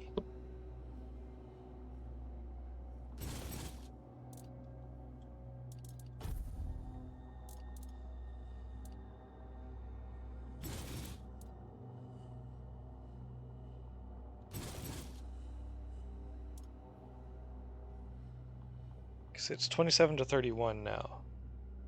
Because of that 24% buff. Yeah, right.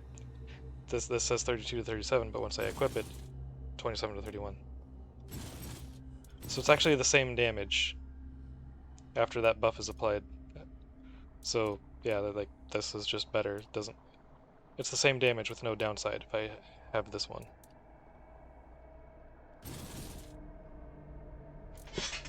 The blade actually looks different though. Or at least has like a different texture kind of. Yeah, that's kind of cool.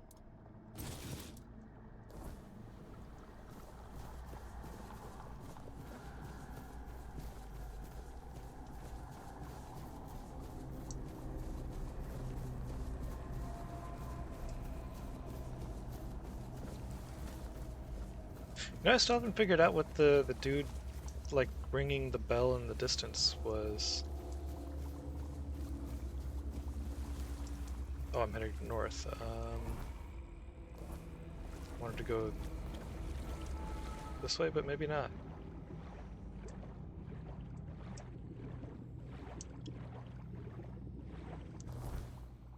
Yeah, see, it looks like it's above water on the map, but nope.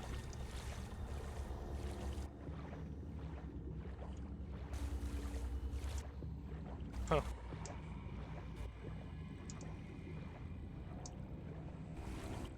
Oh, okay then.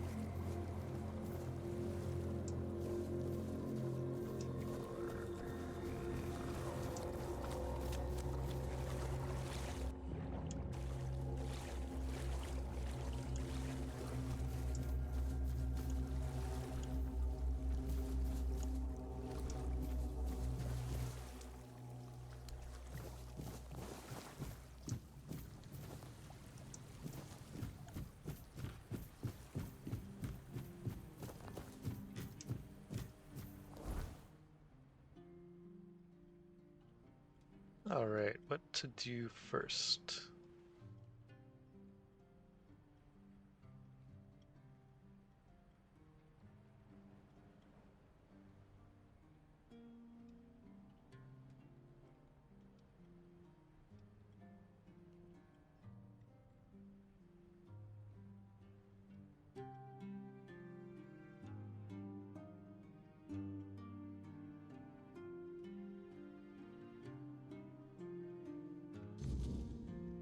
Sure. Dead of the Dreams. Let's go do that one. So I've got to talk to, yeah, Marg. The cemetery.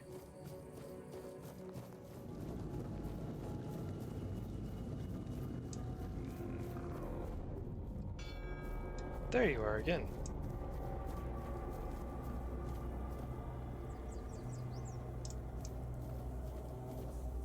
Who is that guy? Don't tell me if you know. I was just thinking out loud.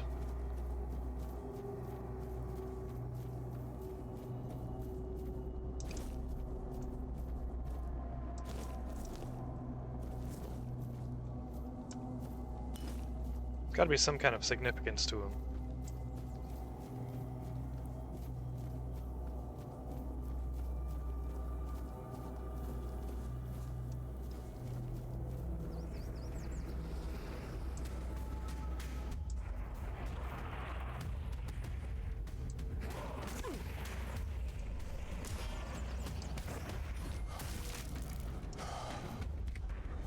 Oh shit.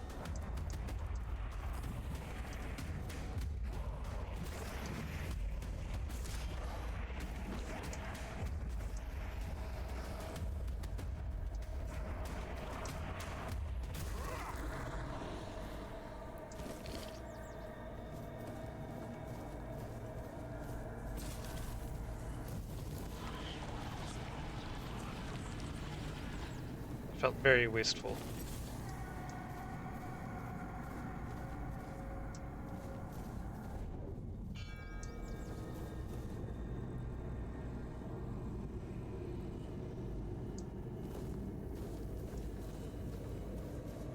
Huh. You know who that guy is? That kind of reminds me of you, honestly. Still alive, eh? Yes. Off you go.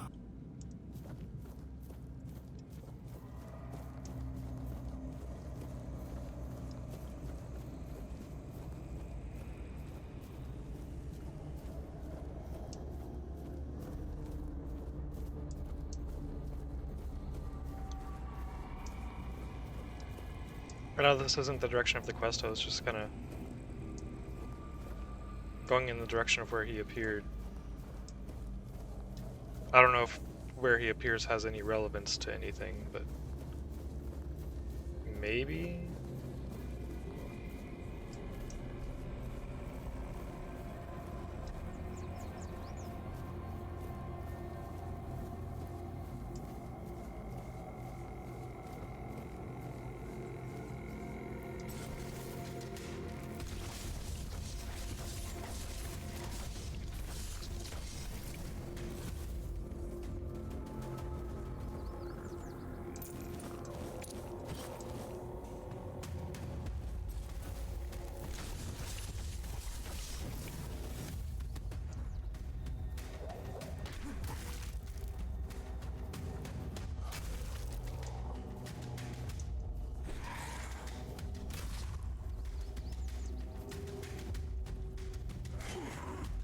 Holy shit, that hurt.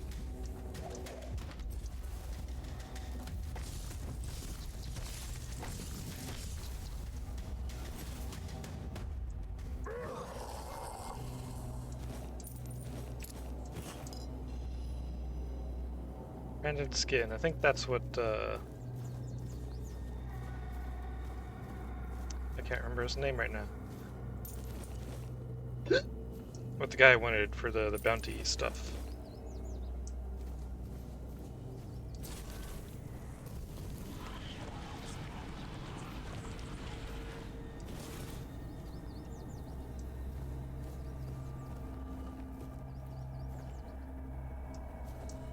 Were you glowing last time I was here?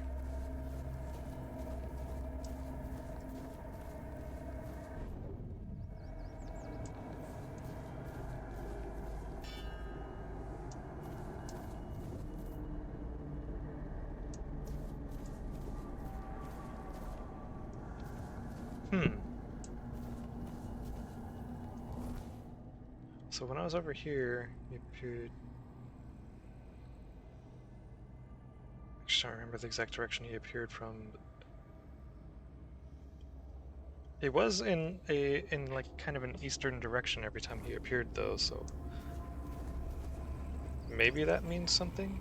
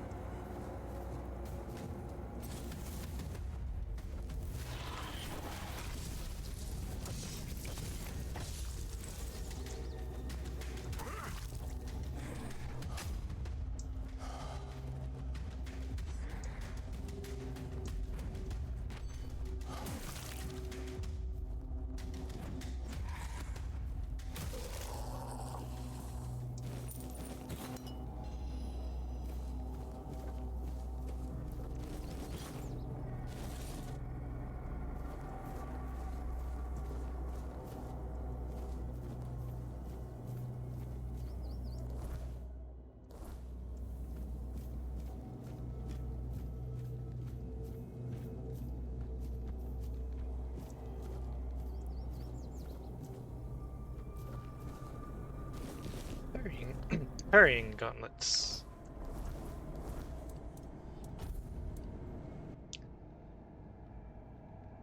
Requires 5 dexterity, enhances the parrying window. How much are they worth? Nice.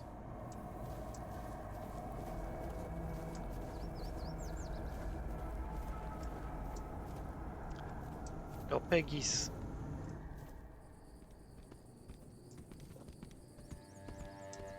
Oh, must be morning.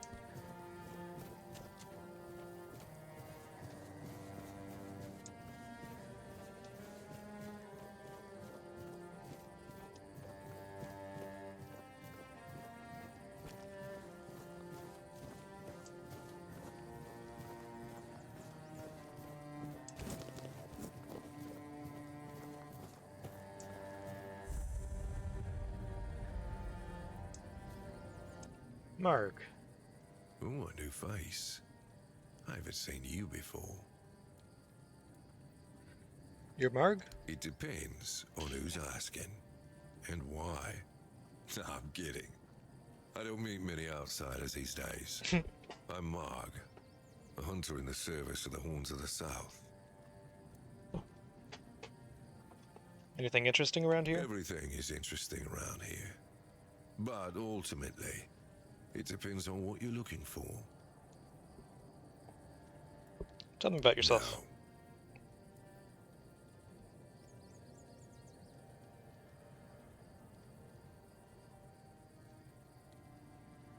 Okay. I respect your candor. You need to understand that when someone enlists with the Horns of the South, he leaves his former self outside the walls of the keep. His old life, it loses all meaning. If someone comes here and gets political, well, they'll end up disappointed. Well, I don't know if you're aware, but becoming the captain is a curse for any true keeper. It's not the honor others on Avalon seem to think it is.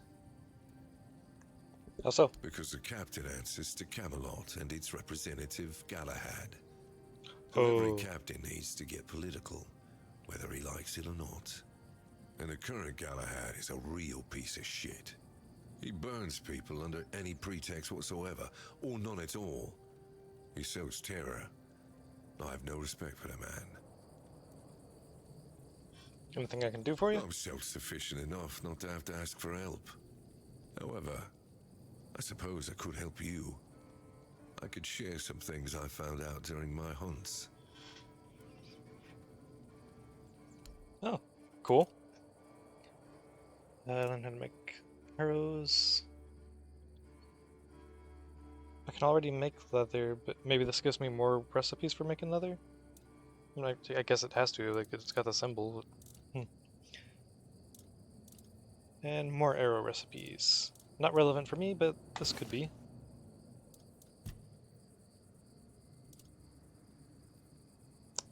That's not the price I was quoted at all.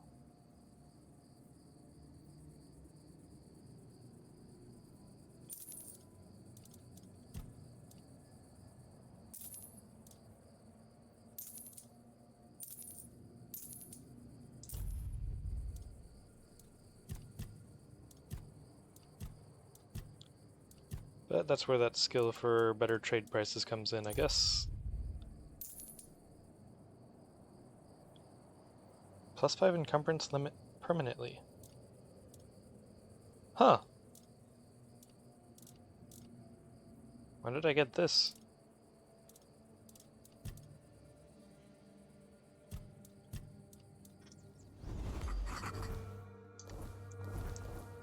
Oops.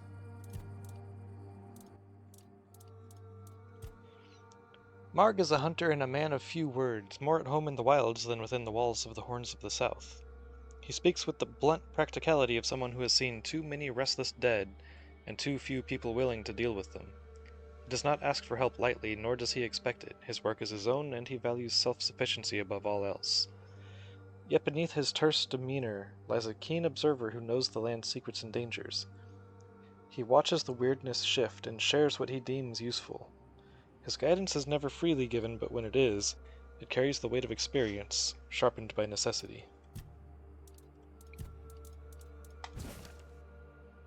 The Tanner's Trade, Hide to Leather. Author Niels Rotten. A good hunter knows how to kill a beast, but a wise one knows how to use every part of it. Toss a fine hide to maggots and you're a wastrel.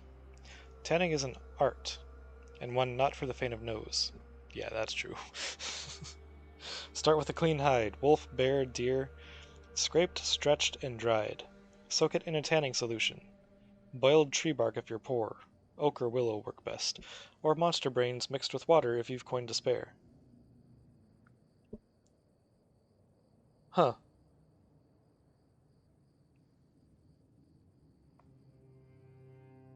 Wonder what the monster brains do to contribute to the... Okay, anyways, it doesn't matter. It's magic. Who cares? Then work the hide like it owes you money. Stretch it, rub it, curse at it if you must. Patience pays off, with supple leather for boots or armor. A well-tanned hide is a second life given. Respect the beast or its spirit might one day come knocking.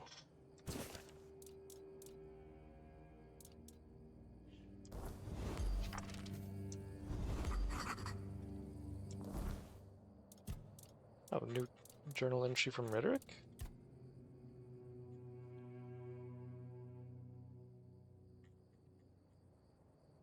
Huh.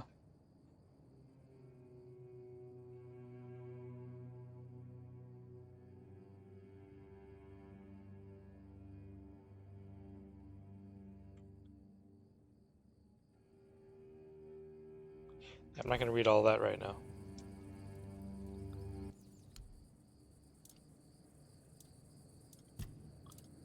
Okay, I'll sell your book back to you.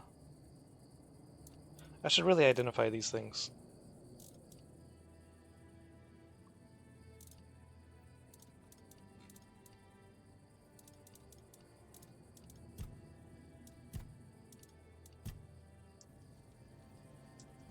I might go ahead and do that real quick. Yeah, I've got plenty of this stuff to spare. Identify. Small mana potion +3. Penny bun. Small health potion +1. Cider and a +2 cracked shield. Wolfsbane and a +1 rusty hand axe. Ooh, this one costs 10. Sage.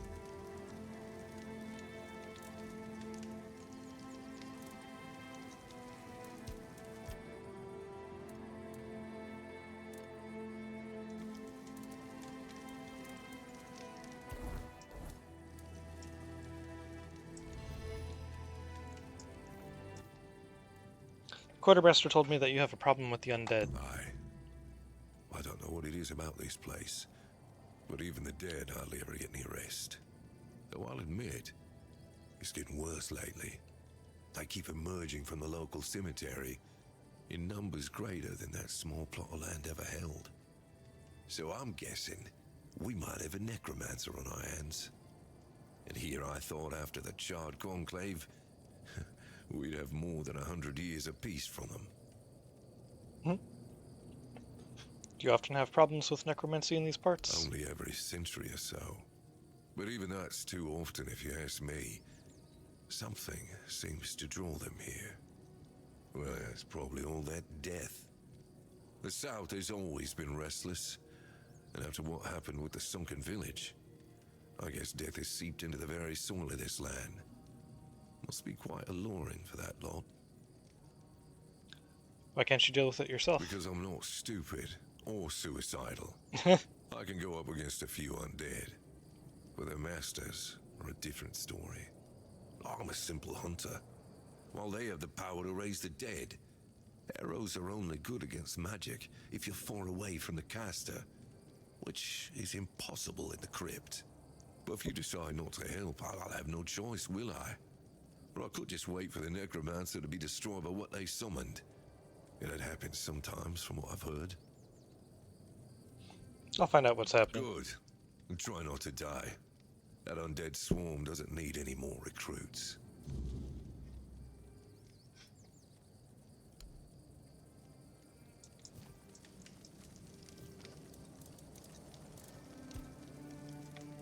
Should Be very close to a level up. Yeah.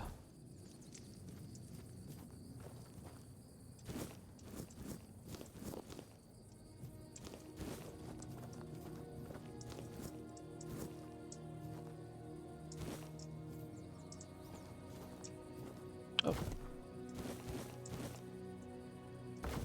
Or wood. Oh, I wonder, do you have a wood chopping block over here somewhere, maybe? Oh, yep.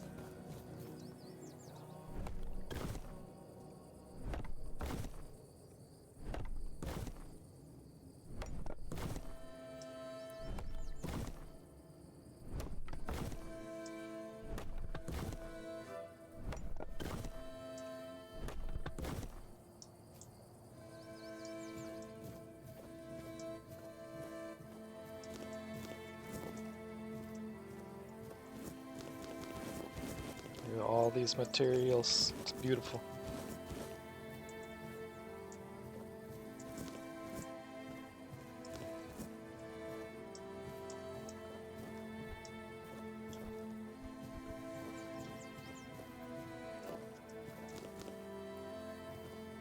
Hell yeah, some nice garden tomatoes. So good.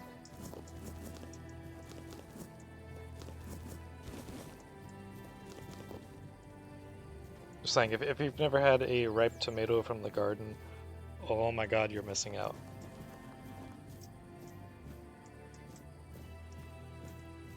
Tomatoes from the store, they don't have flavor. They don't taste like anything. They're just water, basically. But an actual ripe tomato, oh my god, so good.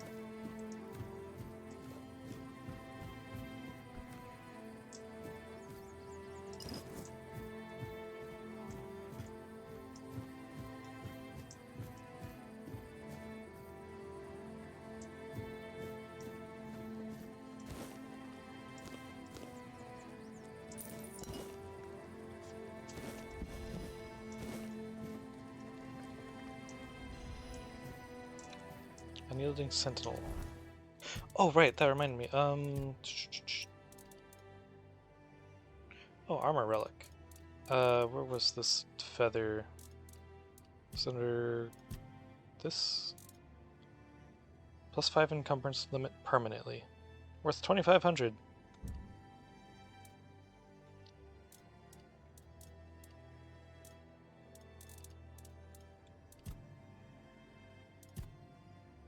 Cool.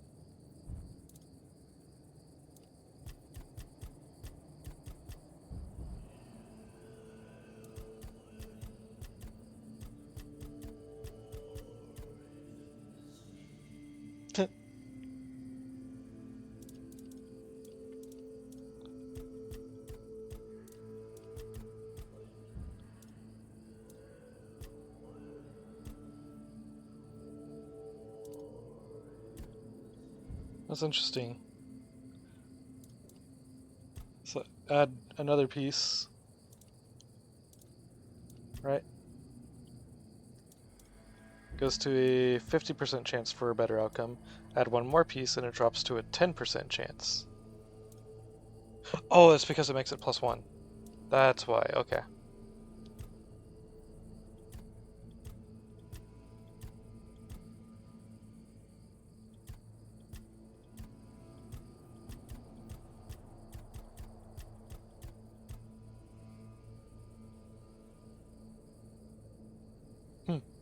So it goes up to 132 health over 60 seconds versus 120 health. That just... that does not at all seem worth the extra resources. Master Chef. Cook 50 dishes.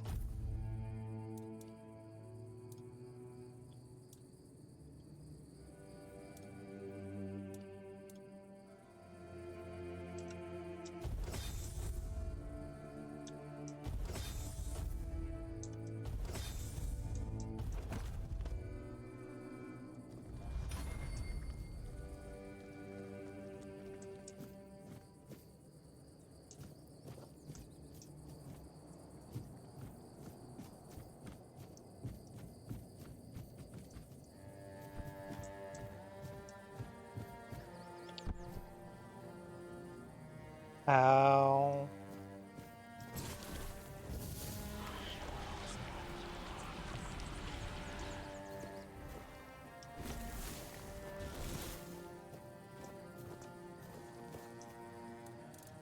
Save game.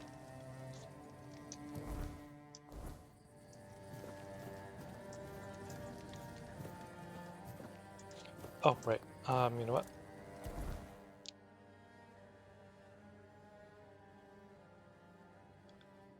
I am already over... I'm just gonna go for it.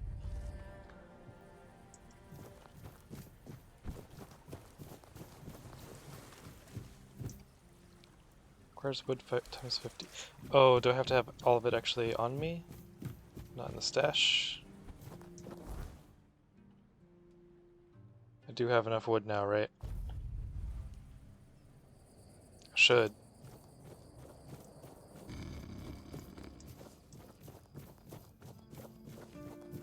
Oh hey, I got you some more of those skin patches. Please, state your business. I want money. Incredible! You're a born killer, aren't you? Instead of just taking out bandit scum, how about hunting something... bigger? There's an ogre, Yes? a really nasty son of a bitch, holed up in a nearby brook. I've heard that one swing of his hammer can turn a bear into a If it's bloodbath. the As you ogre can I'm imagine, thinking the of, I've keepers already killed aren't it. too keen on dealing with him, even though the ogre roams just off the main road to the north. Okay, it's a different one. When Galahad arrives, he certainly won't be pleased. If by some miracle you manage to kill it, you'll earn Camelot's gratitude and a hefty reward. Bring me the ogre's shiny eye as proof of the kill. The brook is right off the King's Road. Here, I'll mark it on your map. Sounds good. You're my favorite killer. Go chop off some heads. This is the part where you run away. 10 out of 10 reference. We're about to kill Shrek, apparently. What a nice day.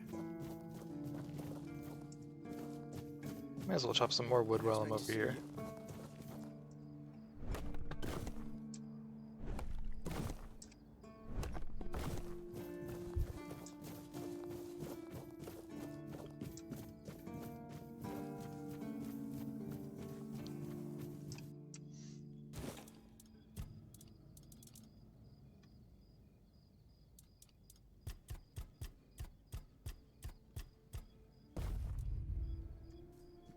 That's some very light wood, I must say.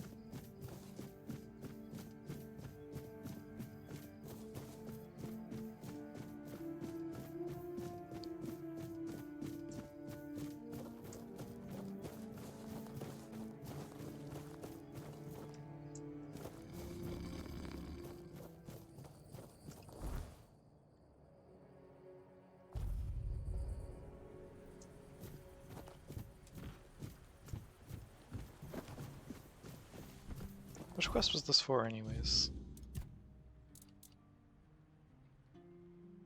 Oh, okay.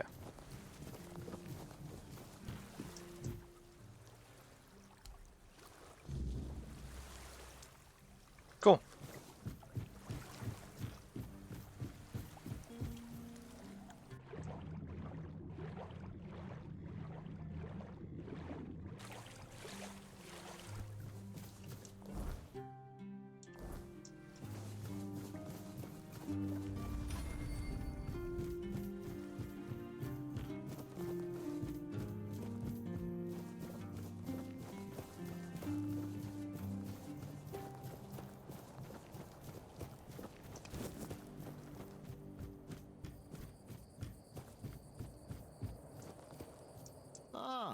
It's you!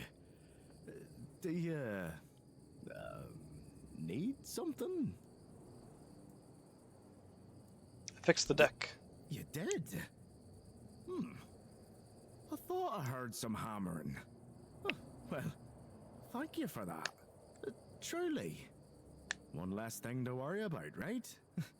Here, I put aside some money from my budget. You've earned it. And you have my gratitude. Cool. How much money did I get?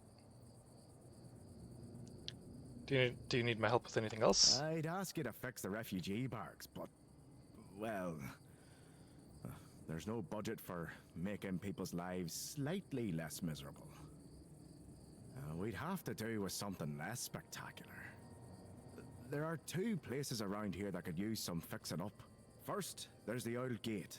It used to be a proud marker for our territory, but now it's more of a sorry welcome sign. Then, there's the monument to the sea creature. It's been weathered down by the salty breeze, and honestly, it's starting to look less monumental and more pathetic. If you could restore them, it would do wonders for morale, and maybe even impress Fergus. What do you say? I'm in. That's the spirit! I knew I could count on you. Once those are back in shape, this place might start looking like it's cared for again. Saw a house for sale in the village. Yes, that old house. That place has been empty for years. The story goes, the last owner, Keeper Galen, threw himself into the sea one stormy night.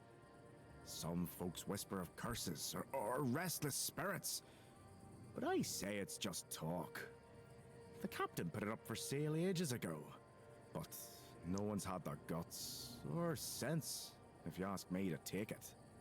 If you're thinking of buying it, go for it. Make it your home. Every house deserves someone to fill it with life again. Still don't understand why you decided to take this post. Well, the thing is, I've always liked the village and the veterans living here. When you go to the tavern, they'd always share a drink and a story with you. Some of them could be real dicks. Tadkin, for example. But all in all, it's always been a nice place to visit. So, when the opportunity came up, I figured, why not? But the moment I took this post, I stopped being Tiernan the drinking buddy and turned into their punching bag. It's just demands, demands, demands. And when I don't meet them immediately, they start yelling and calling me names. Now I get what people mean when they say, be careful what you wish for. But why were you the one ordered to fix things around here? Because clearly, I was the best man for the job.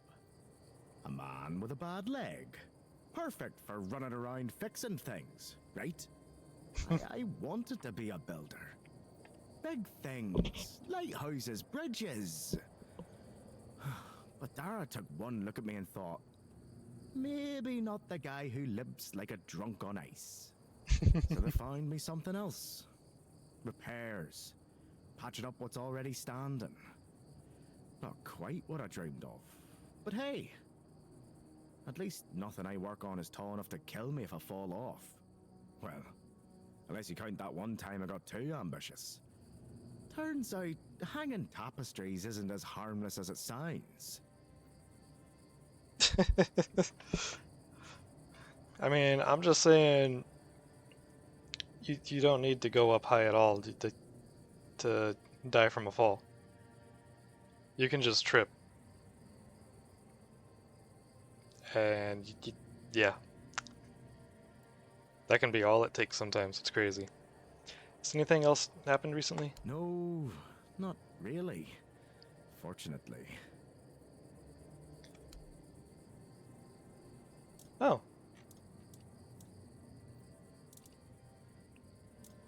You can't afford to buy this item. Yeah. No shit.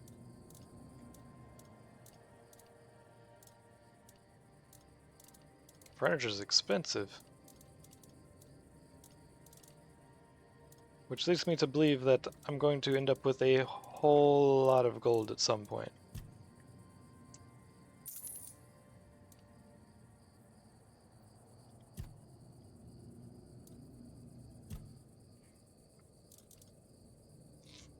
Small pebble makes a distracting noise. Huh. That's pretty cool. Sold. This is not a stealth run. Level up.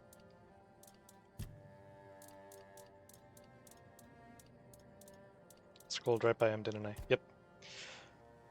Tiernan. For all his grumbling, Tiernan has a knack for making hiccups, and also a place to feel like home. When a house stands empty, he sees its potential, not just what is broken, but what could be restored. He offers his help without fanfare, suggesting repairs, small improvements, the little details that turn bare walls into something lived in.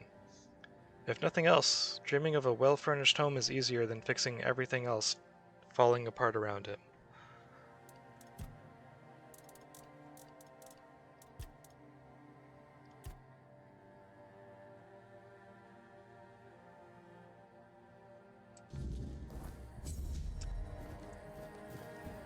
Okay, let me check these out, see what it's going to take to repair this stuff.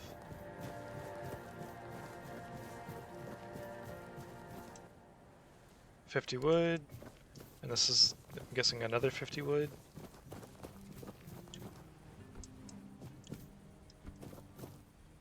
Yep, okay, I need 100 wood.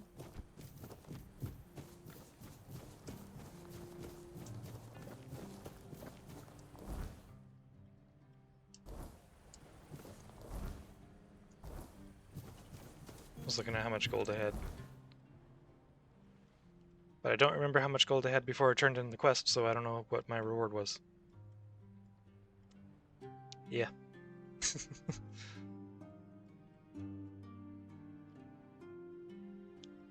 No.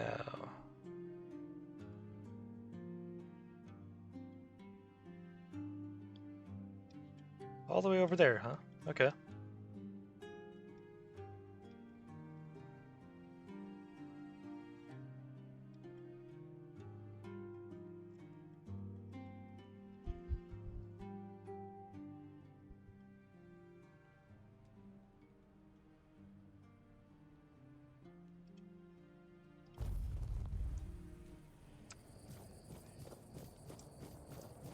Real quick, I'm gonna go over here. See if there's any more wood to chop. Then we're gonna go kill some undead.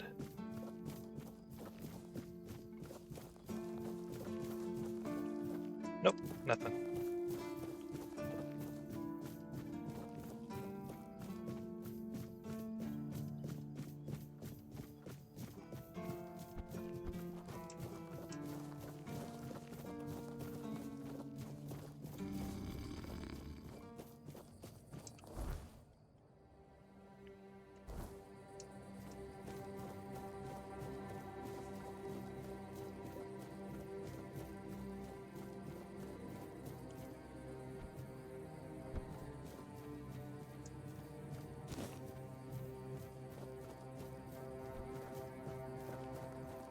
Oh, right, it'll help if I track the quest.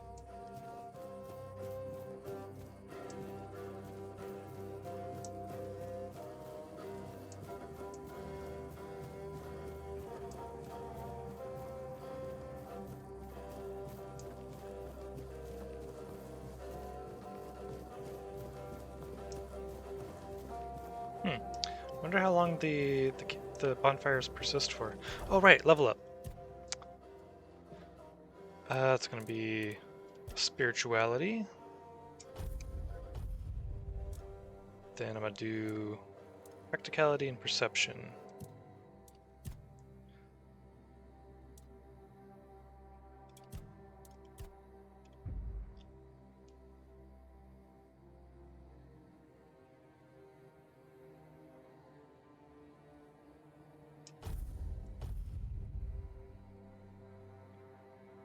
I want both of those. I want this.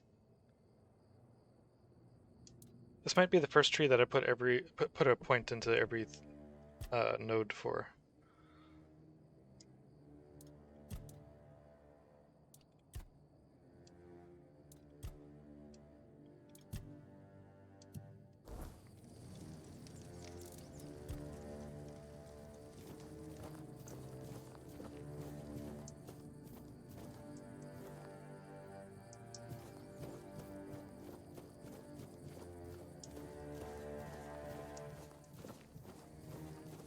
are you? Grindylow.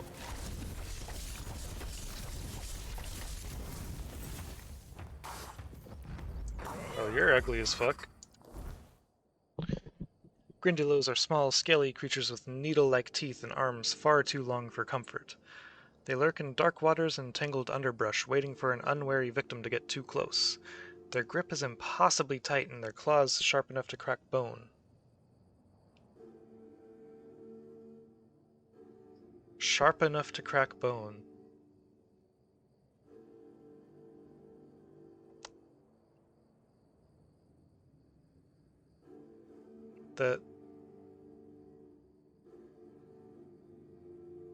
Anyways, a curious phenomenon about Grindylows is that when one is killed, children's toys are often found hidden in the rags they wear, tucked away like a keepsake.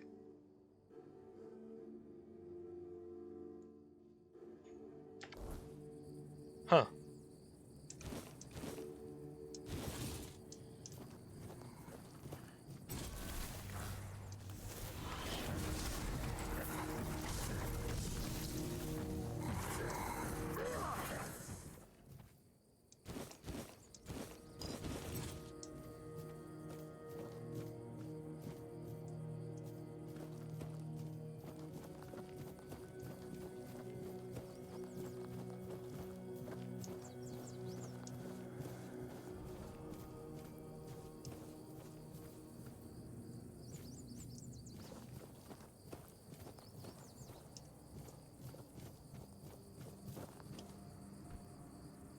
Oh, yeah, I already checked all that out.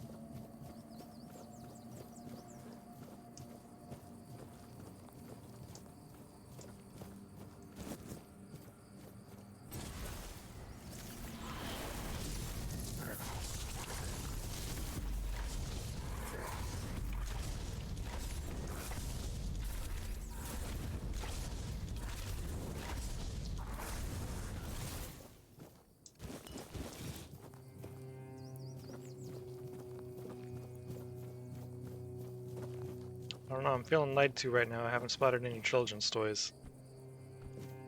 So is this the flooded village?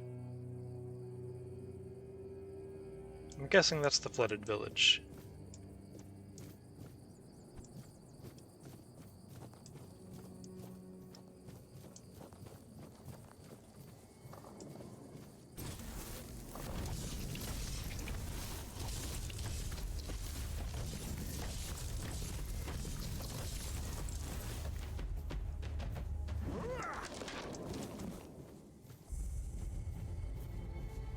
Forgotten Cemetery.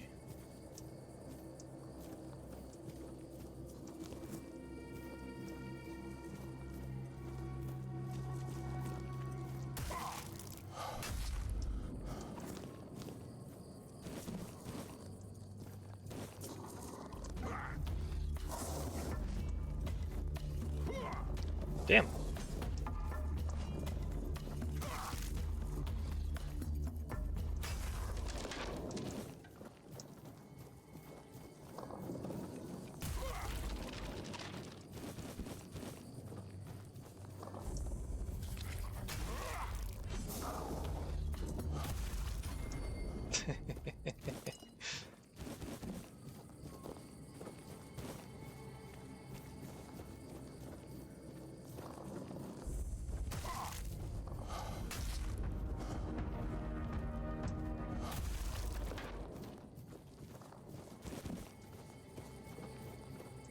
That 20% damage buff after getting a kill is really, really sick. Just go around one-shotting everything. Hell yeah.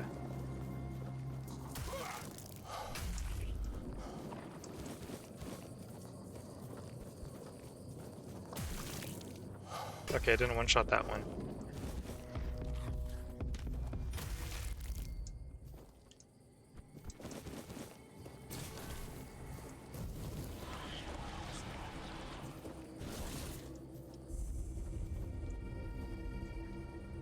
Small crypt.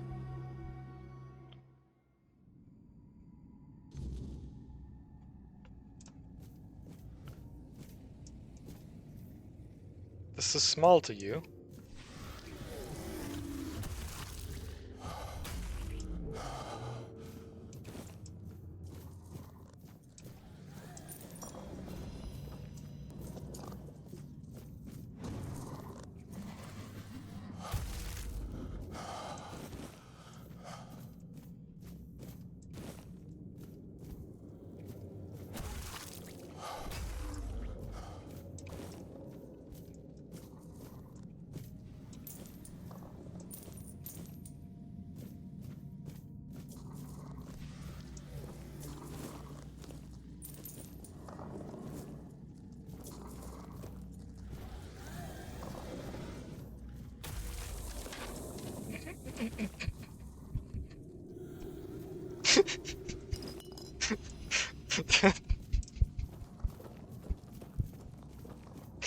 That bonk sound just got me.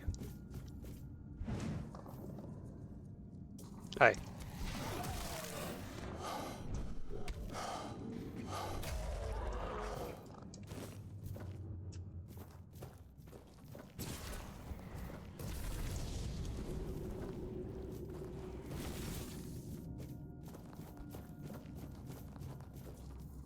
This lock seems to be broken.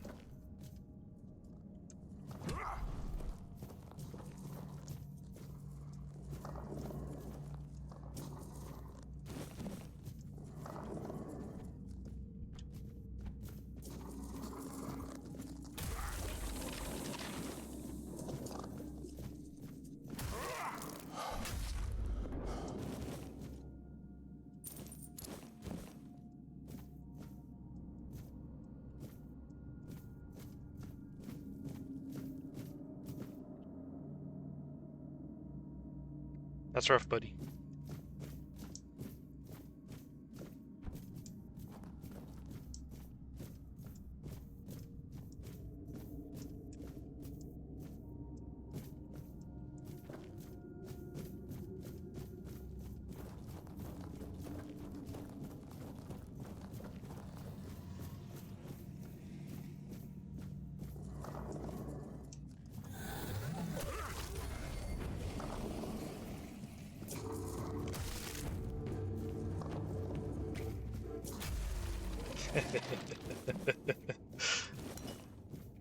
Oh, I love it.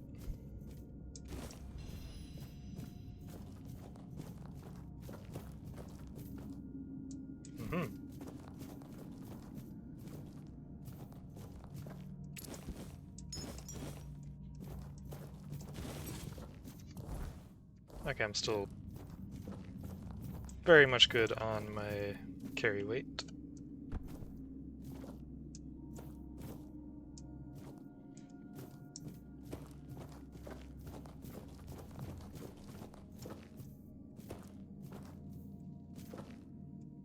Thought some interaction text popped up there for a moment.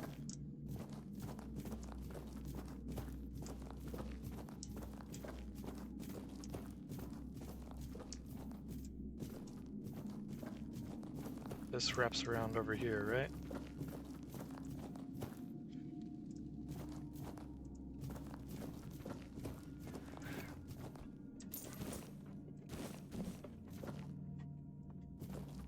Cool.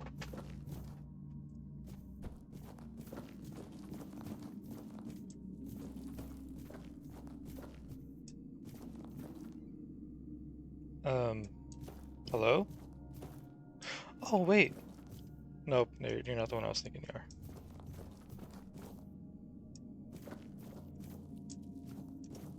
You're not the horned lady. Oh, who's come to visit me here? Surely you're not here to steal my treasures, are you?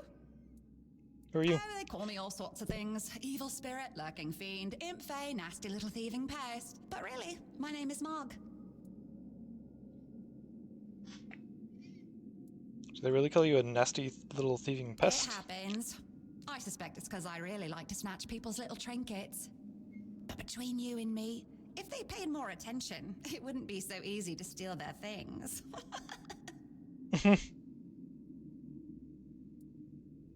We're definitely not Fae. That's something else entirely. I'm what people wanted to believe in. The one who snatched their last coin for a beer, swearing they had it just a moment ago. The reason they can't find their left sock in the morning. The cause of a missing wedding ring, oh, so on. Oh, you offend me in my own home. So not nice. Sure, it's junk to you now, but when you have to head out into the cold and can't find one glove, well, suddenly it becomes very important. And that glove? I've had it for ages. But you still Well, I'm gloves. just helping people appreciate the little things, because those are the only things that truly matter in life, right? At least that's what some bores say. Nah, it's just hilarious, watching you all lose your minds over a missing key or a sock. And I've been doing this for centuries. It's second nature by now. Centuries. Oh, you shouldn't ask a lady such things, but you can ask me. I don't remember exactly. 9, 10 centuries at least, maybe more, 15, 23, I don't know. Of course. I mean, the funniest part is, you live in a place where you shouldn't even be, staring death in the face every day. And yet, you get the angriest over the smallest things. The Red Plague? Oh, you'll manage somehow, but where the hell is my favorite pipe? What is it with you people and gold? I've been around for ages, I still don't get it. I don't give a damn about gold and jewels. When you talk about them, you suddenly get all serious and pompous. I'm just here for fun. Strange. I thought people liked being buried with their little trinkets and shiny bits. And since I'll be dying soon, a crypt seems perfect. Dying soon. That's right. I used to play tricks on people back in the homelands. Back then, they respected me. But ever since we came to Avalon, it's just been getting worse. They're forgetting. Sometimes someone still tosses salt over their left shoulder for me, or maybe leaves a little bowl of milk with honey outside, but those folks are rare now. And when they all forget me, that's the end.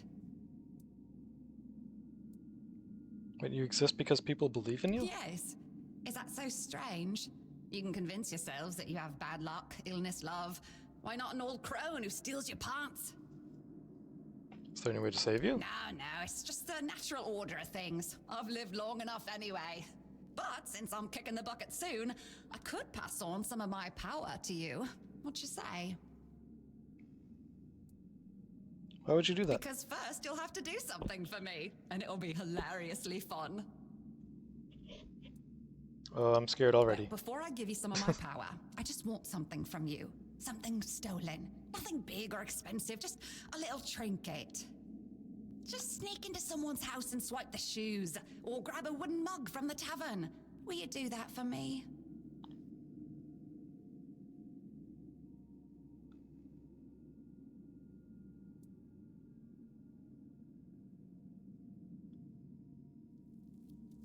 All right, you don't have to, but you have to promise you will. If you leave without making this promise, I'll die. That's just how it works. Safe travels! Huh.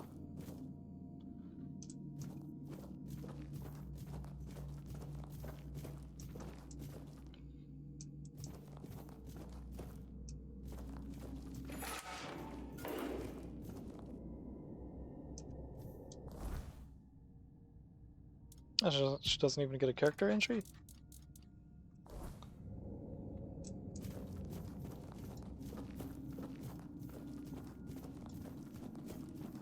Safe travels!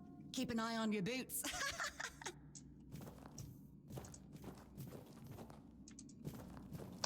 Okay then.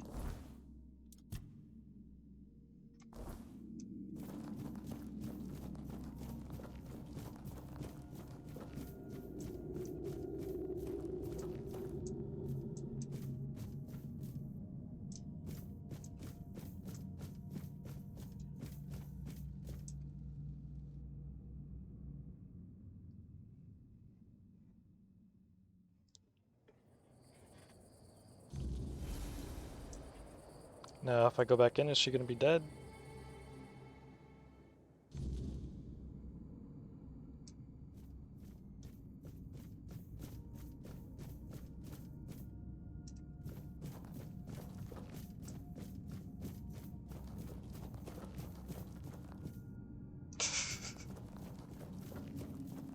Nope, still alive. Okay.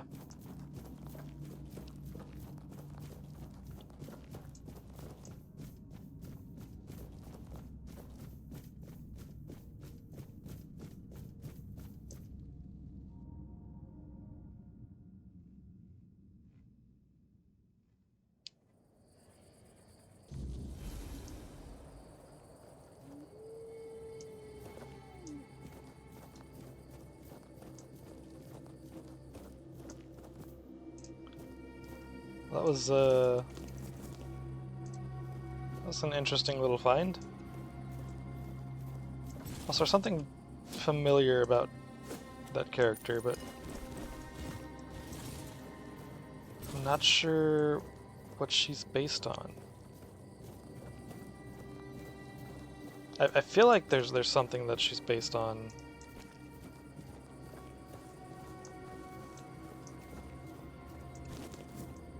Some kind of mythical creature, but I can't quite place it.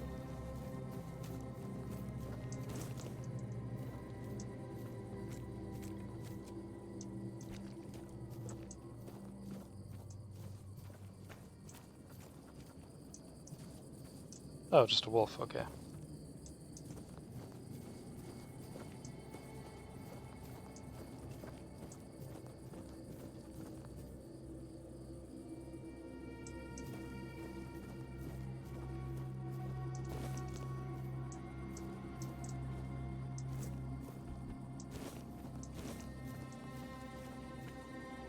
Oh.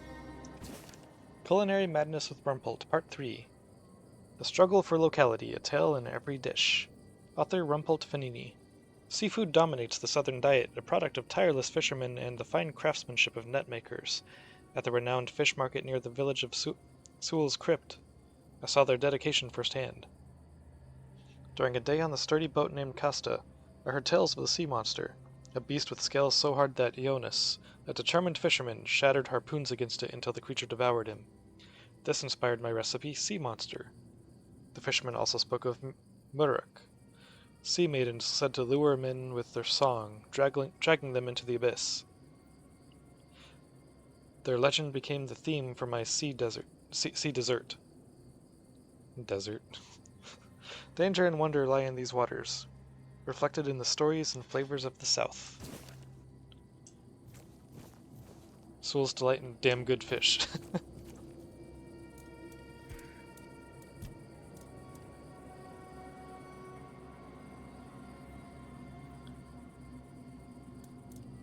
Where's the damn good fish? Ah, that takes better, okay. Restores health and increases max health. Okay.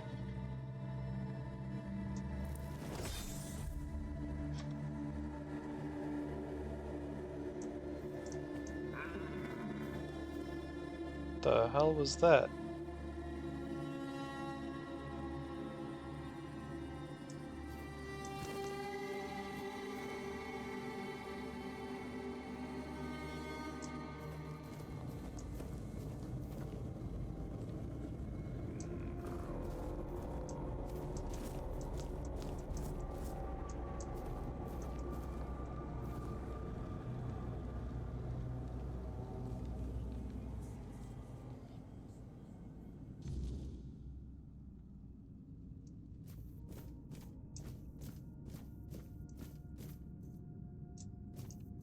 Hello?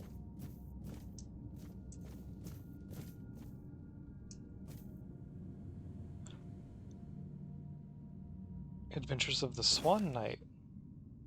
Huh. 77. The Swan Knight stirs, consciousness returning as he surveys the grim scene.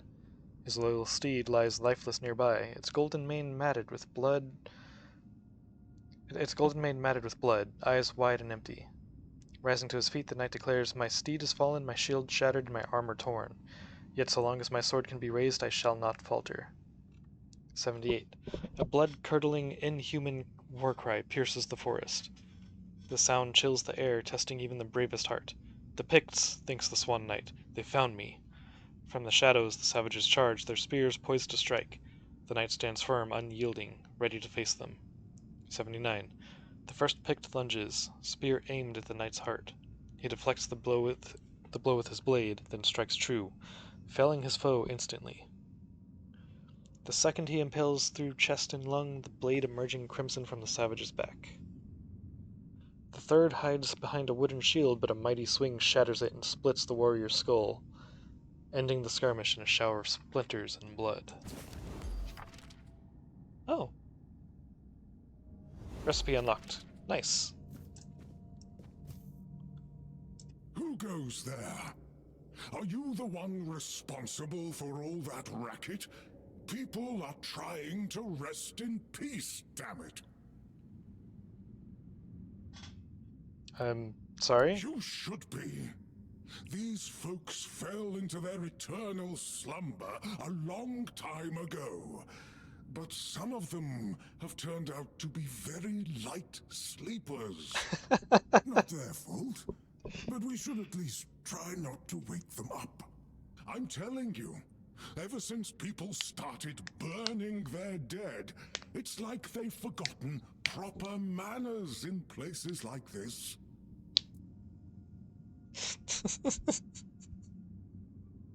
Imagine that's how it actually worked. If you're a light sleeper, you're just gonna become an undead because you're just gonna wake up. Who are you? My name's Huadok, and I am the keeper of this place. I look after the dead, or at least, I try to. It used to be much easier where they stayed in one place. Now I need to keep making sure they don't stray too far from the cemetery. But I'm not complaining. A little exercise is good for the body.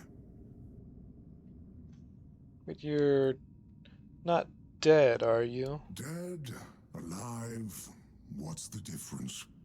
I am here.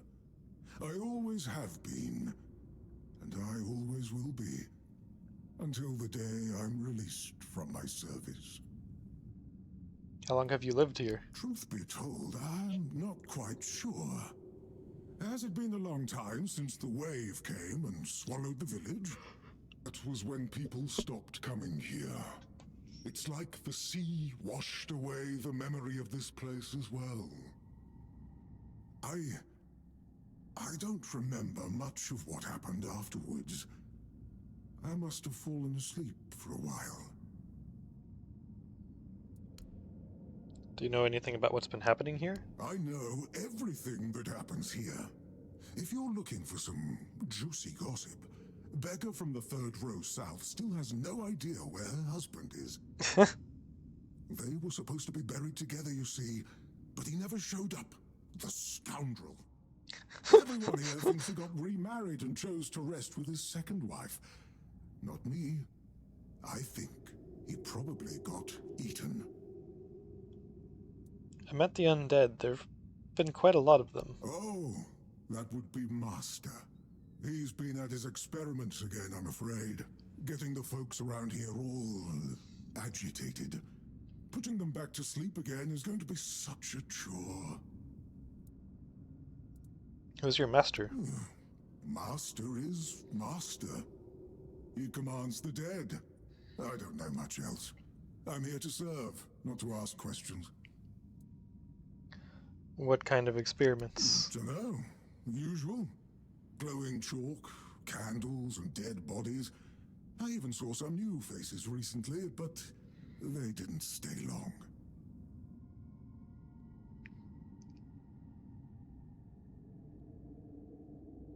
Where's your master now? You want me to betray his trust that easily? We barely know each other. I wouldn't tell you even if I could. Why do you serve him? Because it's my purpose. The sole reason I was brought back. That has never changed, just as I haven't. But I'm happy where I am. The dead need company too, you know. The folks here were forsaken by the living. At least I can make sure they're not lonely. I need to enter this crypt. Interested in local history, are you? Good, good. The memory of those who came before us should be preserved. I can let you in. There is a small fee of 5 gold coins for the upkeep of the cemetery, of course. It's constant work, as you can clearly see, and my petitions for additional funds seem to have fallen on deaf ears.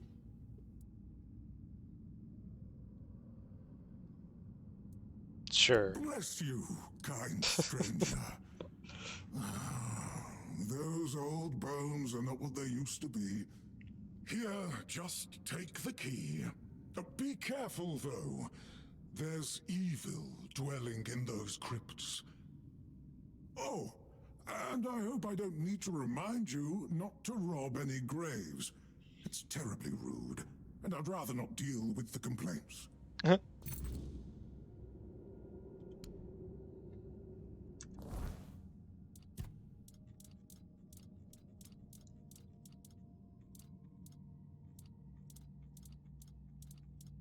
Wardock. Keeper of the Crypt, Custodian of the Dead. Wardock has watched over this place longer than even he can remember. Once his task was simple: guard the resting and ensure their peace. Now, in a world where the dead do not always stay buried, his role has become something else entirely. He does not command them, nor does he fear them. Instead, he guides them back to their rest, patient and unshaken by the chaos around him. Some would call him a relic, others a servant bound too long to his duty. Wardock himself would likely shrug and say that death is simply another kind of life, and someone has to look after it. I like him.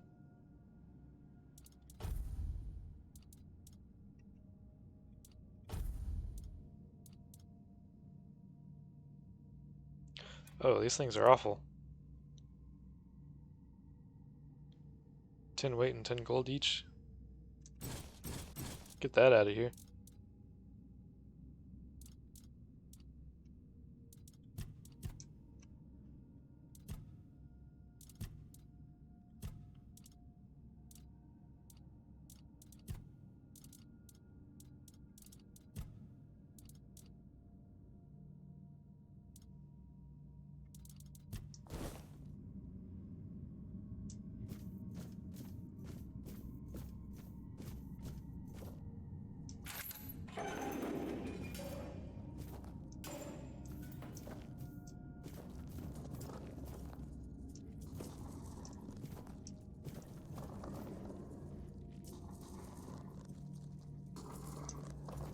Looks awesome.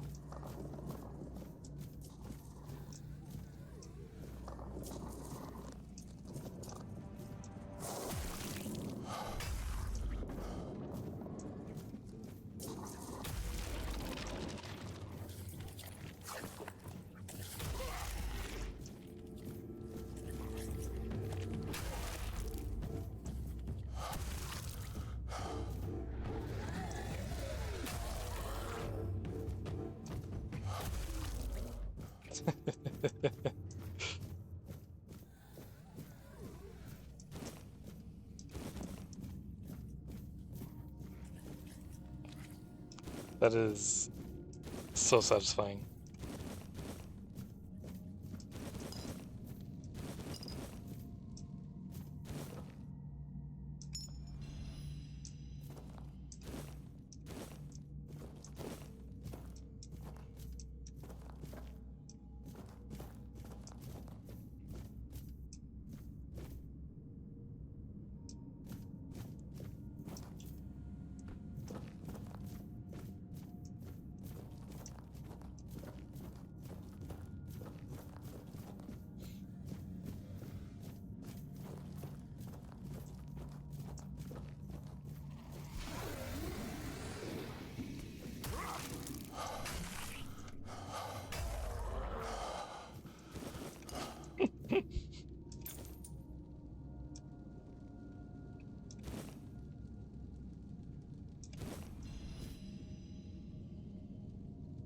Wooden mallet. Is that useful for anything?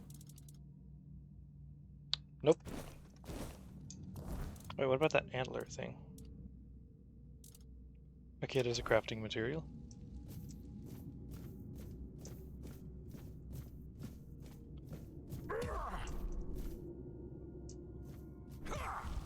Okay, I think it was just the screen shake there. For a moment it looked like the statue actually moved a little bit.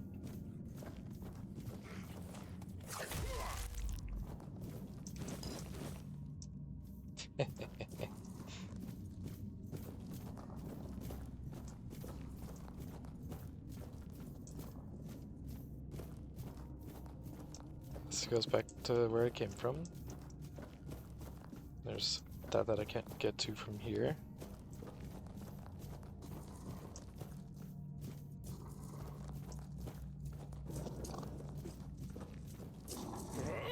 I missed.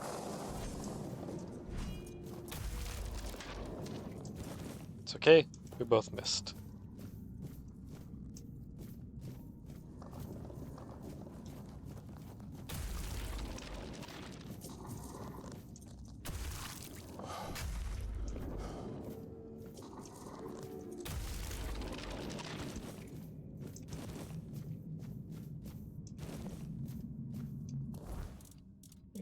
Double check the description on this.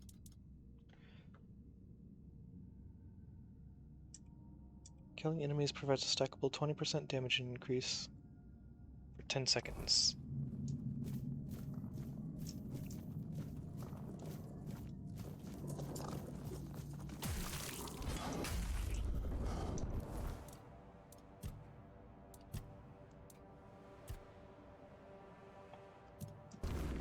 Okay. Oh, dang, that was a big hit. Oh, shit.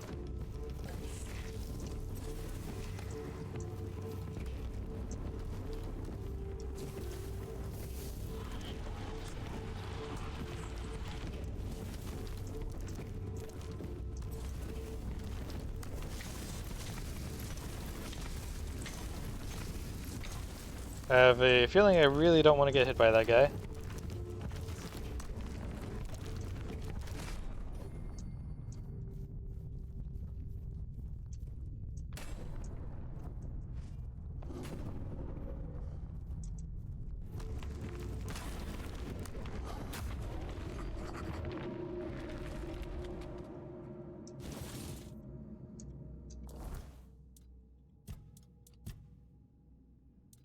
Lost Knight. The Lost Knights are guardians of forgotten places, abandoned and stripped of the reverence they once commanded. At first glance they appear as statues, but the moment you avert your eyes, they awaken. Though slow, these knights never tire, relentlessly pursuing anyone who dares disturb their peace. Many have vanished in the halls they guard, while a few who survived spent the rest of their lives dreading the sight of stone statues, never daring to turn their backs on them again. Yeah, I can imagine that experience would make you very, very paranoid of statues. Like that.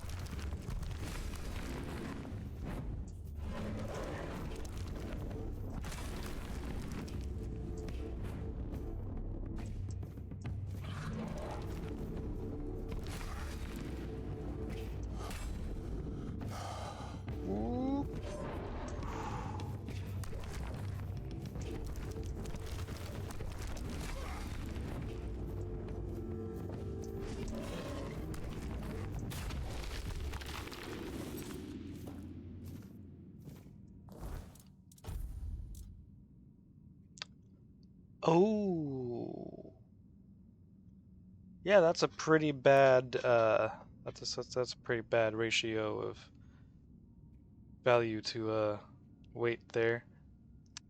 Weighs 100, sells for 10. 25, 30 damage, 68 stamina cost. Can I even equip it?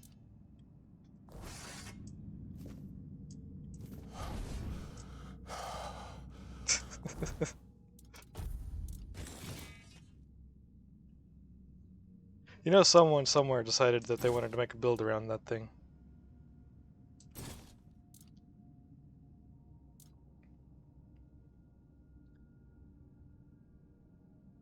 25% increased melee damage after dashing.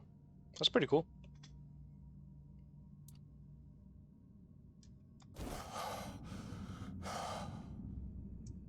Well, now I know. Don't pick their weapons up.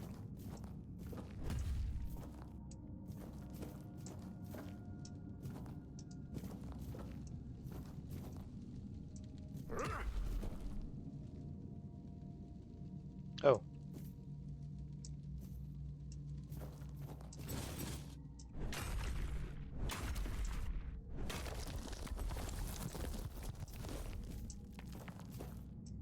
Hello? Oh. Okay, wait, what?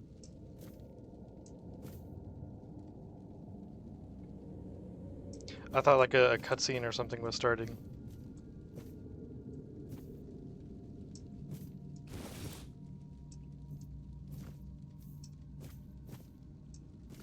Yeah, I thought this thing was gonna attack me.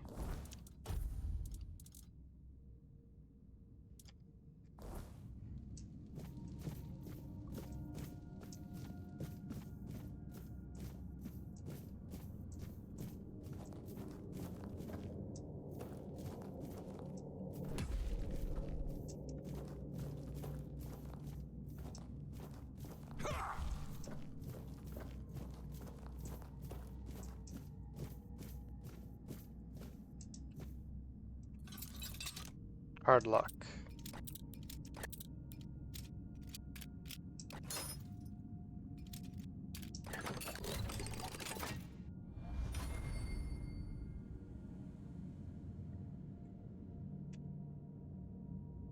Wrong button. Materia Medica Volume 7, Plants Perilous to the Mind. Belladonna, the Demon's Bloom. Author, Sidonius Garin. Legends whisper of a demoness with raven hair and black eyes whose gaze killed instantly. Sir Gawain, warned by fearful villagers, polished his shield to a mirror's gleam. When the demoness sought to strike him down, she saw her own reflection and fell dead. Where her body lay, deadly bushes sprouted, their berries as dark and shining as her cursed eyes. Belladonna, or Deadly Nightshade, is a small bush with oval, purple-tinged leaves and golden-hued flowers. Its glossy black berries are fatally sweet. A dozen can kill an adult. A mere 3 will end a child. Consuming Belladonna brings sweating, shallow breaths and dilated eyes before hallucinations drag the victim into waking nightmares. Some say the plant's poison pulls the soul into eternal damnation. In small doses, Belladonna eases coughs, but even this aid seems to mock the living.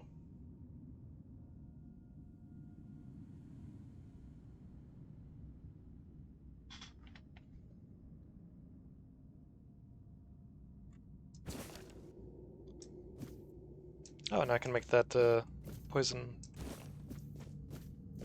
moss stuff. Well done. Yeah.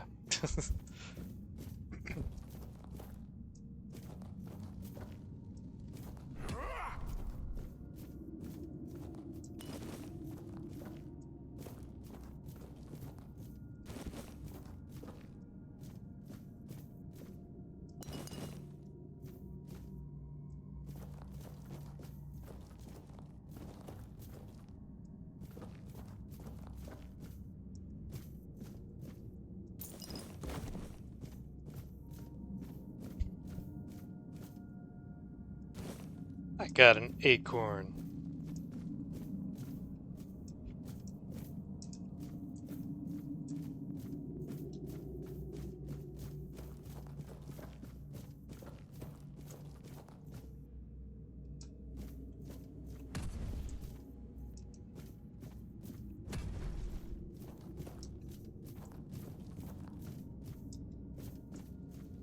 Okay, this is back to where I came from.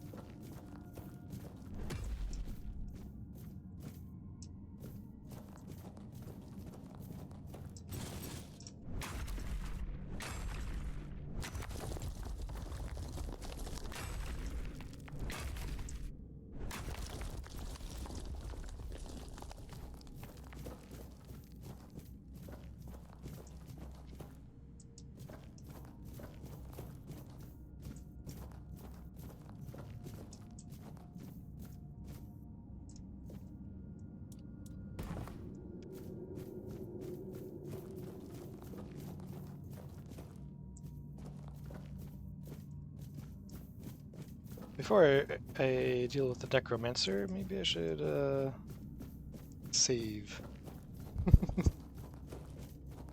Just in case, so I don't have to go through all this again. I haven't found the way to get up here yet.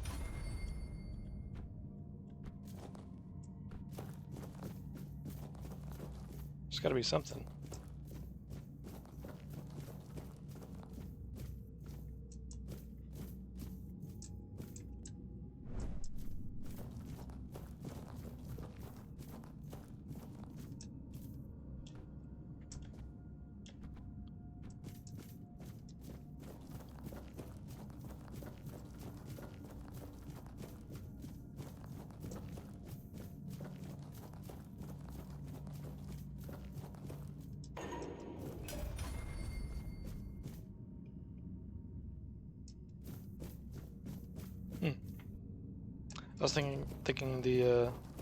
I was thinking I was deeper than I was, I guess.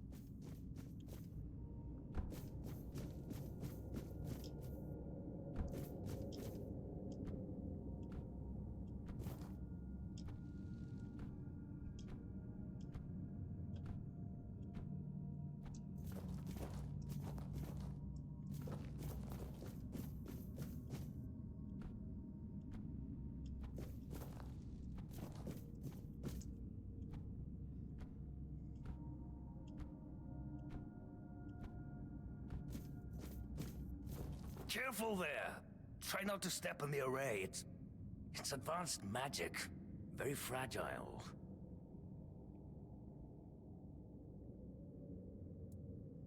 Advanced or not, I need you to stop doing whatever it is you're doing here. Stop.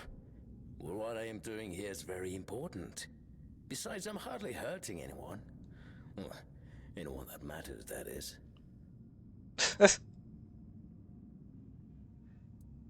You kill people and raise their corpses. That is a gross oversimplification. I am conducting valuable research, and yes, I do get rid of vermin and give their sorry existence some actual meaning. Posthumously, but, well, as they say, better late than never, right? Don't tell me you care about the lives of a few bandits.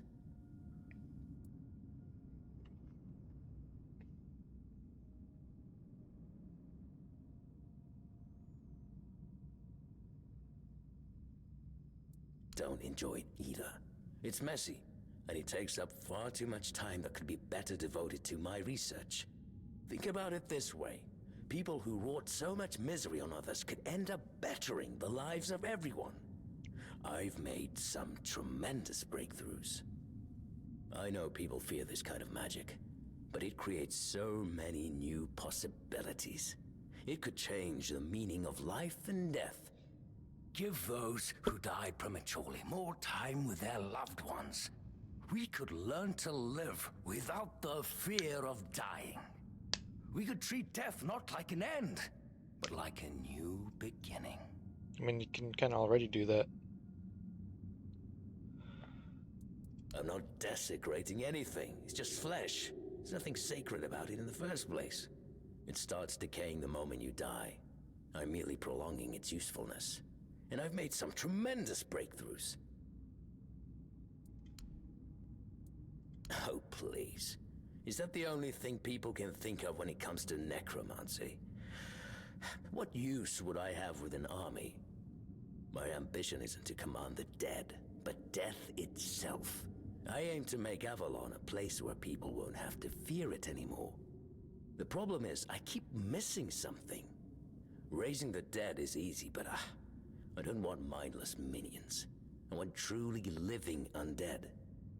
Yet no matter what I do, it just won't work.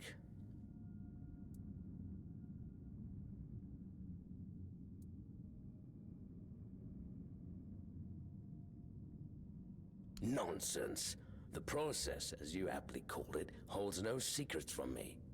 I have studied its every stage, every aspect, all while keeping meticulous records.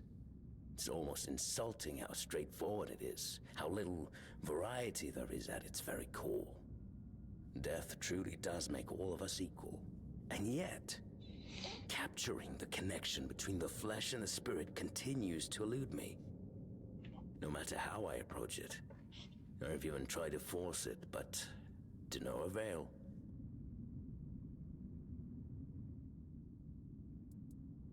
Warduk. You mean the servant? I'm not sure where you got that idea, but he is indeed merely a minion. Quite a sophisticated one, I'll admit, but he's never said more than 2 words to me. Fine. If you wish to waste your time with him, go ahead. Who knows? Maybe his first master simply forbade him from speaking his mind.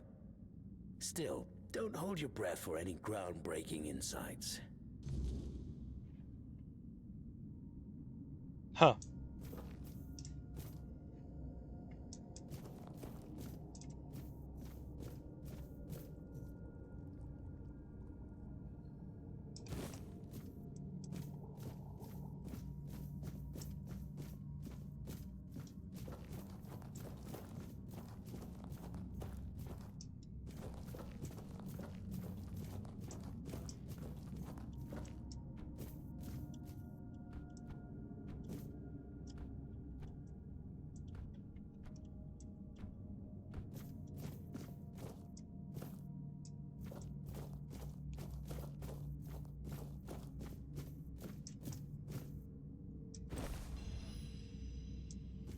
Oh, nice.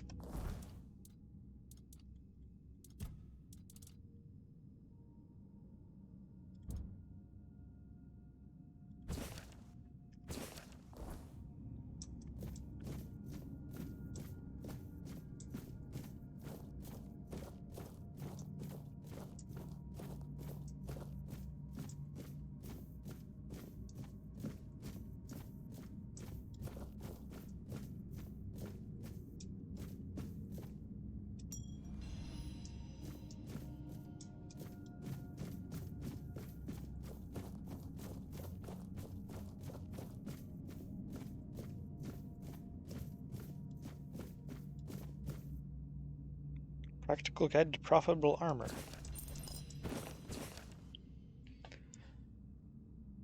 Author Alric the Gravedigger. Look, I've spent years digging graves, and if there's one thing I've learned, it's this. Dead men don't need their skin, or their bones, or much of anything, really. A shame to let it all rot when it could be put to good use. Take drowners, for example. Their skin turns tough from soaking in filth, almost like rawhide. Dry it out, treat it with salt and oil, and it makes a fine layer of padding, light, flexible, and good against the cold. If you're feeling fancy, reinforce it with boiled leather. Then there are the undead gravewalkers, the poor sods who crawl out of their coffins. Their bones, though? Still solid. Grind them, mix with resin, and you've got a fine sealant for armor. Keeps rust at bay and smells better than corpse gas. Now, I won't claim this work is noble, but a man's got to make a living, and if the dead can help, why not let them? Waste not, want not, I say. Huh.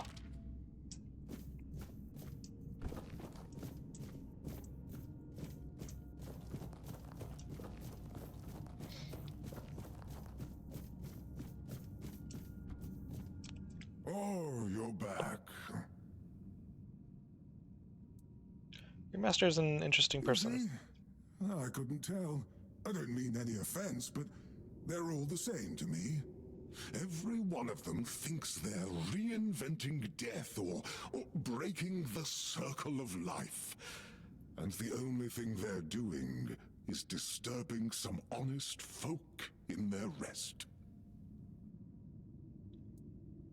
Why do you serve them? I don't have much choice, do I? But I don't mind the service. I like being around the dead. It's just the constant cleanup that gets to you after a while. You're saying this is not your first master? No, I'm sure he won't be the last.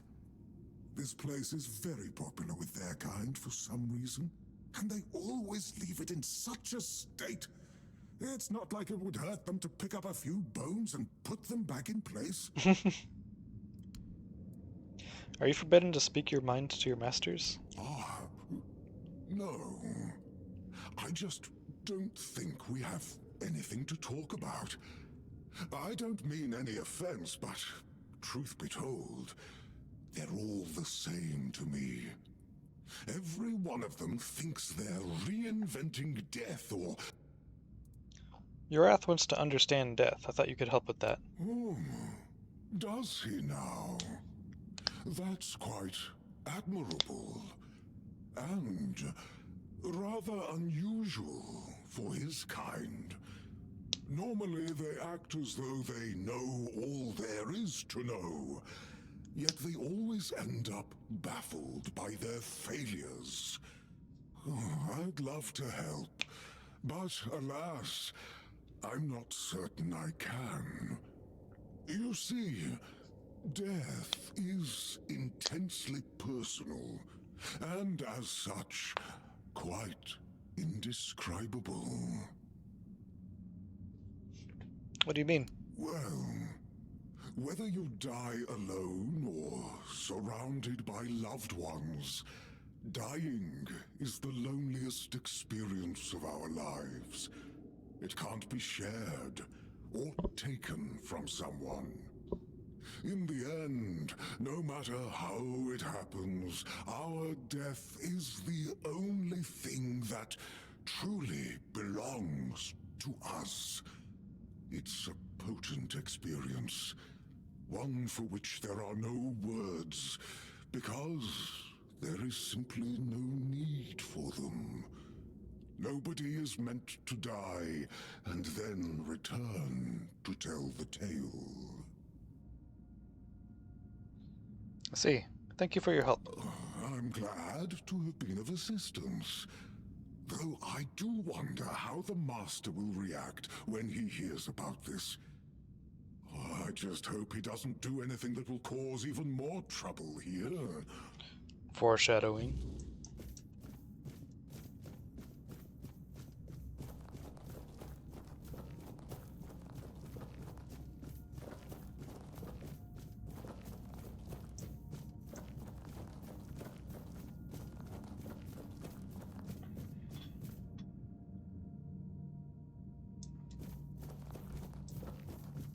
Just had to stop and make sure the stream was still...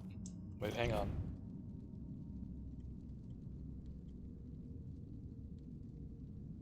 Okay. Okay, still good.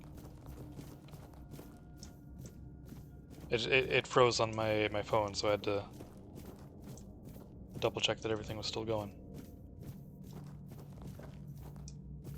Well, what earth-shattering revelation do you have for me? Basically, you need to die. Are you threatening me?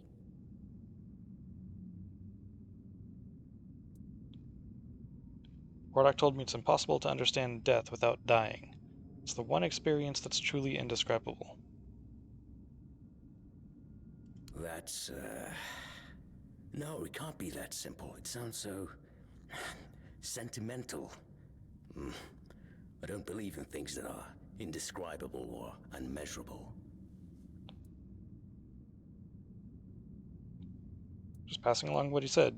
Do with it what you will. But how do I make sure I don't share the fate of the others? And how do I remain? That's it. Perhaps that's the very core of the problem. What's needed is a subject who is perfectly aware of what's happening. One who understands the intent behind everything. And that subject could only be me. Plus, there might be a few advantages to having an undead body. Let's see. Just need a few things and... We're gonna accidentally turn this guy into a lich.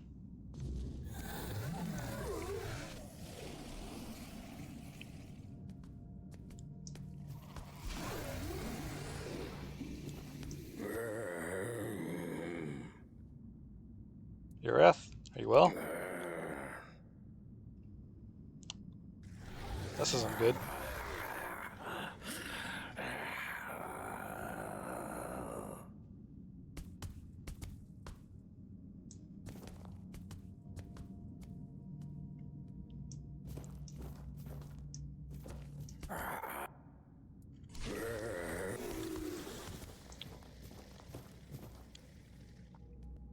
Huh.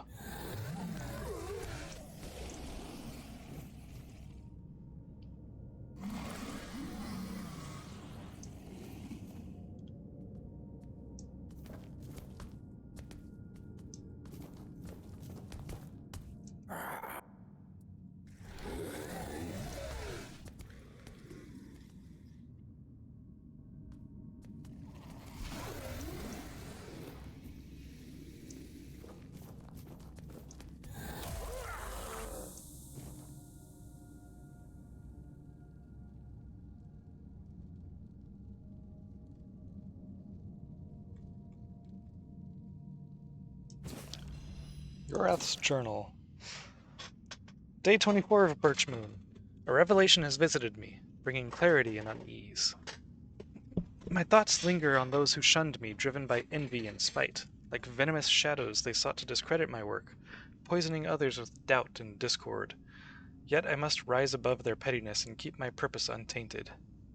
Day 30 of Birch Moon. As I unlock life's mysteries, I am reminded to remain resilient. The envious, like stealthy predators, must not distract me from transcending mortality's limits. With renewed resolve, I press forward, knowing that triumph over adversity will be my enduring legacy. Revenant armor? That sounds badass.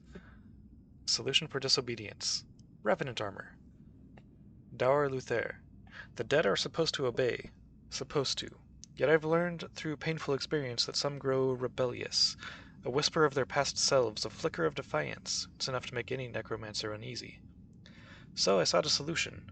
If my minions insist on turning against me, why not make their remains my shield? Bone, after all, is sturdy, and with the right bindings it holds enchantments well. Ribs become pauldrons, spines reinforce a cuirass, skulls add an extra layer of protection. Silent, obedient, and, most importantly, incapable of rebellion. Binding spells keep the armor from attracting restless spirits. A simple sigil of dominance ensures that no lingering essence remains. Now, when I raise the dead, I do so with confidence, and if one of them turns rogue again, well, I'll simply repurpose them into something more useful. Skeleton Army, Soul Savage, Skull Staff, Burning Ember, Necromancer's Mask and Robe. You can keep your boots.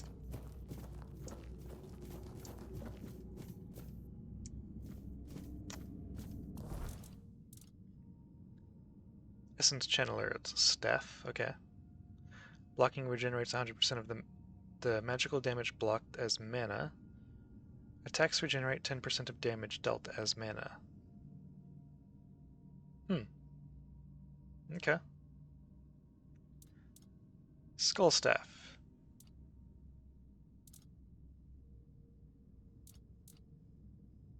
Increases mana shield by 10%. On hit, restores 10% of damage dealt as mana.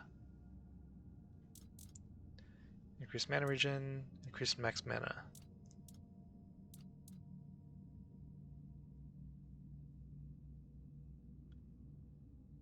Oh, increases melee damage and weak spot damage. I see. Now, Soul Savage. Let cast Ray removes targeted summon, restoring up to 75% of mana cost used for its initial summoning based on their current health. Heavy Cast, also a Ray, removes targeted summon and restores your health based on its current health and the mana cost of its initial summoning. Cool. Skeleton Army orders your summon skeletons to attack a specific target on Lightcast. Heavy cast summon summons a skeleton to fight by your side. Requires 5 spirituality. Okay.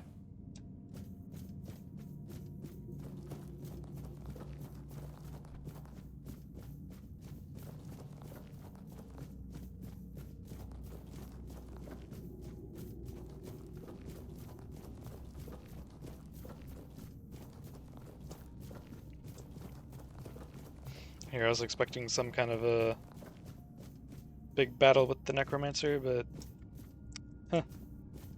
Oh, well, this is a fine kettle of fish, isn't it?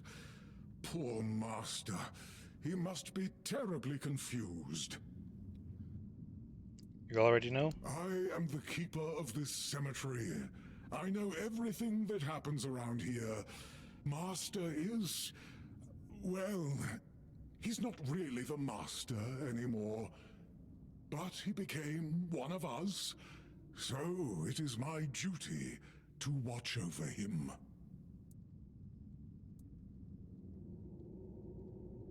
What should we do with him? I mean, I've kind of already taken care of that, but... Oh, it's very kind of you, but there's no need to worry. I will take care of him, just as I care for the others. I cannot promise he will be happy, but I'll at least make sure he'll be at peace. His mind has always been so tormented. He deserves some respite. What do you think went wrong? Master's heart was in the right place, mostly. But his head was always all over the place. The dead, you see, they have simple needs and simple regrets. When there's too much clutter, things can get tangled up. But who am I to dwell on such matters? I'm just a simple servant, after all. Things like this are far beyond my understanding. I'll leave Yoreth to your care then. Please visit any time. I'm sure it'll make him happy. And I suppose I won't be going to sleep just yet. Not while the Master is still adjusting to his new state. It might be a good time to tidy up around here. Who knows? I might stumble upon a few useful items for your journey. So, don't be a stranger.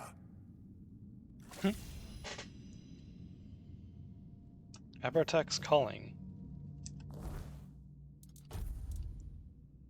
What this? Lightcast area of effect. Chunk of damage explodes a random nearby corpse. Oh, corpse explosion. Okay. Dealing damage and applying bleed to enemies in the area. Heavy cast channeled continuously heals you from a random nearby corpse. Huh.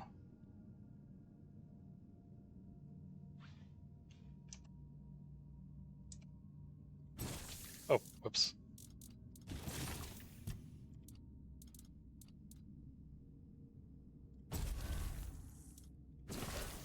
Sure. That could be cool.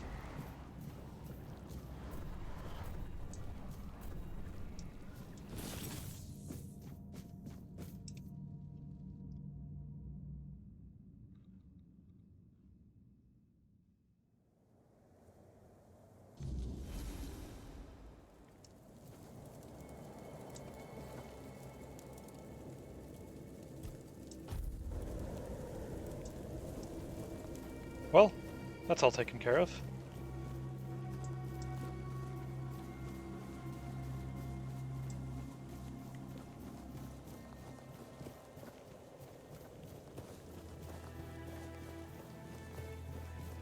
I do need to steal something for... what's her name?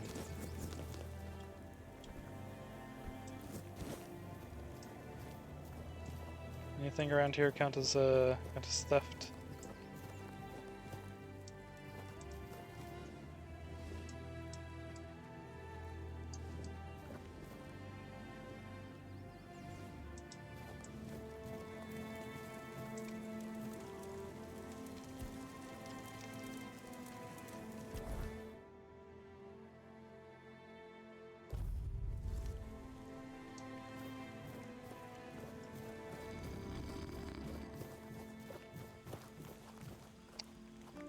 I should have checked to see if there were any logs I could chop while I was over there.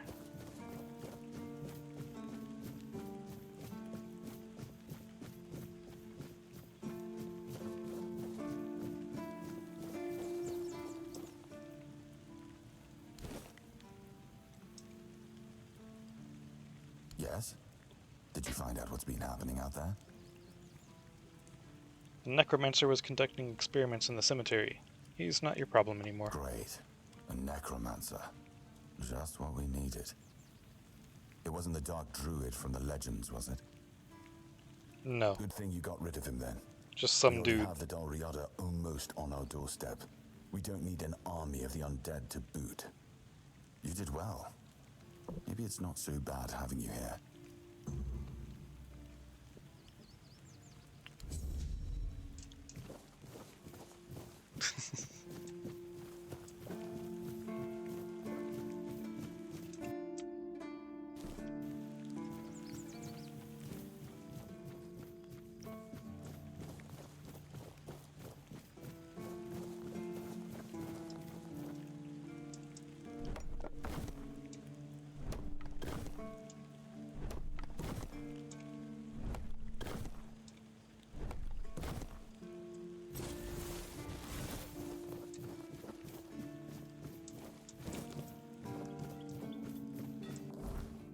Next up.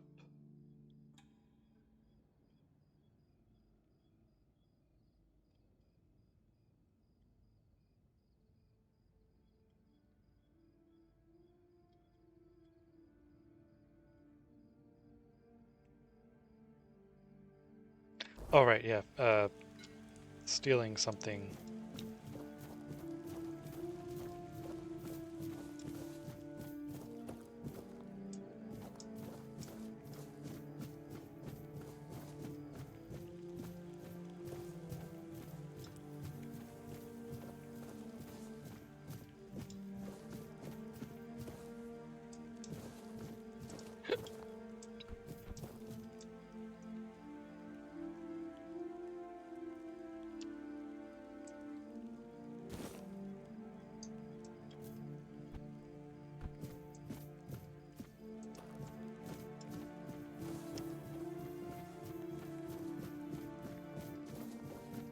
It's not something Stratos would typically do. He's not really a...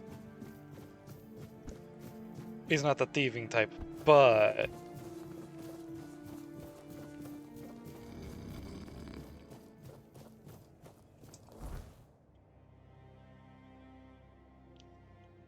I gotta know.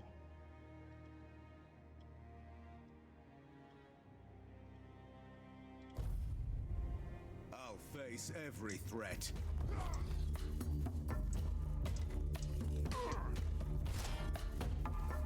It's just a flesh wound.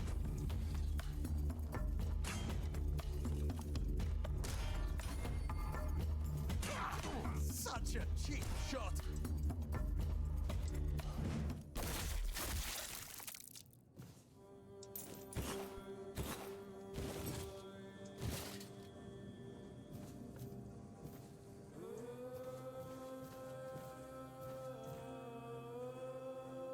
Is that why they put this here?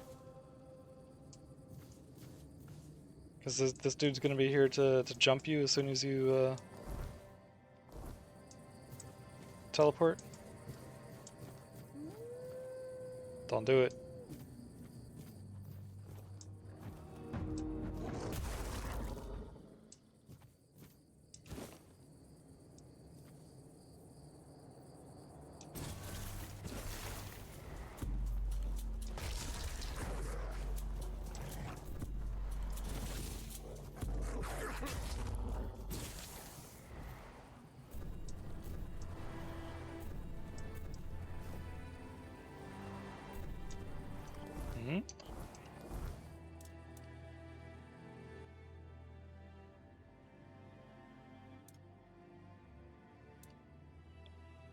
Channeled continuously heals you from a random nearby corpse.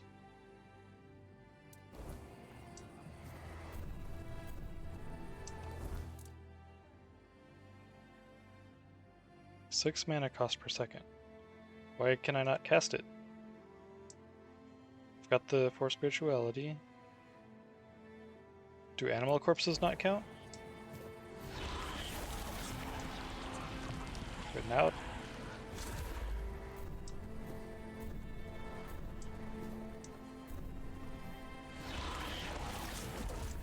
So too close? Huh.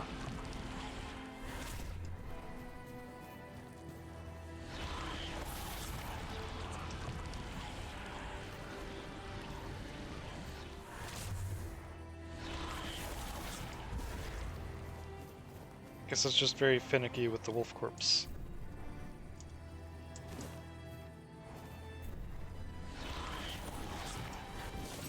Weird.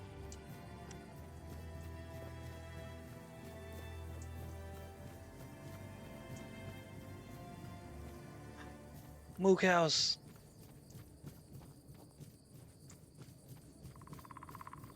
Get them, they're adorable.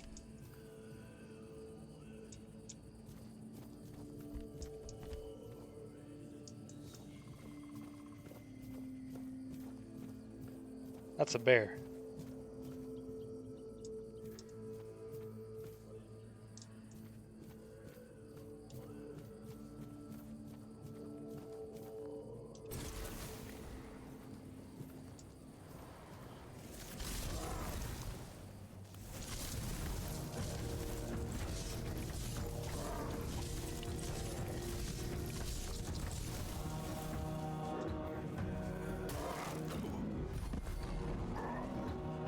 Yep.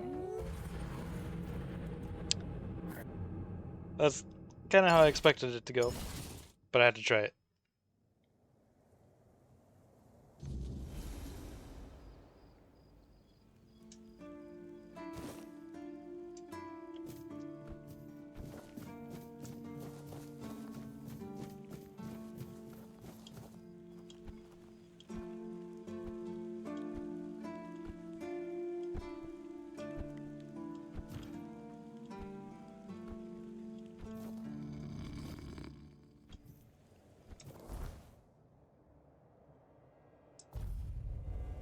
Hold your ground, men.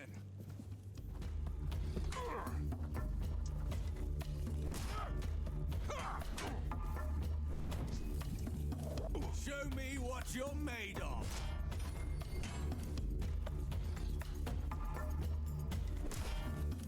You're nothing but a peasant.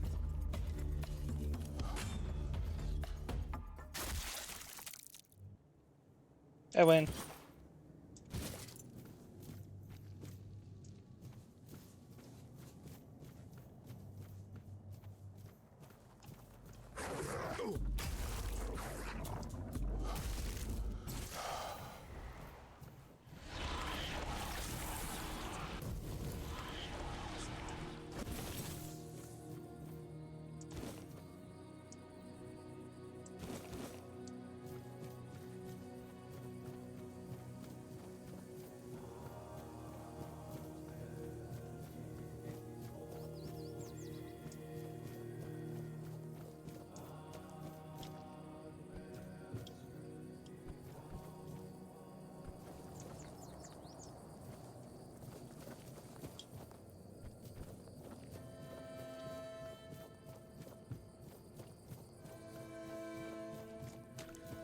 Now then, does this guy have anything to say after having taken care of the necromancer? I've dealt with the necromancer.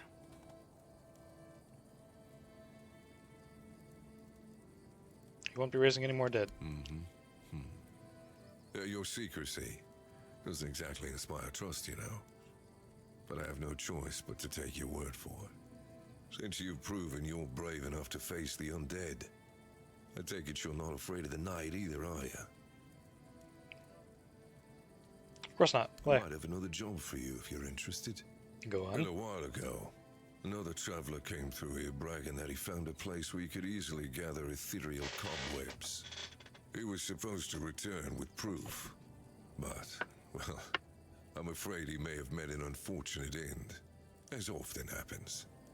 But I'm still curious about the place he mentioned.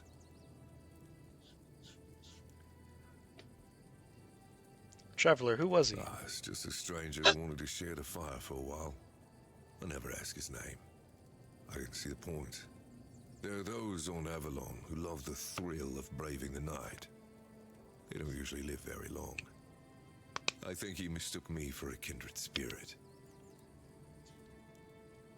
What are ethereal When cobwebs? you wander through the weirdness and observe the creatures it has altered, you'll notice a strange substance covering them.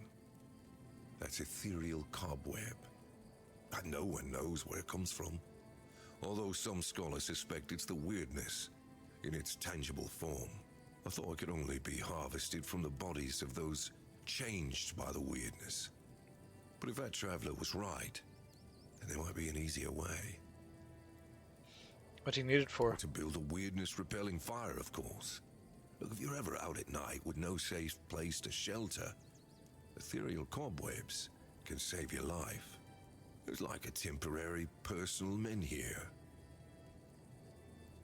Can't you just go and check it yourself? But the problem is, ethereal cobwebs can only be gathered at night. And I'm not exactly keen on needlessly putting myself at the mercy of the weirdness. I've got obligations to the keep and my brothers in arms. I can't let them starve or freeze just because I'm a little curious, can I? Fine, I'll let you know what I That's find. good. Hand me a map. I don't know the exact location, but you should find it in this area. Good luck.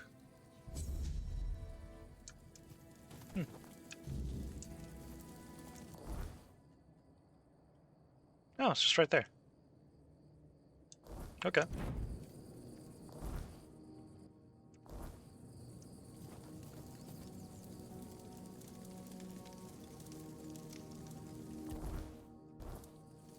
Getting pretty close to another level up.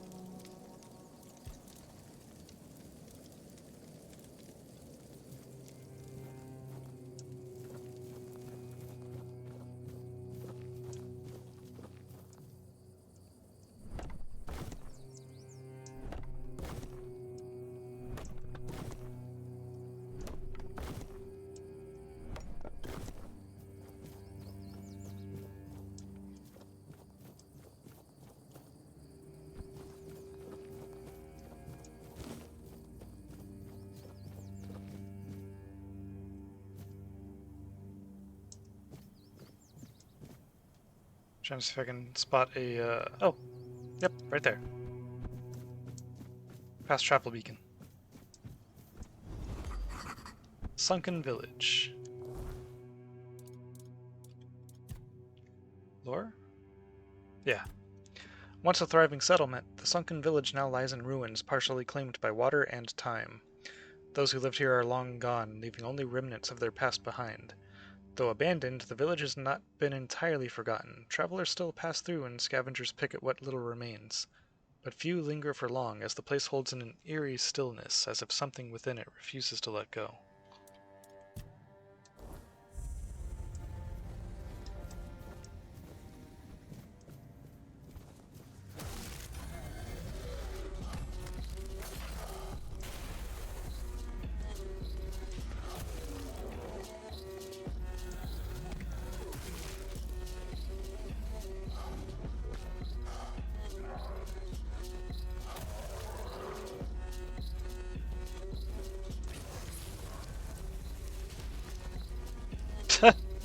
They blew up on me and leveled me up, so I healed. That's funny.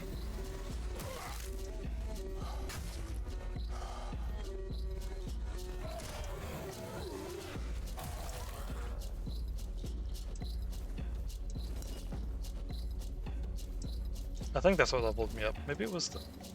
I don't know. Pretty sure that's what it was.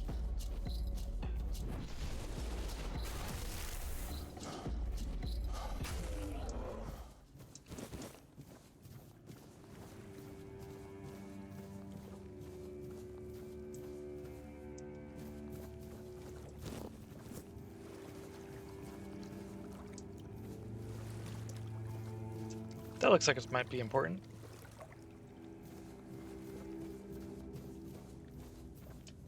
I'll save this for the stream tomorrow. Oh, Coming to the sunken village. Because it is 1:30 in the morning right now, I think.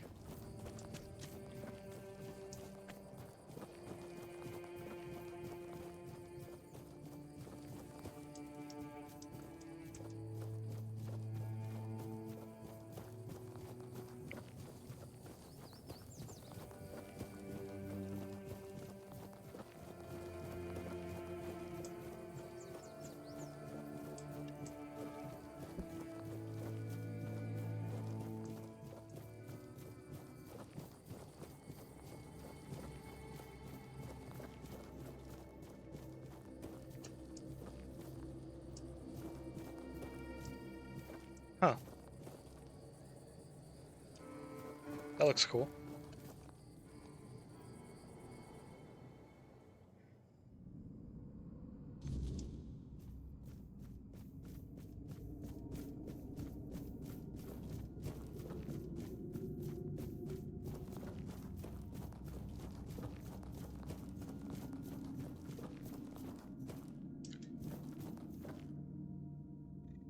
I just...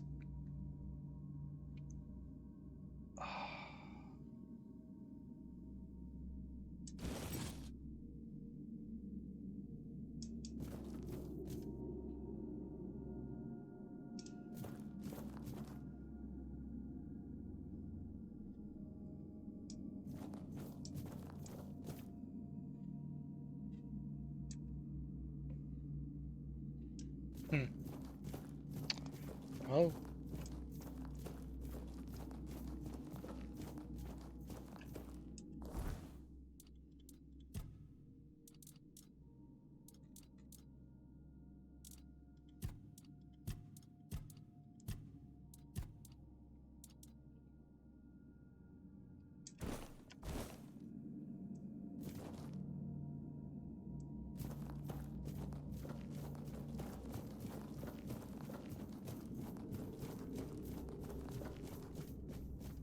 Damn.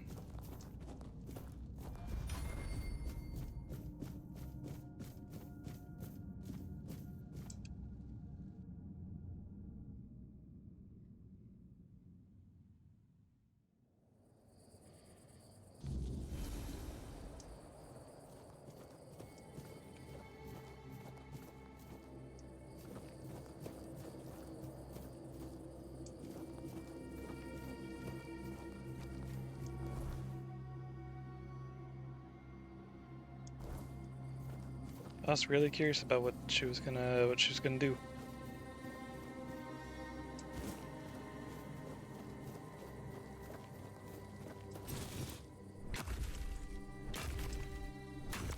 Oh, is what it is. Might look it up later.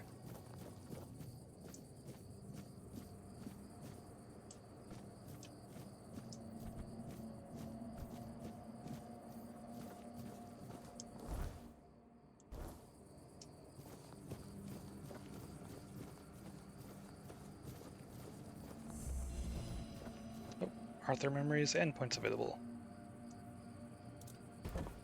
Okay, sure.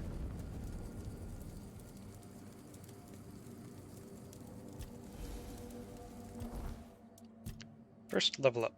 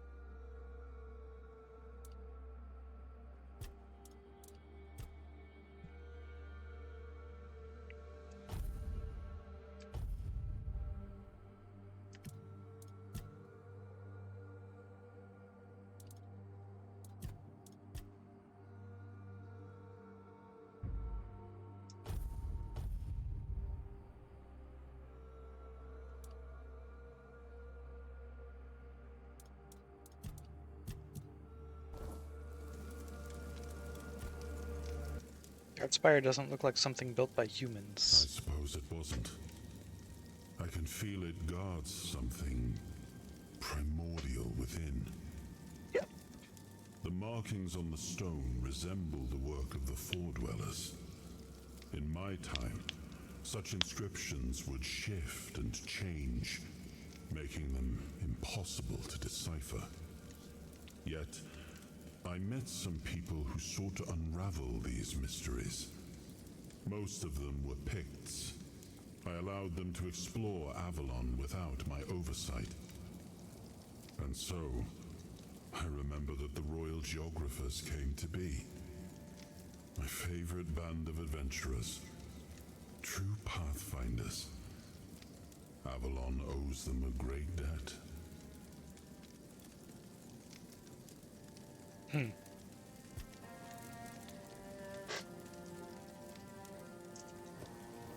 Freaking, I love his design. He just looks so cool.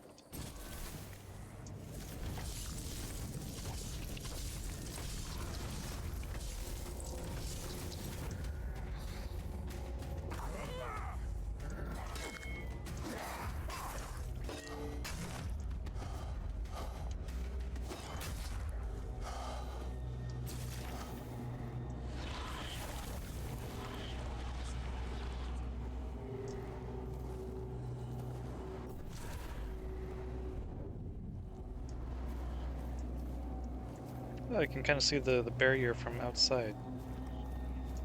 That's cool.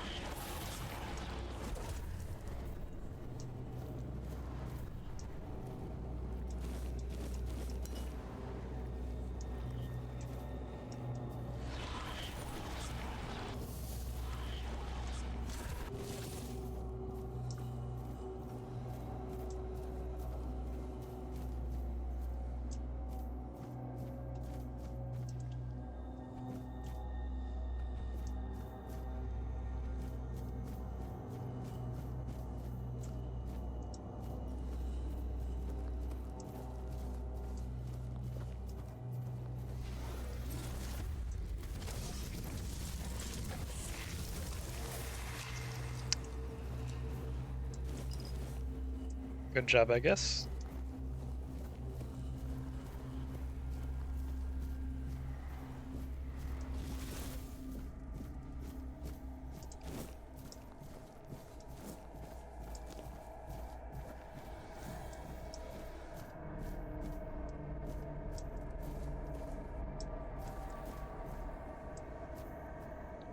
Oh, it's another one of these. Oh.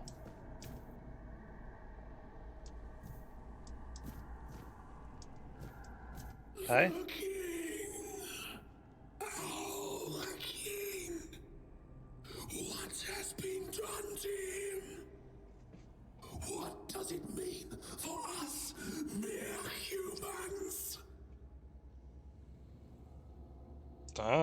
Behold, the garden suffers. No point in pursuing further. Where could Bridewin be? Why is he not among us? There is no me. There is no us. Where?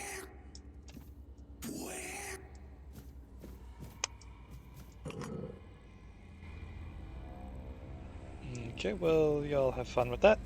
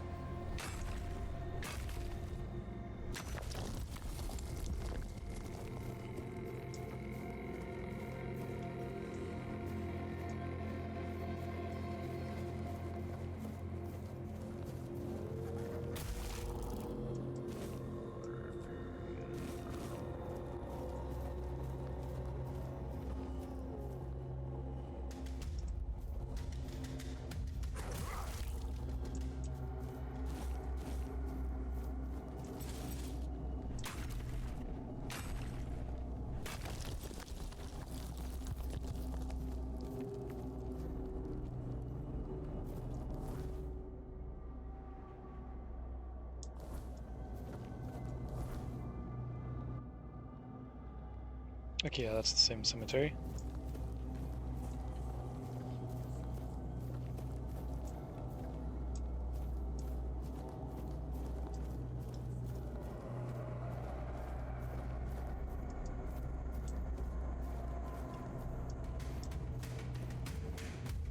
Oh shit, is that a will-o-wisp?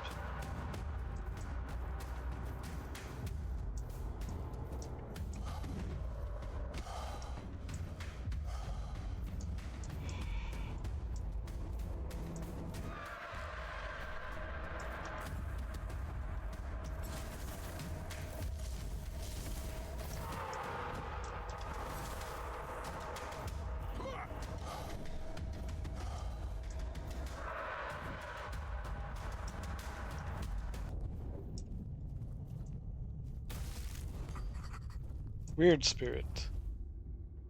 When weird night falls, it is common to see pale lights adrift in the darkness, flickering like dying embers. Some mistake them for fallen stars, others know them for what they are. Weird spirits are remnants of souls torn from death by the pull of the weirdness. They do not think, nor do they remember. They roam without purpose, lashing out at anything that crosses their path. Once they were human, now they are nothing but light, rage, and an endless hunger to be whole again.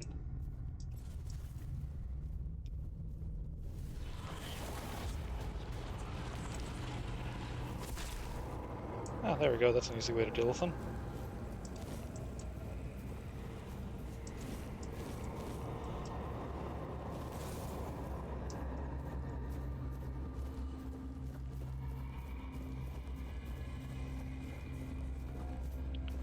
No aim required.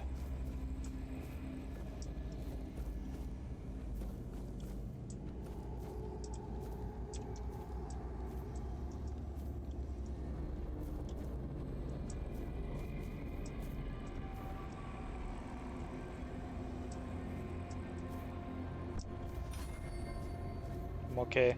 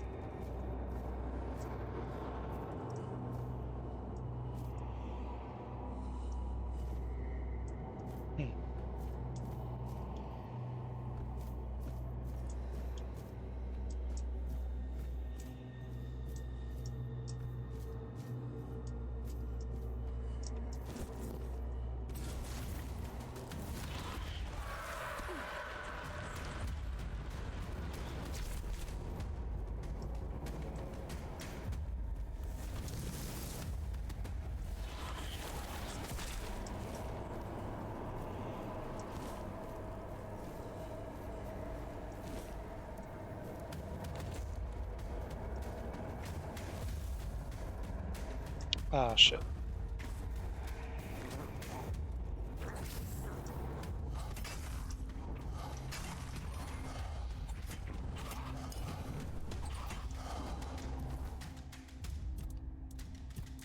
Goddamn red gaps.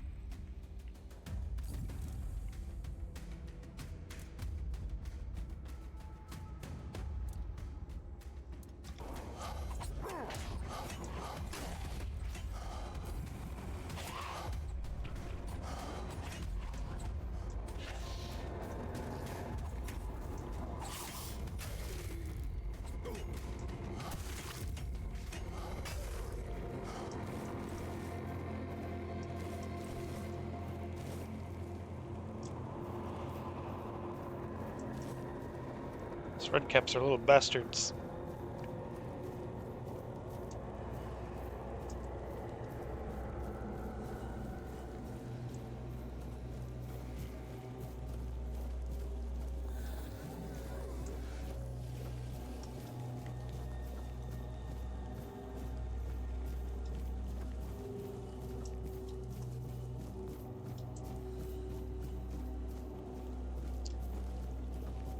Oh, is this the way to get over there? Maybe? No?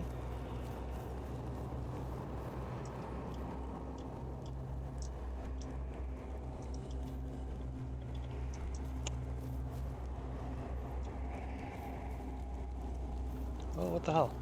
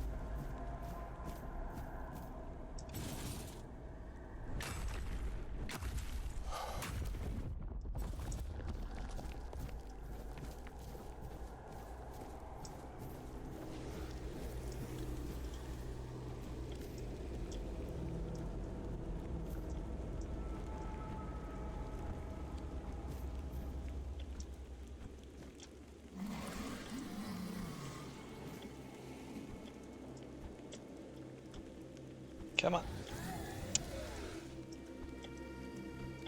You can do it.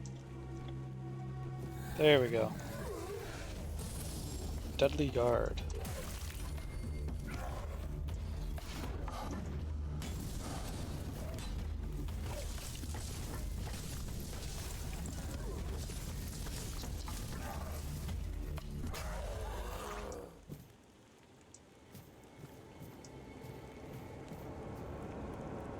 Flame Torrent.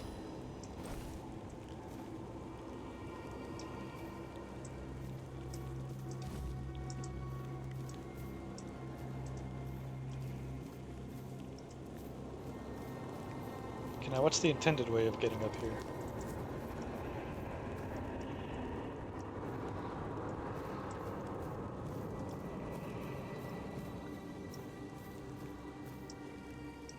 Oh.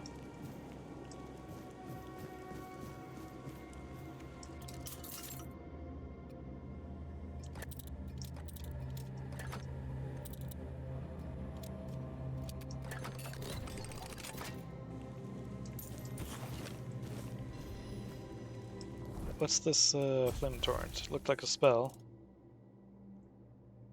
Blast all enemies in melee range. Creates a stream of fire burning everything before you.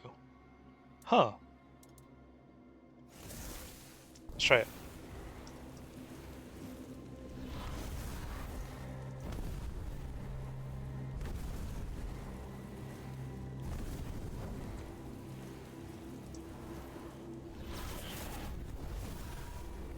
Okay, cool.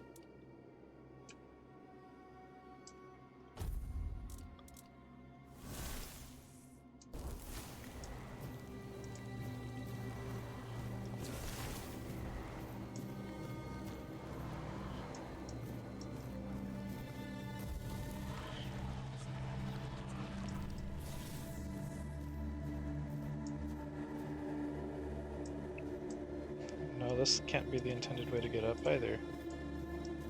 I think.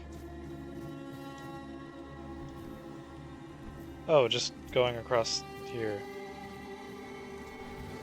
Okay.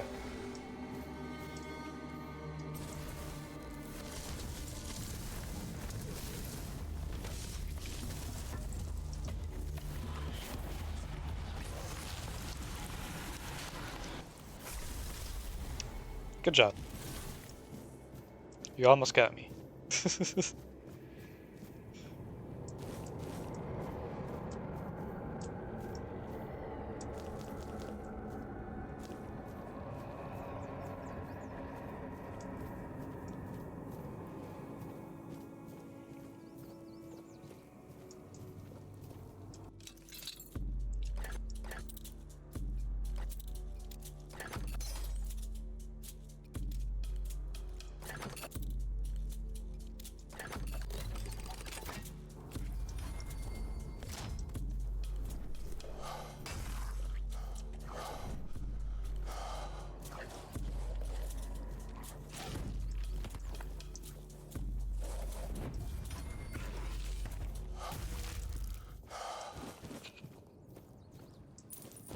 I love that bonk sound.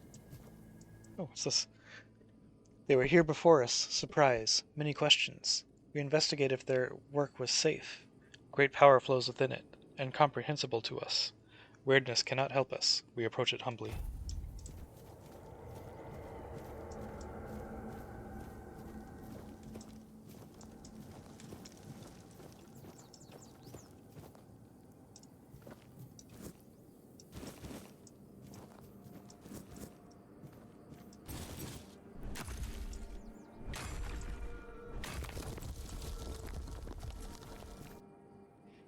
We approached with respect. The tower allowed us to discover its potential. We don't know what it once was. We know that now it is the way home. Be careful, pilgrim, when you enter. Your soul must be strong and pure.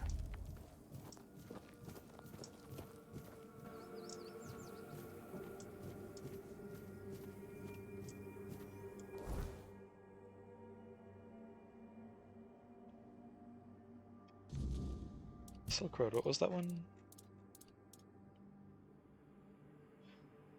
Oh, okay.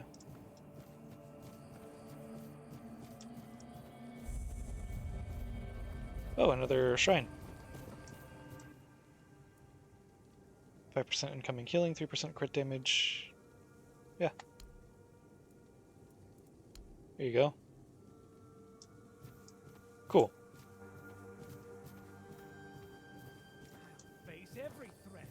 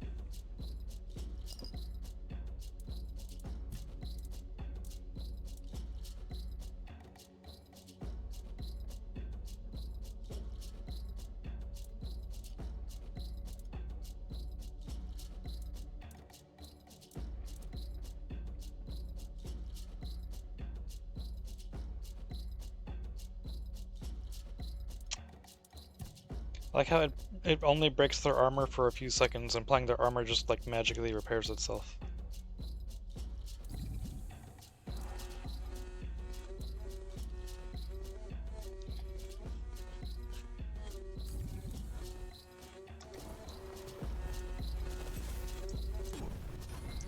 Holy fuck. I see fear in your eyes.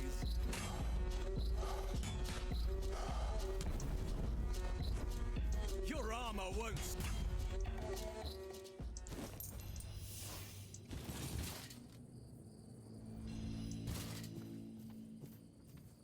I will be your downfall.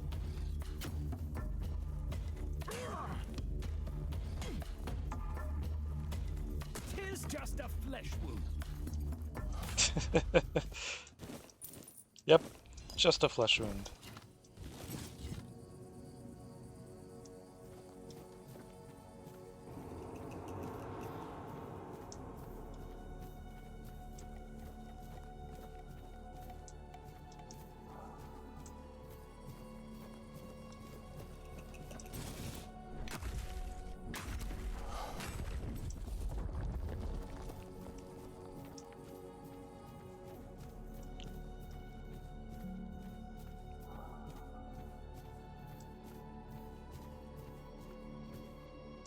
Mather favors me.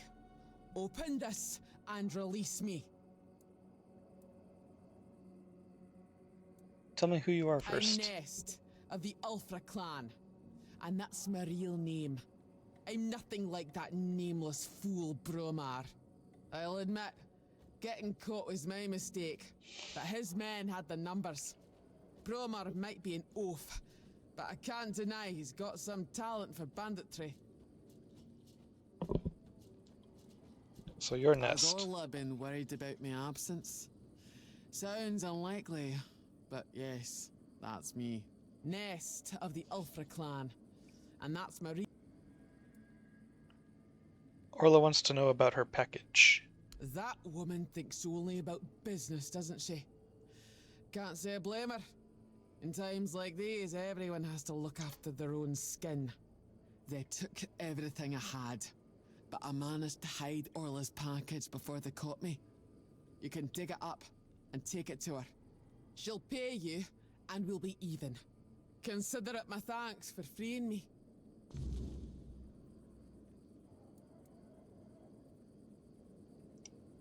Who's Nameless Bromar? Ah, I see you don't know much about the Dalriata. No surprise there. Our elders keep us in the mountains, and the world seems to be forgetting about us. In the Dalriata, you have to earn your name. You choose a father, go through the trials, all of it. You need to prove yourself worthy of your clan. If you fail, you're not worthy of carrying a name. You get exiled. So, Bromar can call himself whatever he wants, but to me, he's a nobody.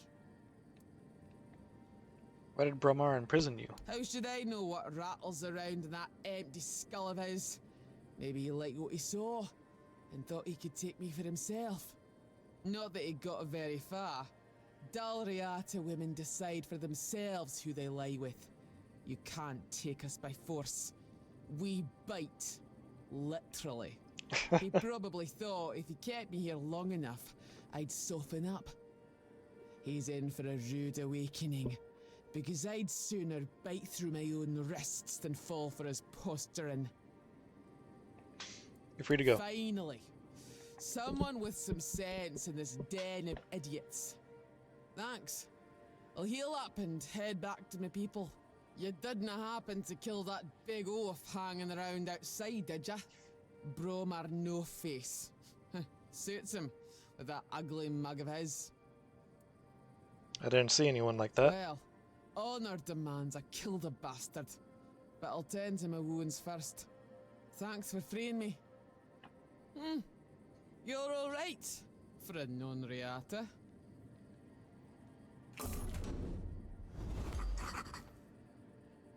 And there she goes, I guess.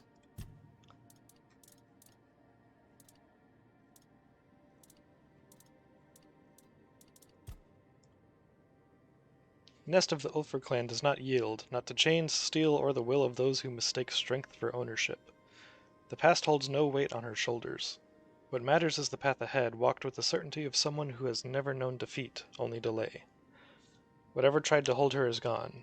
Whatever waits beyond, she will meet on her own terms.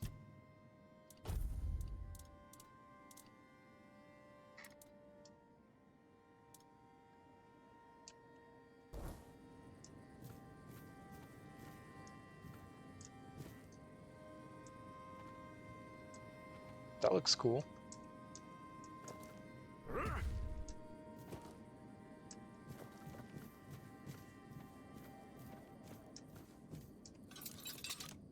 Medium lock, and I didn't have to do anything.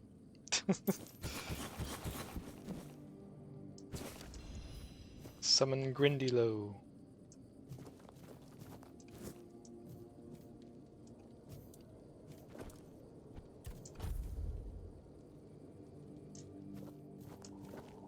Oh. Okay, so there's like multiple types of alchemy stations. It's kind of cool.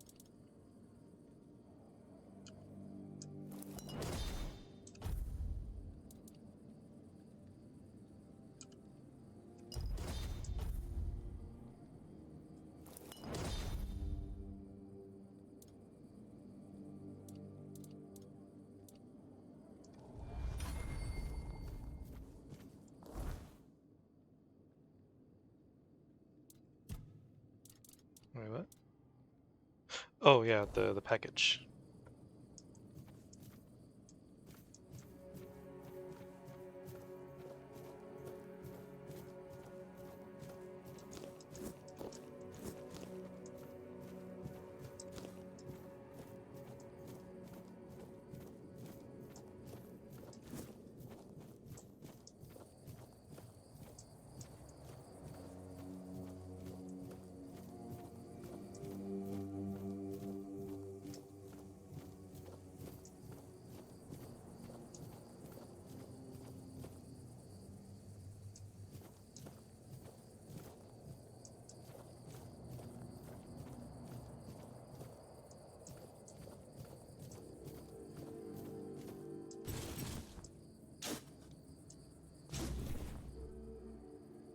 Mysterious package for Orla.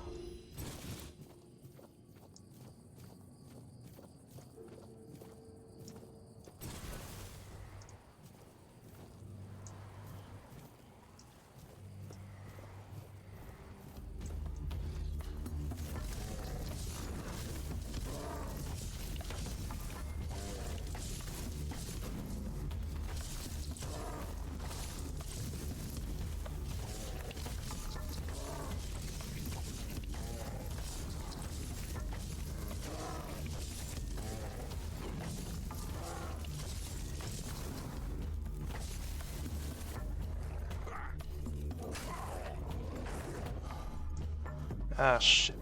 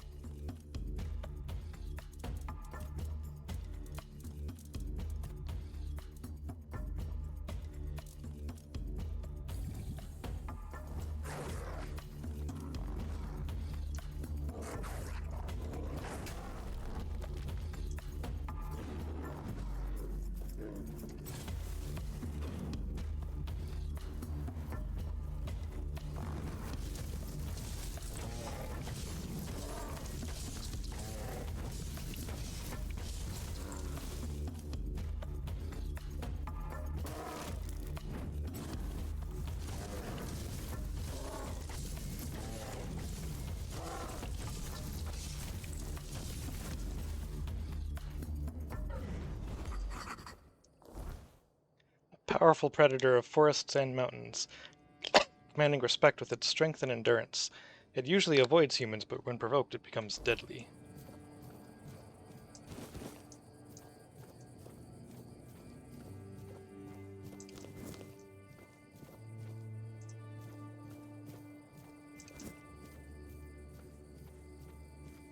Okay, there's one of the wolves. Where's the other wolf?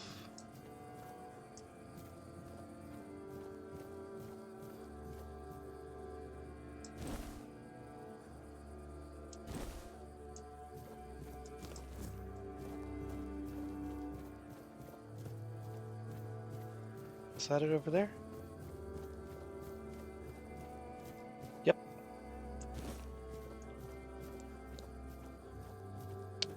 Well, killed my first bear.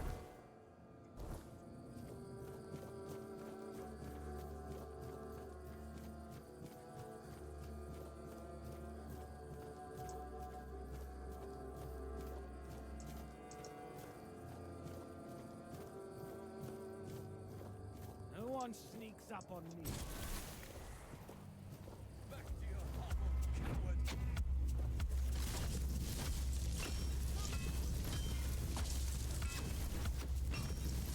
You're nothing but a...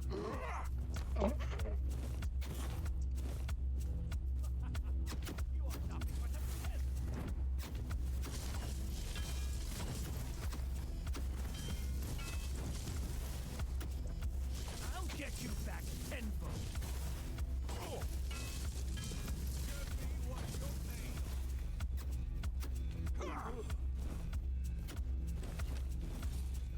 You'll fall to my sword. Damn, that hurt.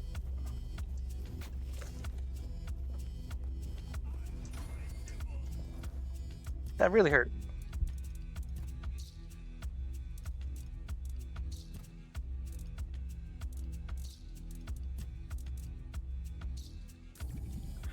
I did get the skill to parry projectiles, right? Uh-huh. How hard could it be?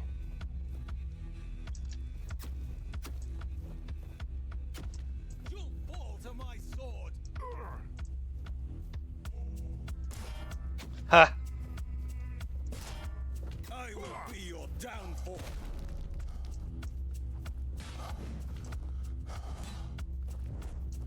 You'll fall to my sword.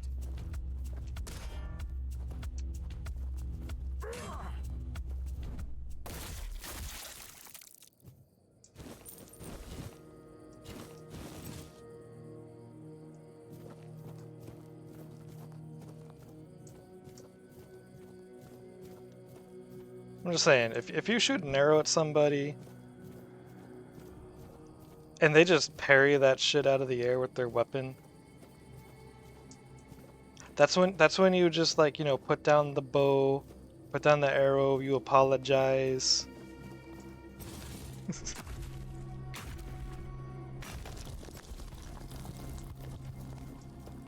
Because you're not winning that.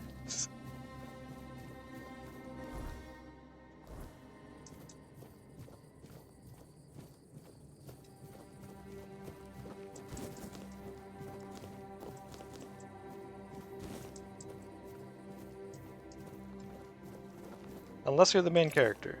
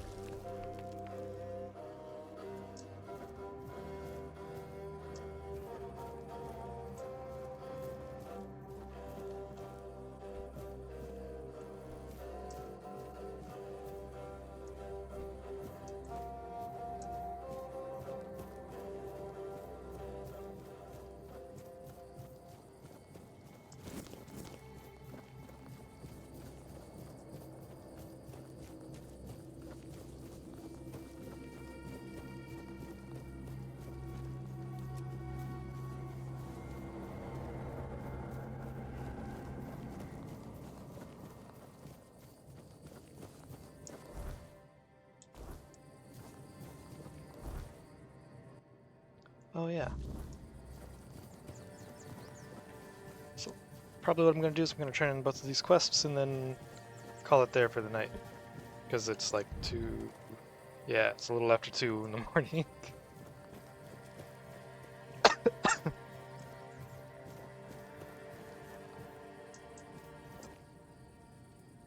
Found the place you mentioned. It's true, you can harvest cobwebs there. Oh, that's good news. When the keepers are allowed to leave the walls again, I have to organize a small party to stock up. And what about the traveler I mentioned? Was he... dead? Yeah, just as I thought. Well, may he finally rest in peace. Thank you. Huh. I hadn't thought about a reward for you. But I do have some information that's worth more than anything else I could give. A few nights ago, I spotted a weird ear near the old ruined Brock. I had it in my sights, arrow notched and ready, when a wolf attacked me. By the time I dealt with that, the weird ear had vanished. It's yours, if you can catch it. And why would I want it? Weird ears are rare and valuable, not just in gold. Their hide is incredibly tough and has natural magical properties. That's not all. Their antlers make perfect handles for knives, and you can even craft arrowheads from their bones. Nothing goes to waste. Well, except the meat. I'm not saying you couldn't make a stew out of it, but you wouldn't want to start growing antlers yourself, would you? Maybe. You're welcome. And good hunting. Oh, that campfire finally went out.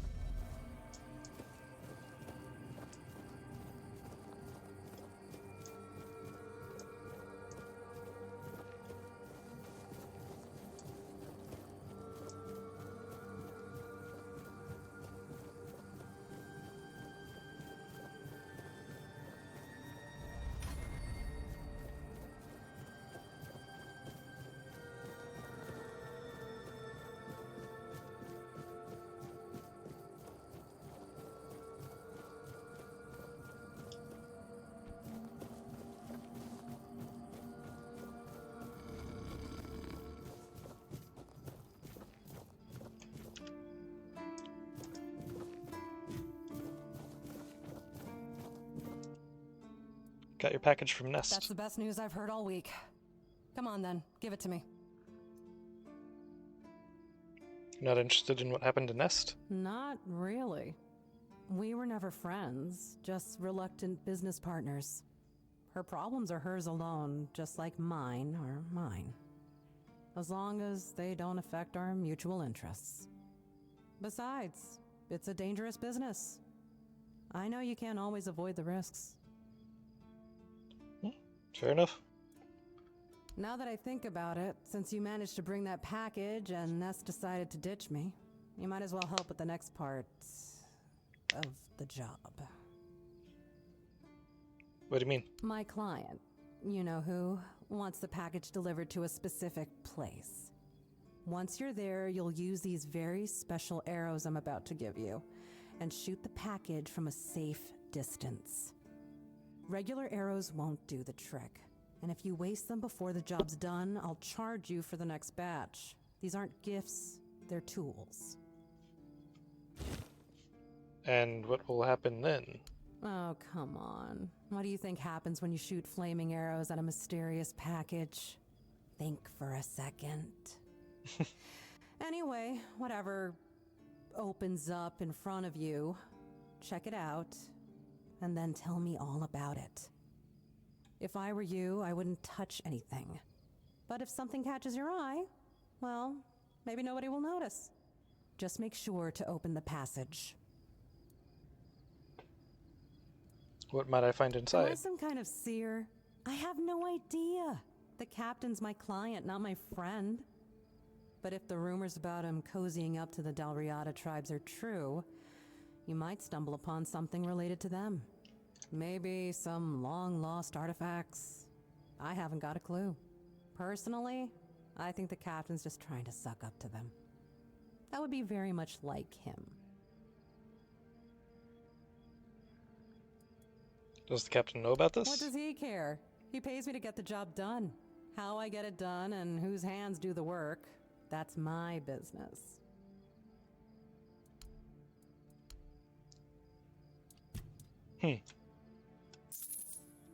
Okay then.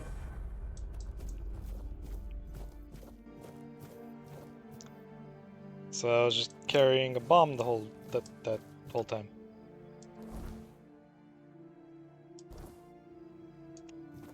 Okay. Please, state your business.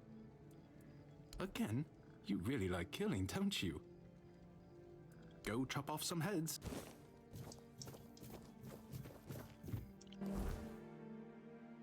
Oh.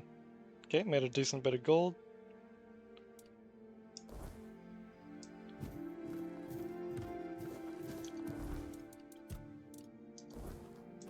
Let's do the last level up here.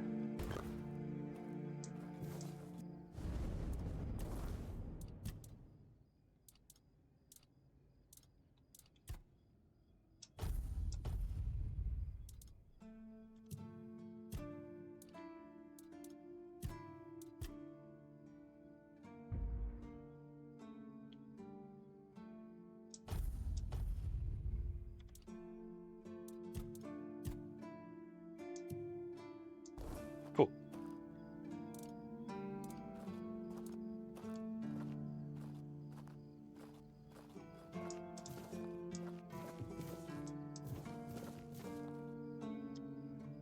Okay. I'll go ahead and call it there for the night, because I do not want to screw up my sleep schedule too much. But I'll be back tomorrow with more. Until then, thanks everyone for watching. I'll see you next time. And who are we going to raid tonight?